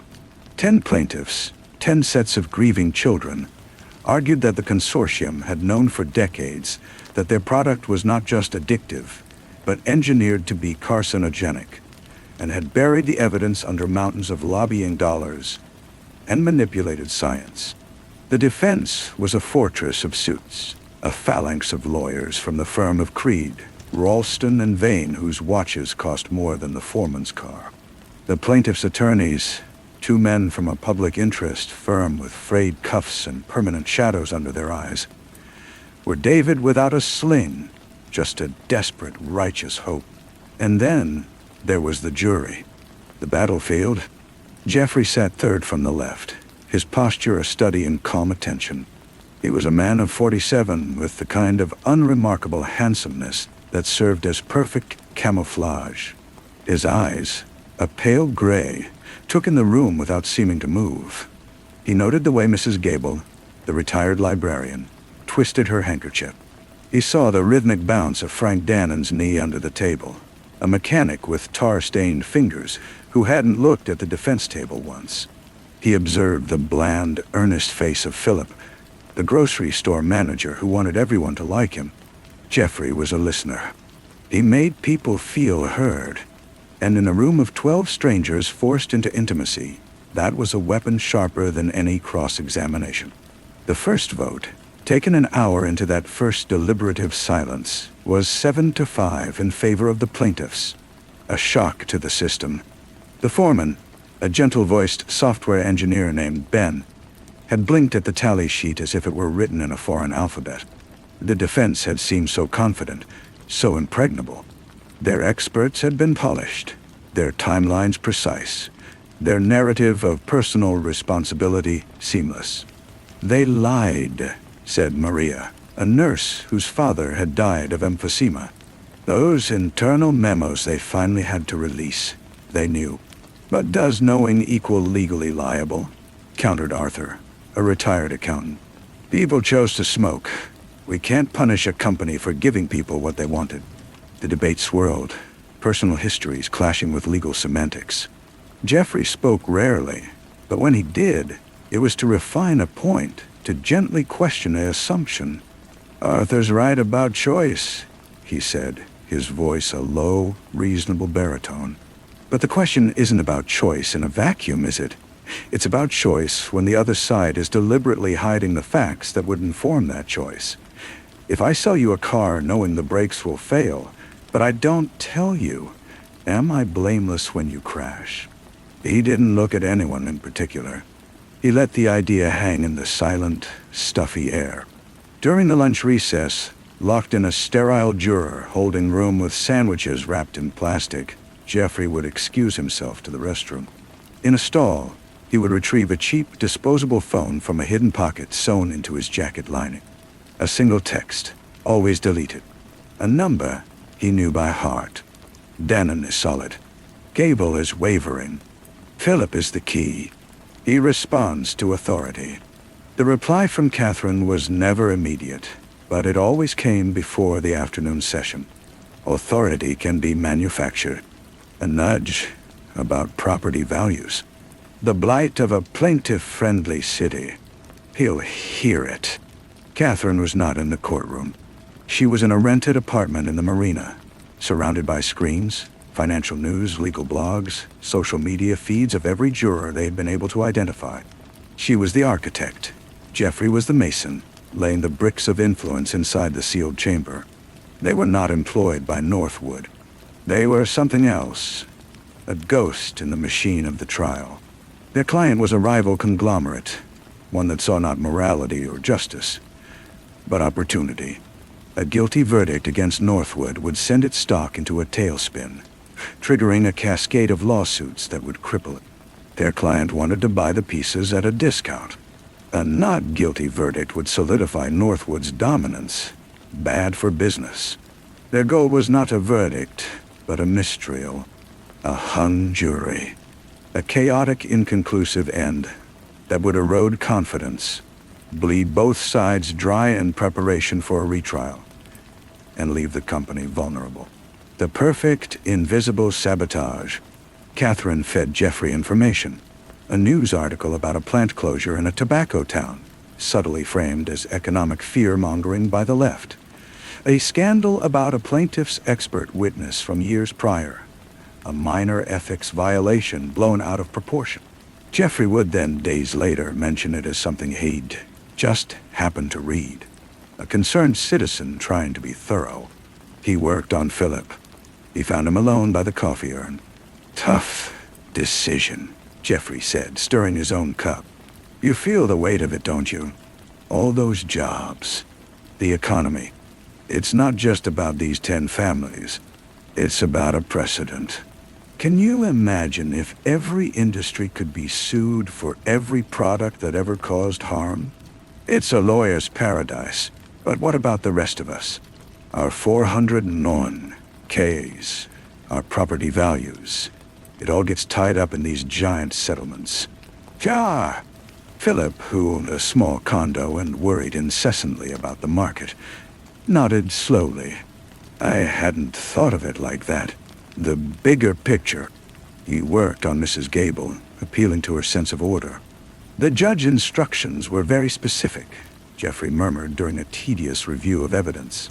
We can only consider what was entered into the record, not what we feel, not what we think we know. The law is a strict recipe. We have to follow it exactly, or the whole thing collapses. He saw her straighten, the handkerchief stilling. Here was a framework she understood. Rules. The pressure from the outside world began to seep in, viscous and insidious. Juror number 12, a young woman named Chloe, came in one morning pale and shaken. She refused to say why, but over the days it leaked out. A stranger had approached her at her usual bus stop, made no threat, but had known her name. Her dog's name. The fact that she took the 715. He just wanted to talk about responsibility. The judge, Gregory, a man with the weary eyes of a basset hound and a spine of tempered steel, questioned her in chambers. He offered increased security, a mistrial for her alone. She refused, her pride hardening into stubbornness. But the fear in the room deepened, the silence growing more distorted. The defense lawyers, led by a man named Thorne with a voice like crushed velvet, made their moves with surgical precision. Their case was a monument to doubt. A plaintiff's history of workplace chemical exposure. A statistical anomaly. The blessed, sacred concept of free will. The plaintiff's lawyers, Miller and Jessup, fought with the raw, aching passion of men who had seen the autopsy photos, who had held the hands of the dying. Their case was built on a mountain of internal documents with phrases like nicotine delivery optimization and youth targeting demographics, and the carcinogen issue must be maintained as a controversy. Jeffrey watched it all. The perfect juror. Attentive. Pensive. He took notes in a neat, unhurried script. He made eye contact with witnesses, with the judge, with his fellow jurors. He was a blank screen onto which they could project their own anxieties and hopes. And all the while, he felt the twin puppeteers pulling strings. The crude, financial pressure of the Northwood moguls who saw the jury as a faulty component to be replaced or intimidated, and the elegant, destructive design of his and Catherine's scheme. The days bled into one another, a slow drip of testimony and procedure. The initial momentum for the plaintiffs began to stall, bogged down in the quicksand of legal technicalities and manufactured doubt. The 7-5 vote shifted to 6-6, a perfect, agonizing equilibrium. Jeffrey had done his work well. He had not argued, he had planted seeds of uncertainty in Maria, who began to worry about the science being too emotional. Seeds of resentment in Frank Dannon, who now saw the plaintiff's lawyers as slick opportunists from the city. He had turned Philip into a reluctant spokesman for economic stability. In the deliberation room, the silence was now a living thing, fractured by bursts of heated, circular argument. Ben, the foreman, was losing control. "We have to decide. We can't stay in this room forever." "Maybe we should," Maria said, defiant. "Maybe a hung jury is the only honest answer. If we can't agree, we can't agree." Jeffrey felt a flicker of cold satisfaction. This was the brink. One more push. That night, in the bathroom stall, the disposable phone vibrated. Catherine's message was uncharacteristically brief. "They're moving on Dannon. Tonight. Dot. Persuasive offer. We need to accelerate. A bribe." The Northwood machinery, impatient, was resorting to blunter instruments. It was a risk. A bribed juror could confess, triggering a mistrial with a taint of scandal that could still hurt Northwood. But it was messy, unpredictable. Jeffrey and Catherine's mistrial needed to look organic, a natural failure of 12 citizens to reach consensus. The next morning, Frank Dannon was a changed man. He sat stiffly, his eyes fixed on the grain of the table, his knee still. He did not speak. When pressed for his opinion, he muttered, "I'm thinking." The corruption in the room was no longer just atmospheric. It had a face, a smell, a terrified heartbeat. It was then that Jeffrey made his final calculated move. He requested a private word with Judge Gregory. In the solemn quiet of the judge's chambers, under the stern gaze of the law books, Jeffrey wore the mask of a deeply troubled man. "Your Honor," he said, his voice thick with a feigned, weary integrity. "I don't have proof. I can't name names. But the atmosphere in that room, it's poisoned. There are whispers. People are afraid. Someone mentioned a bribe. I believe we are no longer deliberating in good faith. The process is compromised." He did not accuse Dannon. He cast a net of generalized suspicion over all of them, himself included.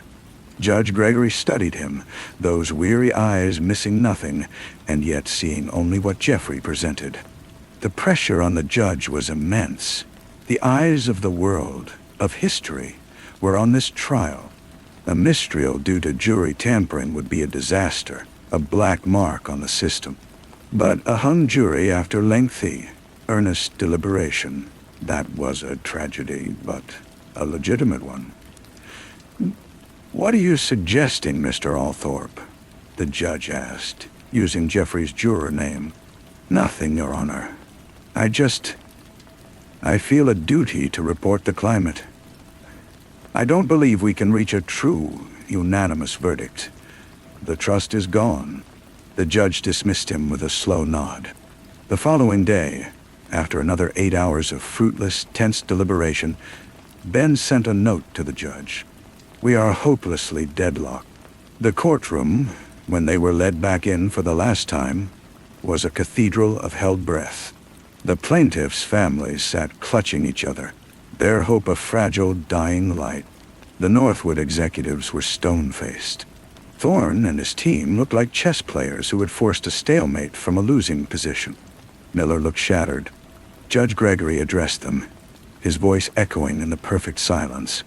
He thanked them for their service. He acknowledged the difficulty. And with a final solemn strike of the gavel, he declared a mistrial. The jury was hung. The case would need to be retried years from now, with a new jury, if the plaintiffs had the heart and the funds to continue. The sound that followed was not a roar, but a profound exhalation of grief, of relief, of fury stifled. The silence returned, but now it was the silence of a void, of an equation left unsolved. In the discharged juror lounge, there were no goodbyes, just a frantic gathering of coats and averted eyes. They were ghosts to each other now. Jeffrey collected his things, his movements slow, deliberate. He saw Frank Dannon almost run for the door. He saw Maria weeping silently into her hands. He felt nothing, only the cool satisfaction of a problem elegantly solved. He met Catherine 2 hours later at a diner on the outskirts of the city. The fog was rolling in, swallowing the lights. She sat in a back booth, a half-finished cup of coffee gone cold in front of her. She looked up as he slid in opposite her. There was no smile, no celebration. "It's done," he said. "It's done," she echoed. Her eyes, usually so sharp with analysis, were flat. Dannon was approached. A bag of cash. He didn't take it. He was too scared. He told his wife. She told him to go to the FBI. He was going to, tomorrow. Oh. Jeffrey felt a first faint tremor in the bedrock of his calm. Then, why didn't he? Because early this morning, he received an anonymous call. A voice told him that if he spoke a word, the photos of his daughter leaving her college dorm would be sent to him, along with details of her daily routine. The voice suggested his family's safety depended on his silence and his vote for acquittal. Jeffrey stared at her. "That wasn't us. We don't do that." "I know," Catherine said. Her voice was a whisper. "Northwood didn't do it either. Their bribe was straightforward, clumsy. This was something else, cleaner, more terrifying." "Who?" Catherine pushed a folded newspaper across the Formica table. It was a financial section from 2 days prior, a small circled article. A niche hedge fund, one specializing in distressed assets, had made a series of massive, leveraged bets against Northwood's stock in the week leading up to the mistrial. The fund's name was obscure, its principles a shadow. The profits would be astronomical. They didn't want a verdict either way, Catherine said. They wanted chaos. They wanted the mistrial, just like us. But they played a different board. They didn't manipulate the jury. They manipulated the manipulators. They used the threat of Northwood's bribe to create a panic.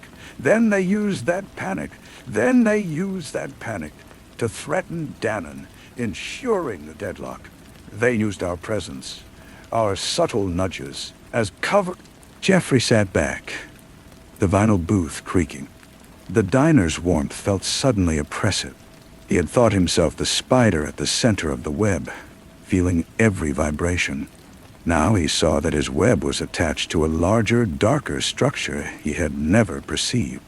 He had been a component, a pawn who believed he was a player. The cold satisfaction curdled into something hollow, a metallic taste at the back of his throat. He had looked into the eyes of his fellow jurors and seen clay to be molded. He had looked at the lawyers and seen gladiators in a staged fight. He had looked at the judge and seen a mechanism. But he had never looked up to see the ceiling of the courtroom, to wonder who owned the building, who had designed the ventilation system that carried the whispers, who had polished the floor to such a high shine that it reflected not just the faces of the participants, but the invisible architecture of power above them. He finished his coffee. It was bitter and cold. Outside, the fog had completely consumed the world, leaving only the dim halo of the diner's sign. Catherine paid the check with cash. They walked out separately, as they always did, into the muffled, soundless street. Jeffrey walked for a long time, the fog wet on his face. He thought of Maria's tears. He thought of Frank Dannon's terror, of the phantom threatening his daughter. He thought of the plaintiffs, their delayed justice now receding into a future that might never come. He had done his job. He had earned his considerable fee. He had outmaneuvered the giants. But as he reached his own door, key in hand, he paused. In the dark glass of the window, his own reflection looked back at him. A man of calm demeanor, unremarkable handsomeness, pale gray eyes. He saw not a master manipulator, not a clever victor. He saw a detail, a carefully placed functional component in a machine so vast, its true purpose was incomprehensible. He was a distorted silence within a greater, more profound silence. He had not shaped the events. He had been a vibration and a frequency orchestrated from a place he could not see. The recognition was not a shock, but a slow, chilling settling, a final piece of evidence clicking into place in a case he had only just begun to understand. He turned the key. The door opened into a familiar, quiet darkness. He stepped inside, leaving the fog to swallow everything. The phone, the cheap disposable, was already in a landfill, its components leaching into the earth. The jacket with the hidden pocket was ash, burned in a public incinerator 2 counties over. Jeffrey Althorpe, the name he had used for 3 months, was a ghost in a database, a social security number attached to a man who had died in infancy in Nebraska. He was back to being Thomas Vale, a man with a passport from a different country and a bank account in a third. He slept for 14 hours. When he woke, the fee was already wired, broken into 4 streams that washed through a series of shell corporations before settling, purified, into his accounts. He checked the balances, the numbers as expected. There was no pleasure in it. It was a scorecard, a measurement of efficiency. He made coffee in the sterile kitchenette of the safe house apartment. The silence here was different from the jury room. It was empty, not strained. It was his. Catherine would be gone already. She had a rule. 1 week of absolute radio silence after a job. No contact, no signals. It was a security protocol, but also a detox. She called it letting the echoes die. He understood the necessity, but for the first time, he felt the silence as a deprivation. He wanted to talk to her. He wanted to dissect what had happened, to pick apart the hedge fund's intervention, to map the contours of this new, larger machine they had stumbled into. Had they been compromised? Were they now on someone's radar as useful tools? Or were they simply irrelevant? Insects who had happened to crawl across the path of a tank. He turned on the television, flipping to a financial news channel. The ticker at the bottom told the story. Northwood's stock was volatile, swinging wildly on the Mistral news. The rival conglomerate, their original client, was making cautious, predatory noises about strategic opportunities. The hedge fund from the article, its name now mentioned with a tone of awed speculation, was being hailed as prescient, a pack of geniuses who had read the market's tea leaves. No one mentioned a terrified accountant named Frank Dannon or a phantom phone call. That layer of reality had been erased, overwritten by the cleaner narrative of finance. Thomas Vale finished his coffee. He had a routine for these days after. A long run, a meal at a specific anonymous restaurant, a visit to a museum, losing himself in centuries-old art that had no connection to anything in his life. Today, the routine felt like a script, a performance for an audience of one. He went for the run. His body moved, his breath fogged in the cold morning air, but his mind would not disengage. It kept returning to the deliberation room, to the moment he had spoken to the judge. He had believed his performance was the masterstroke. Now he saw it might have been a line written for him. Had the hedge fund anticipated that too? Had they relied on the conscientious juror to nudge the judge toward accepting the deadlock as legitimate? He stopped, hands on his knees, breathing hard. A woman pushing a stroller gave him a wide berth. He realized he was sweating not from exertion, but from a kind of psychic nausea. The feeling was unfamiliar. He dealt in control, in the analysis of variables. To be a variable himself was intolerable. He broke Catherine's rule. He went to a payphone, a relic, but one they kept for emergencies, and dialed a number from memory. It rang 5 times before a voice answered. A neutral digital voice that was not Catherine's. The weather service you have called is discontinued. Please check your number and try again. It was their signal for a compromised line or immediate danger. He hung up, the receiver slick in his hand. She had initiated the silence protocol early. That meant she had seen something, sensed a threat he hadn't. Or she was simply following the protocol to its letter because the operation had revealed a new order of risk.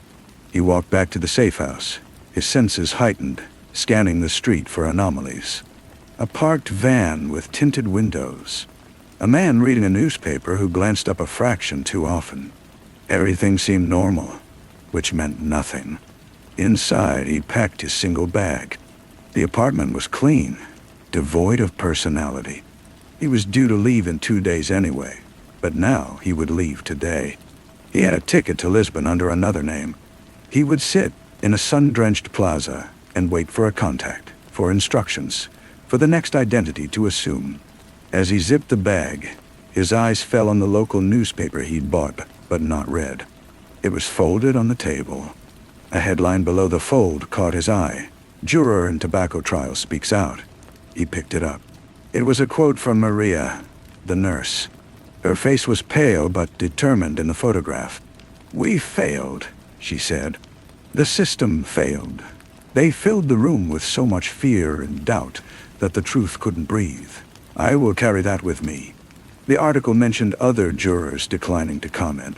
It mentioned Frank Dannon could not be reached for comment. Thomas Vale, soon to be someone else, stared at the photo. Maria's eyes were red-rimmed, but direct. She was carrying the weight. She believed in the weight. She thought it mattered. For a fleeting, shocking instant, he envied her. She lived in a world where her anguish was real, where her failure was a moral event. He lived in a world of layers, of schemes within schemes, where even failure was just a different kind of outcome, a fluctuation in a market. He dropped the newspaper into the trash. He took one last look around the empty room. He had a sudden, vivid memory of Catherine's flat eyes in the diner. She had seen it then, the truth of their new scale. They were not artists anymore. They were brushstrokes in a painting so large they could never see the whole picture. The thought should have been freeing. It meant their responsibility was infinitely small, but it felt like a sentence. He switched off the light and closed the door. The hallway was quiet. He walked toward the stairs, his footsteps soundless on the carpet. He did not know who had hired the hedge fund. He did not know if he and Catherine would work again. He knew only that the next time he entered a room with a purpose, he would listen not just for the whispers, but for the echo of the whispers. He would look for the reflection in the polished floor. He would try to sense the architecture. It was, he understood, the only way to remain even marginally useful. And usefulness was the only thing he had left to sell. The fog outside had lifted, revealing a city of sharp, clear lines and hard sunlight. He stepped into it, another man with a bag, heading for the airport. The flight to Lisbon was a study in suspended animation. Thomas Vale ceased to exist somewhere over the Atlantic, and by the time the wheels touched the tarmac, He was Leo Strauss, a German textile importer with a mild allergy to nuts and a preference for aisle seats. The sun-drenched plaza was as promised. He sat at a cafe, ordered a bica, and watched the pigeons fight over crumbs. He waited for 2 days. No contact came. On the morning of the third day, a different signal was triggered. A classified ad in the International Herald Tribune, a specific phrasing about a boat for sale. It was an abort code. It meant the network was compromised, or their handler believed it to be. It meant go to ground indefinitely, using the deepest reserves. He felt a strange calm. The fear of pursuit was a concrete problem, one with protocols. He moved from the hotel to a pension in a dusty suburb, paying cash in advance for a month. He bought a cheap laptop and a stack of prepaid data cards. He began the meticulous work of checking his digital footprints, of seeing if the ghost of Jeffrey Althorpe had left any trace that could lead back to the other identities, to the money. He found nothing. The system, at least, had worked. It was during this digital archaeology that he found her. Not Catherine. Maria Datu. The nurse. She had started a blog.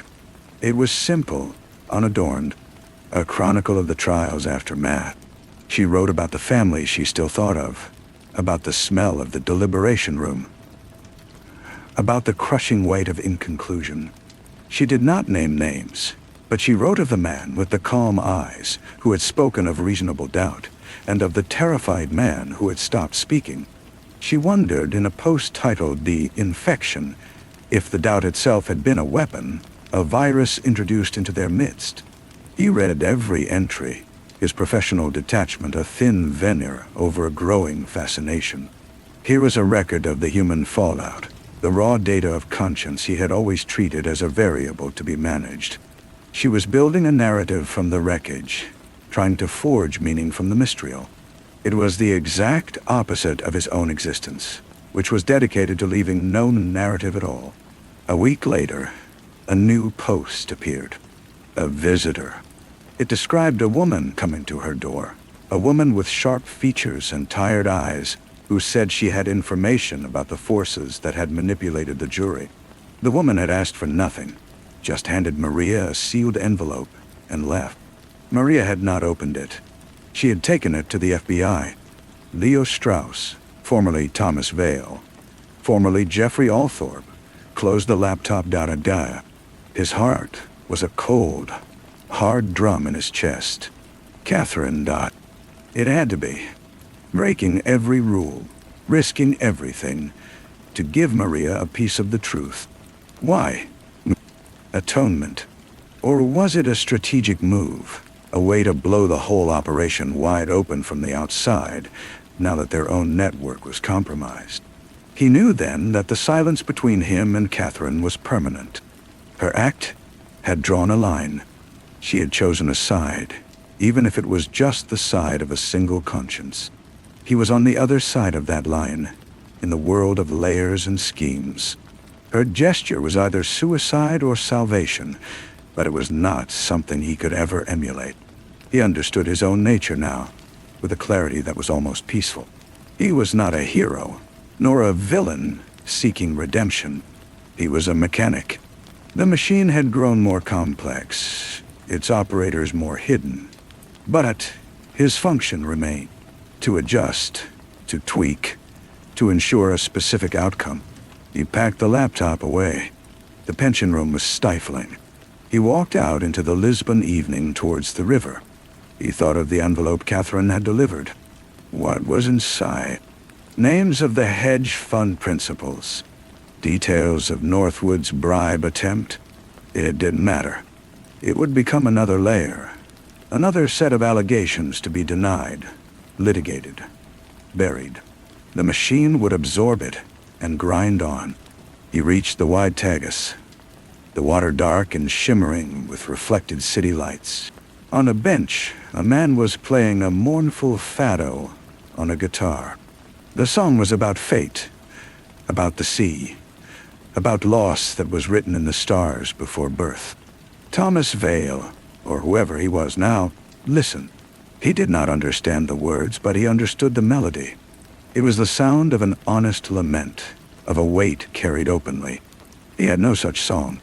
He had only the silence he cultivated, the silence he wielded. He turned from the river and walked back into the maze of streets, a man with no past and a future that was merely a series of doors to be opened and closed behind him. Somewhere, in a room he would never see, a file was being read, a new calculation was being made. A new problem would arise requiring a subtle hand, and he would be waiting, a tool in the drawer, ready to be used again. The Fado's last notes faded behind him, swallowed by the city's hum. For a moment, standing there on the cobblestones, he had felt a pull toward the water's edge, not of self-destruction, but of dissolution, to simply stop being. It passed as he knew it would, replaced by the familiar, low-grade vigilance that was his true resting state. He returned to the pension. The room was as he left it, a perfect cell of anonymity. He lay on the bed, hands behind his head, and stared at the water-stained ceiling. He methodically replayed every moment of the Northwood job, from the first briefing to the fog-shrouded diner. He was looking for the flaw, the tiny crack through which the larger operation had seeped in. He found nothing. Their tradecraft had been sound. The intrusion had not been a breach of their technique, but a function of scale. They were local artisans, and a multinational had simply bought the whole street. Sleep, when it came, was thin and populated by echoes. Maria's red-rimmed eyes, Frank Dannon's whispered terror, Catherine's final, flat gaze. He woke before dawn, the decision already solid in his mind. He could not go to ground forever. A tool left unused corroded. A mechanic without a machine became just a man in a room. He had a final, untouchable identity. A cache of resources even the network didn't know about. A lifeboat. He activated it. 2 days later, he was in Zurich, in a safe deposit box vault, holding a passport for a man named Emil Korsch. Emil had a history, a quiet one, as a freelance logistics consultant for humanitarian NGO Stockbought. It was a good cover. It involved movement, ambiguity, and access to places where chaos was the natural state. He established Emil in a small flat in Berlin.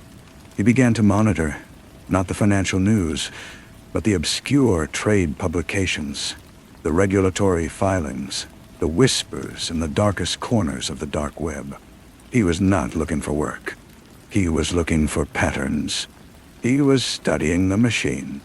Months passed. The Northwood case settled quietly for a fraction of its potential worth.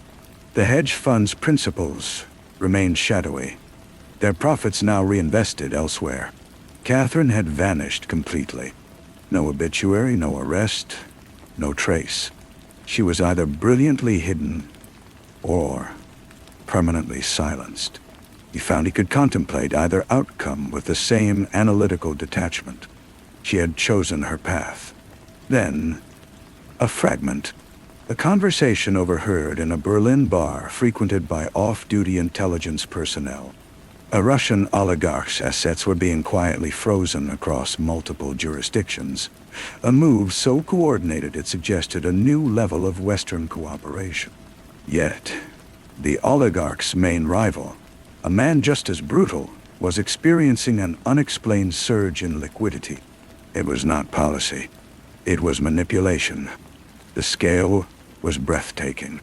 Emil Korsch finished his beer. He felt the old familiar click, the alignment of gears in his mind. This was the architecture. Not a single trial, but the flow of capital and power itself. Jurors, lawyers, judges. They were just pressure valves, thermal fuses. The real circuit board was here, in these movements of vast, silent wealth. He paid his tab and walked out into the Berlin night. He knew what he had to do. He would not wait to be hired. He would find a point of stress in this new system, a place where a small, precise intervention could create a desirable ripple. He would then, anonymously, offer his services to the party who would benefit most. He would become a self-directed component, inserting himself into the machine by understanding its rhythms.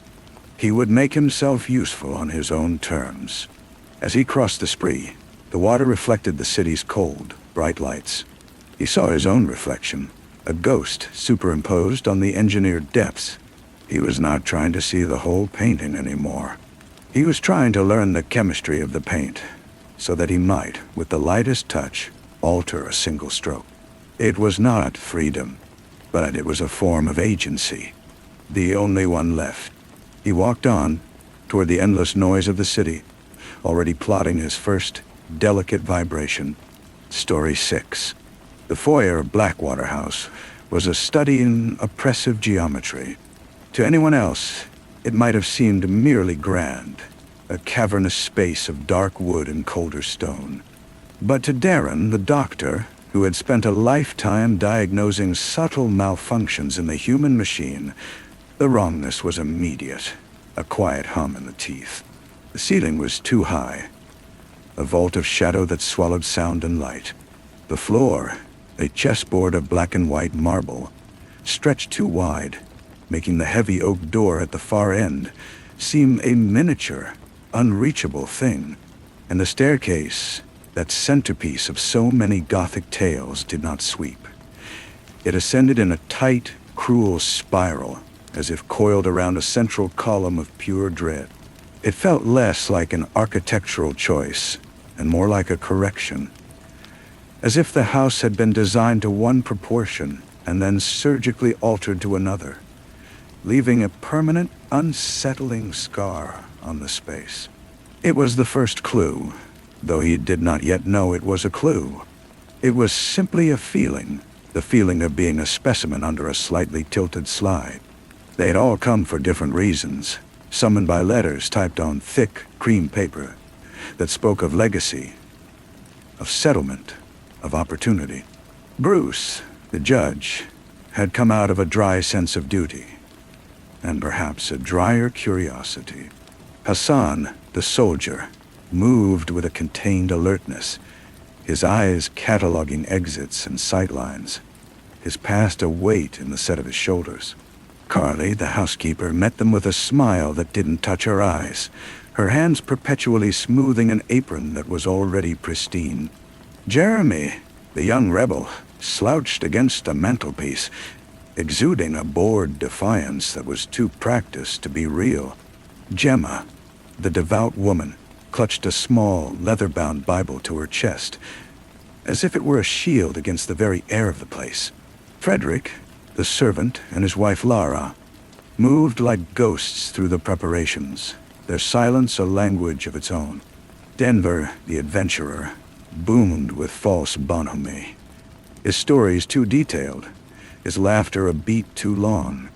And Eric, the designated victim, though no one knew it yet, was simply nervous, a man who checked his watch too often and jumped at the settling groan of the old house.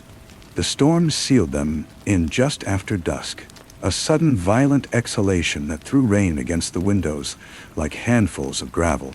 The lights flickered once, twice, and died, leaving them in a darkness so complete it felt solid.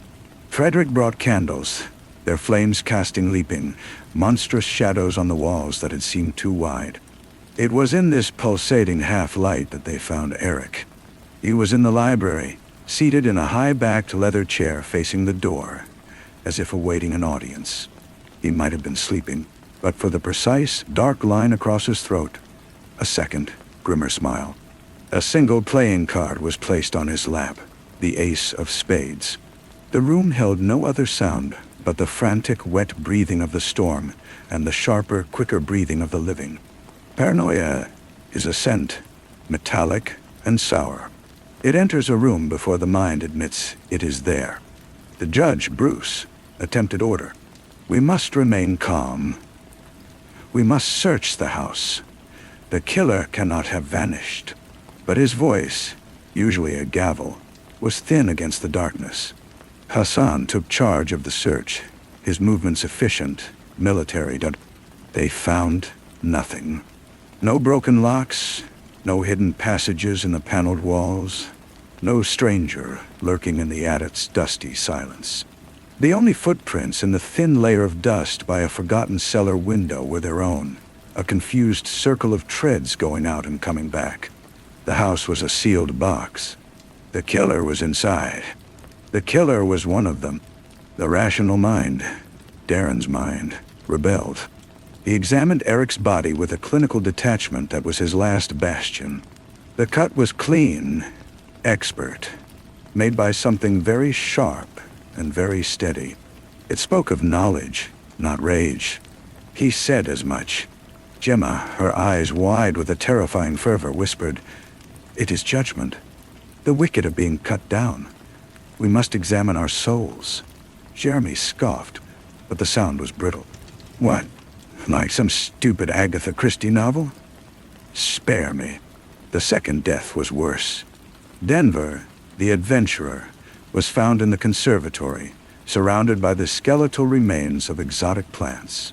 He was draped over a wrought iron table, a crystal decanter shattered beside him. The smell of expensive brandy mixed with a coppery tang of blood. This time the card was the two of spades, placed between his stiffening fingers. The cause was a puncture, small and deep, below the ribcage, angled up into the heart. A surgeon's strike, or a soldier's. The paranoia thickened, becoming a fog they moved through. Eyes no longer met. Conversations were held in doorways, with bodies angled for flight.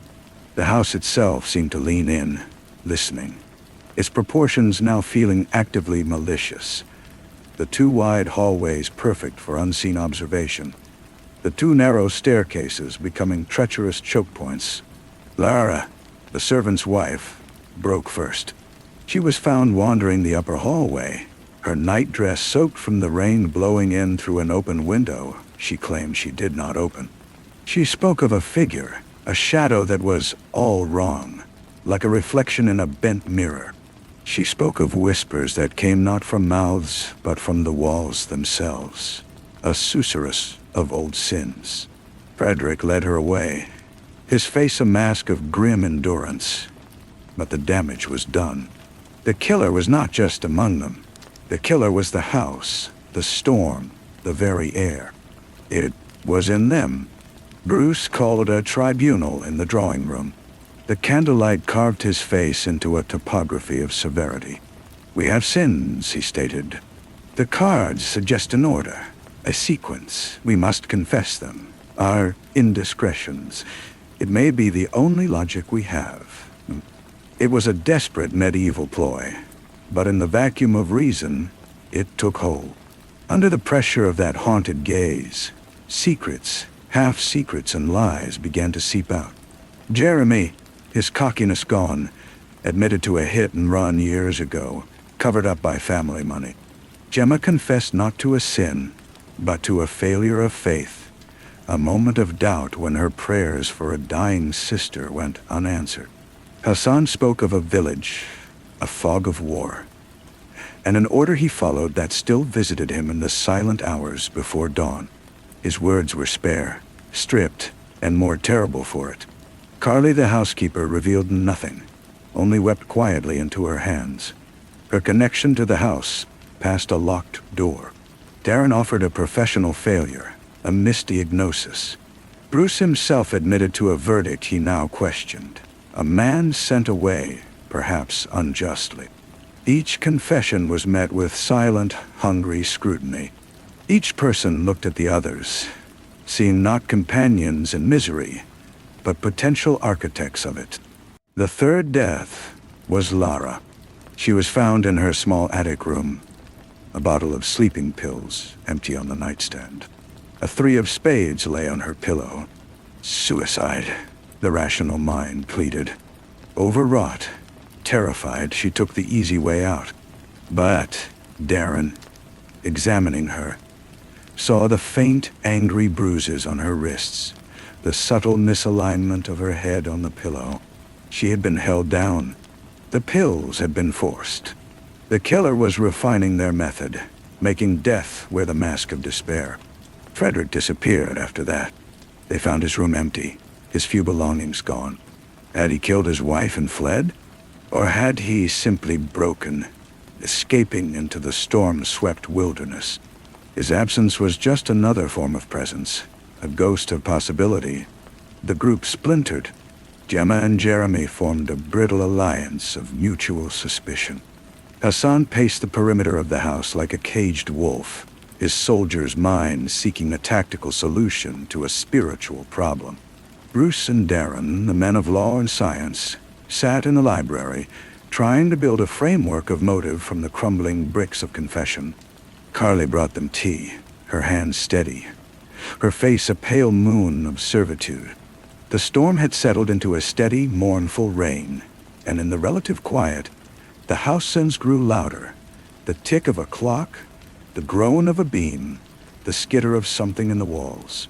It was the judge who saw the pattern last, his legal mind finally connecting the disparate clauses. "The sins," he said, his voice hollow. "They are not the ones we confessed. They are the ones we omitted, the real ones. Eric was a blackmailer, not just a nervous man. I knew of him. Denver was a thief of artifacts, a despoiler of graves. Lara, she was not just fragile. She knew something. She saw something the first night. She knew something." He looked at Darren, his eyes like chips of flint. "And you, Doctor, your misdiagnosis, the patient died. But the family sued, didn't they? And you settled, quietly. You paid for silence, not for justice." Darren felt the room tilt, the already wrong proportions sliding into a new, more personal grotesquerie. The killer wasn't punishing confessed sins. They were punishing the hidden ones, the ones buried beneath the acceptable, sanitized versions they had offered.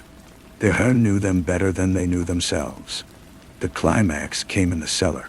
Jeremy, driven by a frantic greed or a final stupid courage, had gone down alone, convinced Frederick had hidden something of value before he fled. His scream was a short, wet thing cut off. They found him at the foot of the stone steps, his neck broken, a 4 of spades tucked into his shirt collar. And standing over him, a meat mallet hanging loosely from one hand, was Carly the housekeeper. But her face was not the face of a triumphant murderer. It was a face of infinite, weary sadness. She did not run. She let the mallet drop with a thud on the earthen floor. In the flickering lantern light, she told her story. It was not her story, but the house's. Blackwater House had been built by her grandfather, a man of vast and cruel appetites. The guests, all of them, were descendants of the 7 men who had ruined him, who had forged documents, borne false witness, and stolen his legacy, leaving him to die in penury while they built their own lives on his bone. The letters, the invitations, the trap. It was her design. A 20-year design of patient study, of quiet employment, of waiting. Frederick and Lara were her only allies, fellow victims of the same legacy, playing their parts until the weight became too great. The odds were his, she said, her voice a monotone. He loved solitaire. He played it alone in the dark at the end. I'm just finishing his game. Hassan moved first, the soldier reacting to a clear threat. But Bruce, the judge, stepped between them. He looked old, suddenly, the authority leaching from him into the damp cellar air. "She's right," he said, and the words were a verdict pronounced upon himself. "My grandfather was the judge who presided over the case. He was paid. I knew. I had seen hints in his old papers. I came here not out of duty, but to see if the rumors of remaining wealth were true. To see what else I could take." It was a confession of a different order. It was the root. Gemma wailed, a sound of pure theological terror, for her grandfather had been the devout man who provided the moral justification for the theft, citing her grandfather's godless ambition. Darren's own ancestor was the physician who declared her grandfather mentally unfit. A convenient diagnosis for a convenient price. Carly looked at them, this broken congregation of inherited guilt. "I am not your killer," she said. "You are. You killed each other with your fear, your suspicion, your own hidden rot. I merely set the stage. I corrected the proportions." She turned and walked into the deeper darkness of the cellar, where an old, root-choked passage led out to the cliffs. Hassan made to follow, but Bruce stopped him with a hand on his arm. There was no fight left in the gesture. It was a surrender. They heard the distant, final crash of the sea against the rocks. A sound like a door closing. "You keep hearing. So the near. Door closing." In the gray, washed-out light of dawn, the survivors, Bruce, Hassan, Darren, Gemma, stood in the same foyer that had felt so wrong upon arrival. The police, summoned via a miraculously restored phone line, moved through the house with a loud, mundane efficiency. They spoke of evidence, of manhunts, of motives. They measured the rooms with tape measures, finding them to be perfectly standard dimensions. But Darren did not hear them. He stood before a large, gilded mirror hanging in the foyer, its surface spotted with age. He saw the reflection of the space behind him. The too-high ceiling, the too-wide floor, the coiled staircase.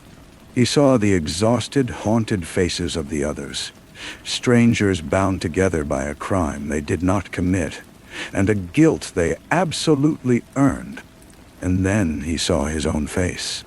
He saw the careful rationality, the diagnostic gaze, the man who sought logic in the illogical. He saw the man who had missed the most important diagnosis of all. The sickness in the blood, passed down like an heirloom, waiting for the right environment to flourish. He had come to this house a doctor, a solver of mysteries. He would leave as something else, a patient, a symptom, a living part of the disease. He did not startle. He did not gasp. He simply held his own gaze in the silvered glass, a silent acknowledgement passing between the man he thought he was and the man the mirror revealed. The wrong proportions were not in the house. They'd been in him all along. The reflection offered no shock, only a terrible, familiar clarity. He turned away, leaving the image trapped in the glass, and walked out into the clean, cold rain, carrying the haunting with him, inside, where it would always fit perfectly. The ride back to the city was a silent one, a sealed car moving through a world that had resumed its normal shape and color.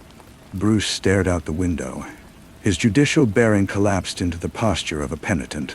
Gemma clutched her Bible, her lips moving in constant, soundless prayer, but her eyes were vacant, as if the deity she sought had vacated the premises. Hassan sat rigid, his gaze fixed on the middle distance, every muscle taut, still defending against an enemy that was now a story in a file.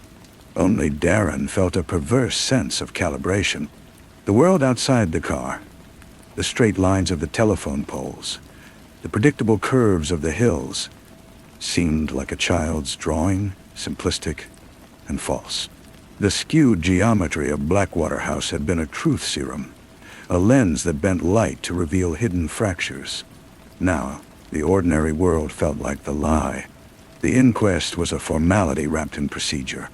They gave their statements, their curated truths now tinged with the awful, unspoken knowledge Carly had implanted. The official narrative was one of a deranged housekeeper and a tragic series of misunderstandings. Frederick's body was found a week later, washed up in a cove 5 miles down the coast. The verdict was accident or suicide. Take your pick.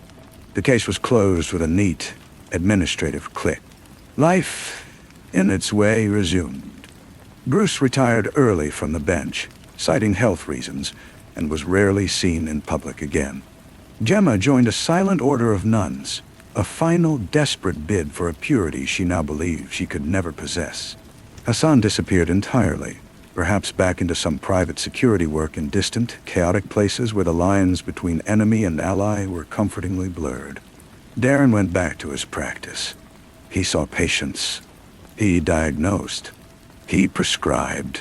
But the clinical detachment was gone, replaced by a new hypervigilance. He looked at every patient and saw not just symptoms, but history. He saw the potential for inherited illness, for secret shames festering in the body, for lies told so long they had become biology. He ordered more tests than necessary, seeking the certainty that always eluded him. His reputation, once for crisp efficiency, began to fray at the edges. Colleagues whispered about him becoming overcautious. Odd. He visited Bruce once, in the man's sterile, modern apartment. They did not speak of the house. They drank tea and talked about the weather, two men performing a scene of normalcy over a gaping chasm. As Darren left, Bruce said, without looking up from his cup, "She said she was finishing his game. But games have an end. This one doesn't, does it?" Darren had no answer. The haunting was not of the gothic variety. No spectral figures appeared. No playing cards materialized on his desk. The haunting was in the quiet moments. It was in the way his own reflection in the window of his office at night seemed to hold a trace of that foyer mirror's judgment. It was in the sudden visceral memory of the smell of brandy and blood that would sometimes hit him in a crowded restaurant. It was in the profound distrust he now felt for any space that felt too balanced, too perfect. He found himself seeking out asymmetrical rooms, crooked alleyways, places where the truth of imperfection was openly displayed. A year to the day after they had left Blackwater House, a small plain package arrived at his surgery. There was no return address. Inside, nestled in unmarked tissue paper, was a single worn playing card. The Joker, not the cheerful, gesturing fool of modern decks, but the older, more sinister version. The wild card, the agent of chaos, the thing that could be anything, and therefore stood for nothing. It was a message, but its meaning was deliberately void. It could be a threat, a reminder, a mockery, or a simple statement of fact. That the game was not a linear sequence of aces and twos, but an endless, unpredictable shuffle. That he was, and would always be, a wild card in his own life, capable of anything. He did not call the police. He placed the card in the top drawer of his desk. He did not look at it again, but he knew it was there. It was the final correction of the proportions. The house had not just revealed a hidden past. It had installed a hidden future, a perpetual low-grade fever of possibility. He saw his patients, he wrote his prescriptions, he lived his life, and underneath it all, in the silent, skewed chamber of his memory, the game went on, turn after turn, in the perfect, endless dark. The card was a punctuation mark, but not a period. It was a column, introducing a list of possibilities he was now forced to carry. Darren found his practice shrinking, not from lack of skill, but from a new, unbearable intimacy. He could no longer see a case of hypertension as just hypertension. It was the physical manifestation of a lifetime of silent worry. A persistent cough was not just a cough, but the body choking on an unspoken truth. He began to lose patients who found his new, probing manner invasive, his silences uncomfortable. The board sent a letter, a gentle suggestion to consider a sabbatical. He took it. He sold his apartment, the clean lines and modern fixtures now feeling like a sarcophagus. He traveled, not to picturesque places, but to crowded, chaotic cities where the hidden and the overt bled together seamlessly. He walked through markets where the smell of spices fought with the smell of sewage, and it felt honest. He sat in cafes and watched people, constructing their hidden stories from the slope of a shoulder, the nervous tap of a finger, the too loud laugh. He was no longer diagnosing illness. He was diagnosing life, and he found it to be a universally terminal condition. It was in a dusty library in a foreign city, 2 years after the Joker arrived, that he found the book. It was a slim, water-damaged volume of local architectural history, wedged between two larger tombs. A chapter was devoted to eccentric estates of the coast, and there it was. A grainy, half-page photograph of Blackwater House, not the foreboding cliffside edifice he remembered, but as it was originally built. It was lighter, almost whimsical, with a widow's walk and what looked like a rose garden. The caption listed the architect, Alistair Finch, and the original owner, Reginald P. Carley. His heart was a cold, hard stone in his chest. Kadje, Kanwal, Carley. Not her married name, her maiden name. She was not the granddaughter. She was the daughter. Her story, the one she told in the cellar, had been a fabrication, a layer of myth laid over a darker truth. Her grandfather hadn't died in penury. He had built the house. He had lived in it. The ruin, the theft, it was all part of her narrative. A script to justify the play, which meant the sins she assigned to them, the inherited guilt, were also fabrications. Or were they? The chilling genius of it settled over him. She hadn't needed them to be actual descendants of actual wrongdoers. She had only needed them to believe they were. The letters, the research, the planted suggestions. She had curated their shame, tailoring the poison to fit the individual conscience. Bruce, with his legal guilt. Gemma, with her religious guilt. Himself, with his professional guilt. She hadn't punished them for their grandfather's crimes. She had tricked them into punishing themselves for their own. The house, the storm, the sequence of deaths. It was all an elaborate engine for generating self-inflicted damnation. He closed the book, his hand steady. The final wrong proportion was this. He had believed her. They all had. In their terror and their narcissism, they had accepted her framework. They had confessed to her curated sins and then been destroyed by them. The killer wasn't the house, or their bloodlines, or even Carley in the end. The killer was the story, and he had swallowed it whole. He walked out of the library into the blinding sun. The revelation did not bring peace. It brought a more profound dislocation. If her story was a lie, then the truth he had carried for 2 years, the weight of inherited sin, was also a lie. But the weight remained. It had just changed shape. It was no longer a historical anchor. It was a phantom limb, a sensation of guilt for a crime that never existed, pain in a place that had never been wounded. He understood now why Bruce had crumbled, why Gemma had fled to silence, why Hassan had vanished into action. They were all trying to outrun a story that was now inside them, a fictional tumor. You could not cut it out. You could only carry it and feel it grow. He returned to his own country, but not to medicine. He took a small, crooked apartment over a noisy printer's shop. The sounds of the machinery were a constant, grounding rumble. He began to write. Not a memoir, not an exposé. He wrote a clinical dissection of the events at Blackwater House, analyzing it as a case study in psychological manipulation, environmental pressure, and the pathology of guilt. He wrote it coldly, clearly, citing psychological principles and architectural theory. He submitted it to an obscure journal of forensic psychology under a pseudonym. It was accepted. It was published. He received a single typed letter in response, postmarked from a distant city. It contained only one sentence. The diagnosis is correct, but the patient is incurable. The handwriting was an elegant, old-fashioned cursive he did not recognize. It could have been from anyone.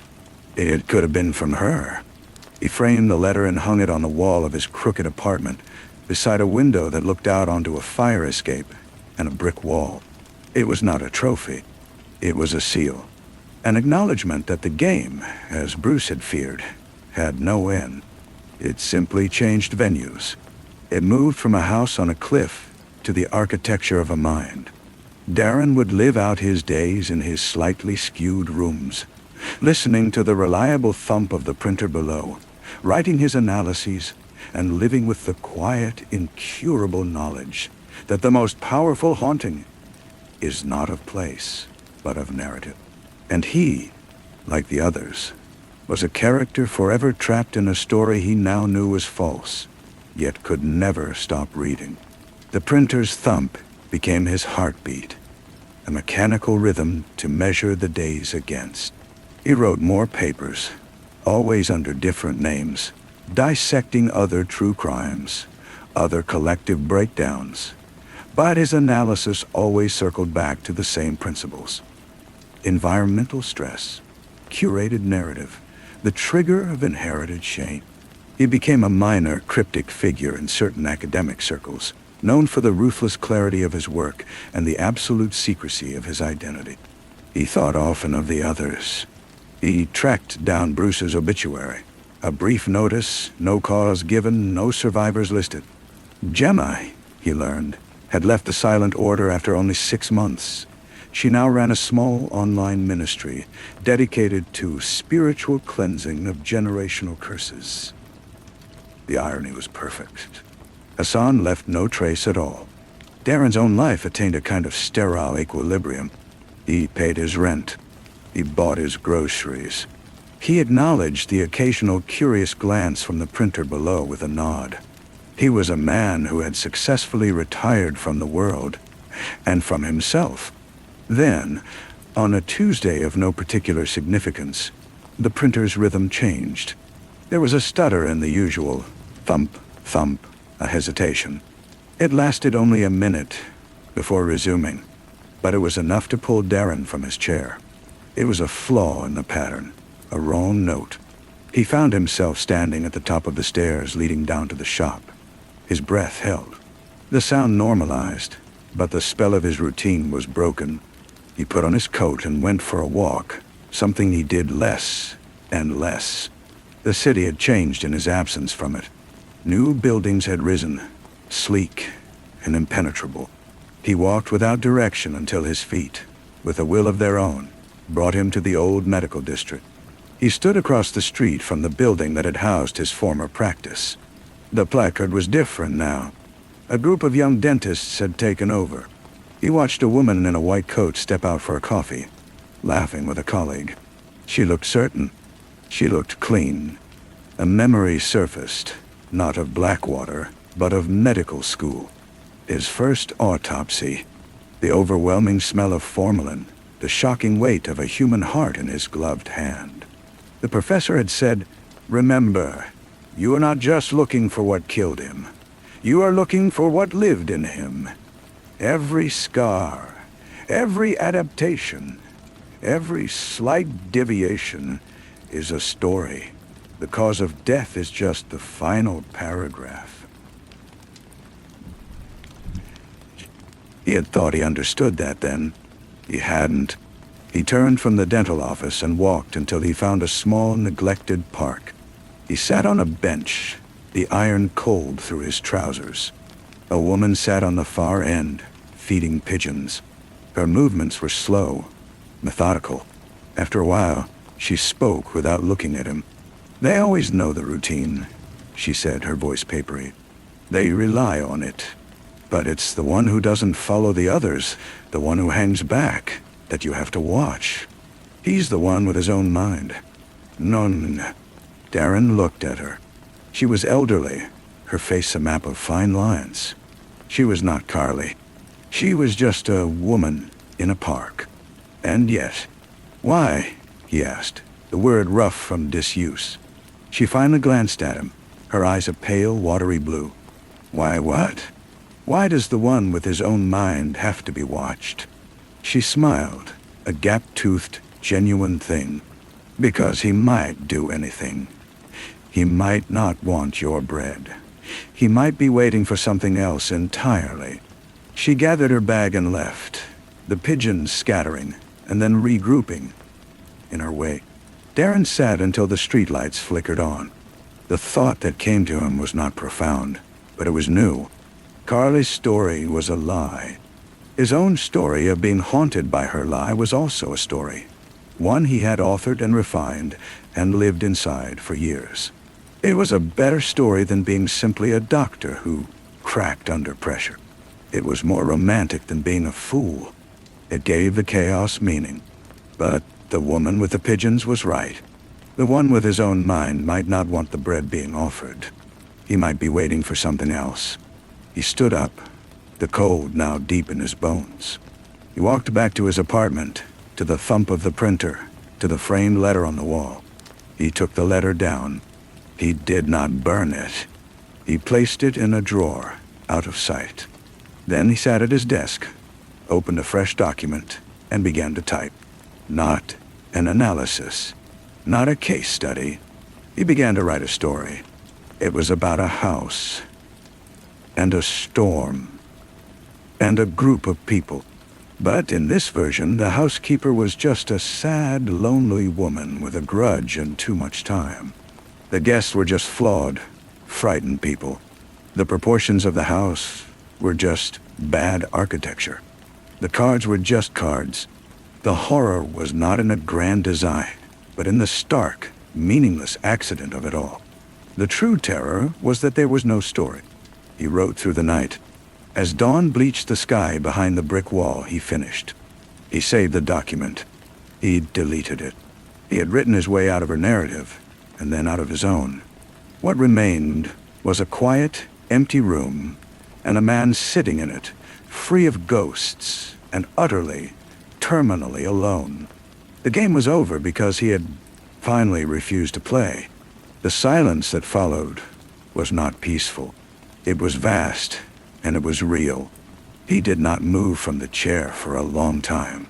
The silence in the room was absolute, a physical presence. It was the silence of a vacuum, where no story could live. He had achieved a kind of purity, a null state. He felt nothing. It was the most terrifying sensation of his life. Days passed in the new silence. He stopped writing altogether. He ate when he was hungry. He slept when he was tired. The printer's thump became mere noise, devoid of rhythm or meaning. He was a blank page. Then, a postcard arrived. A generic image of a tropical beach, the kind sold in airport racks. It was addressed to him by his real name. The message on the back was brief, typed on a label and stuck to the card. The house is gone. A fire. Lightning, they say. Nothing left but the foundation. Thought you should know. It was unsigned. The postmark was smudged, unreadable. He held the flimsy card. Blackwater House, the physical engine of the nightmare, was ash. He waited for a feeling, triumph, closure, grief. But none came. The house was just a thing. Its destruction changed nothing. The story was still out there, living in him, even if he had renounced it. A story, once believed, leaves a fossil in the mind. The fossil ached. He found himself one afternoon at the public library, in the local history section. He was not sure why he had come.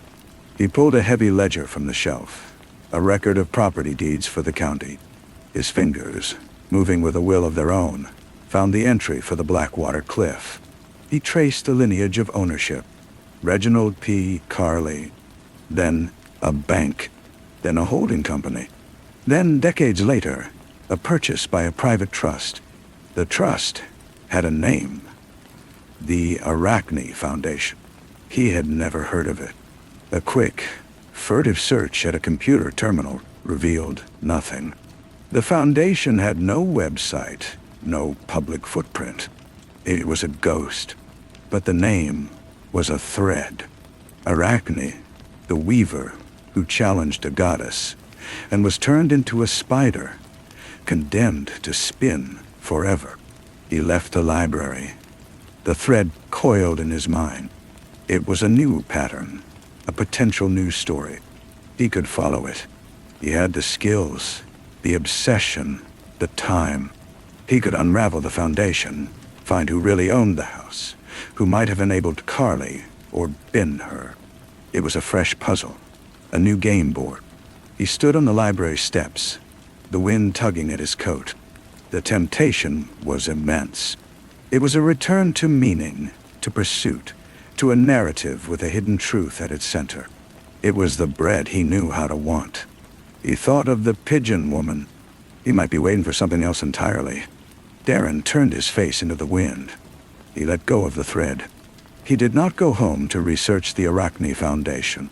He walked to the river and stood on the bridge, watching the dark water move. It carried no messages. It held no secrets. It simply flowed. He would go back to his crooked apartment. He would listen to the printer. He would feel the vast, real silence. And he would not fill it. This was the something else. This was the unwanted bread.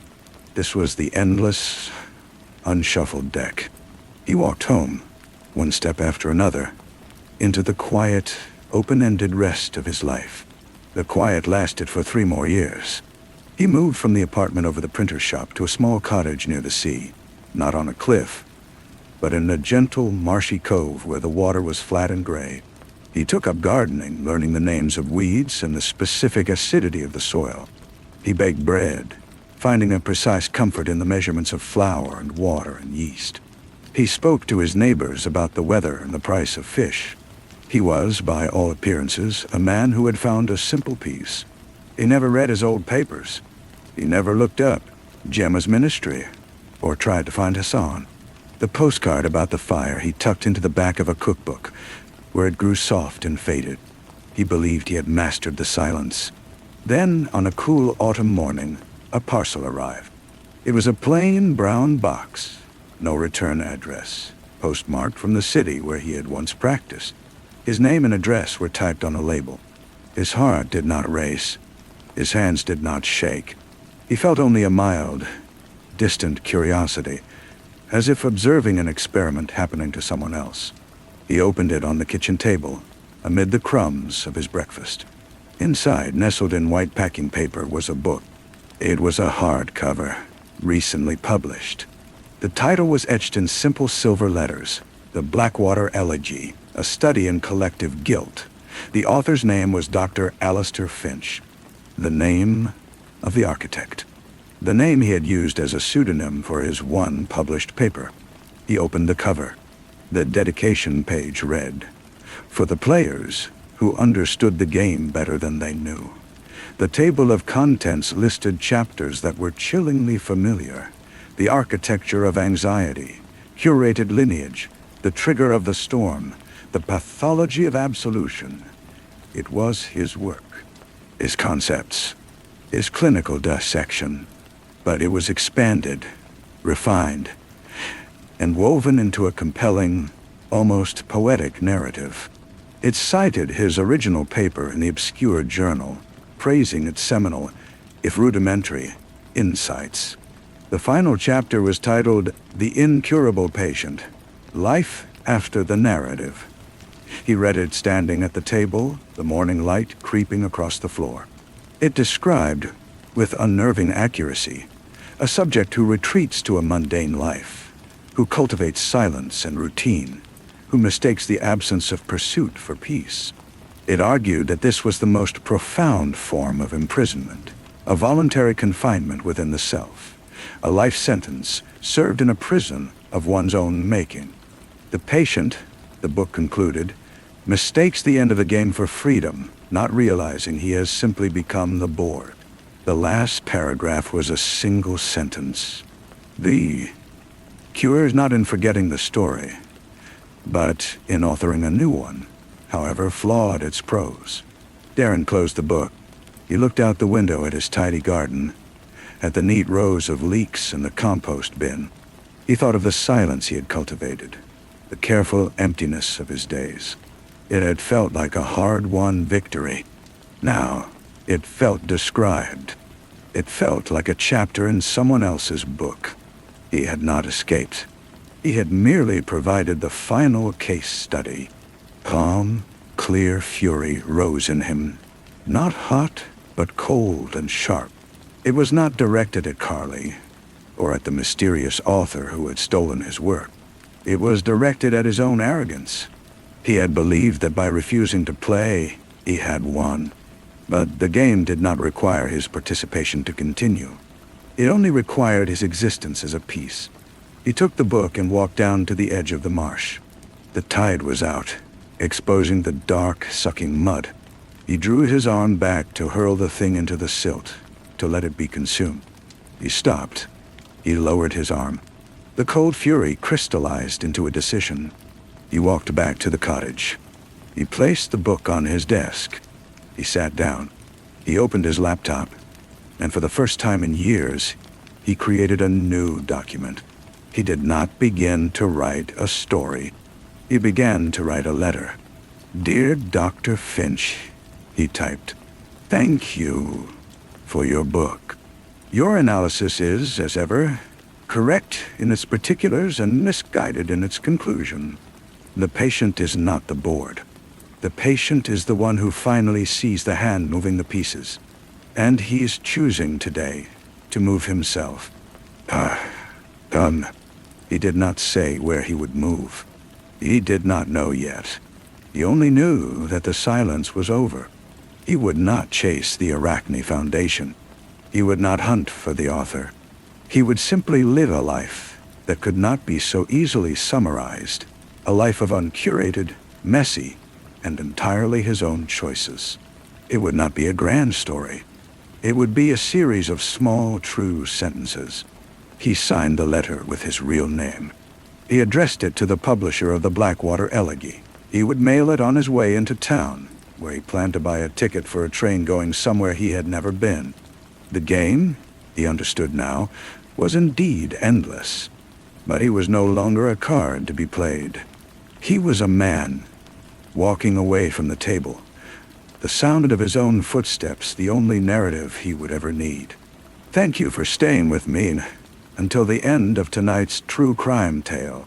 If this case captivated you, don't forget to subscribe and hit that notification bell so you won't miss tomorrow's investigation, and to help our channel continue bringing you these stories.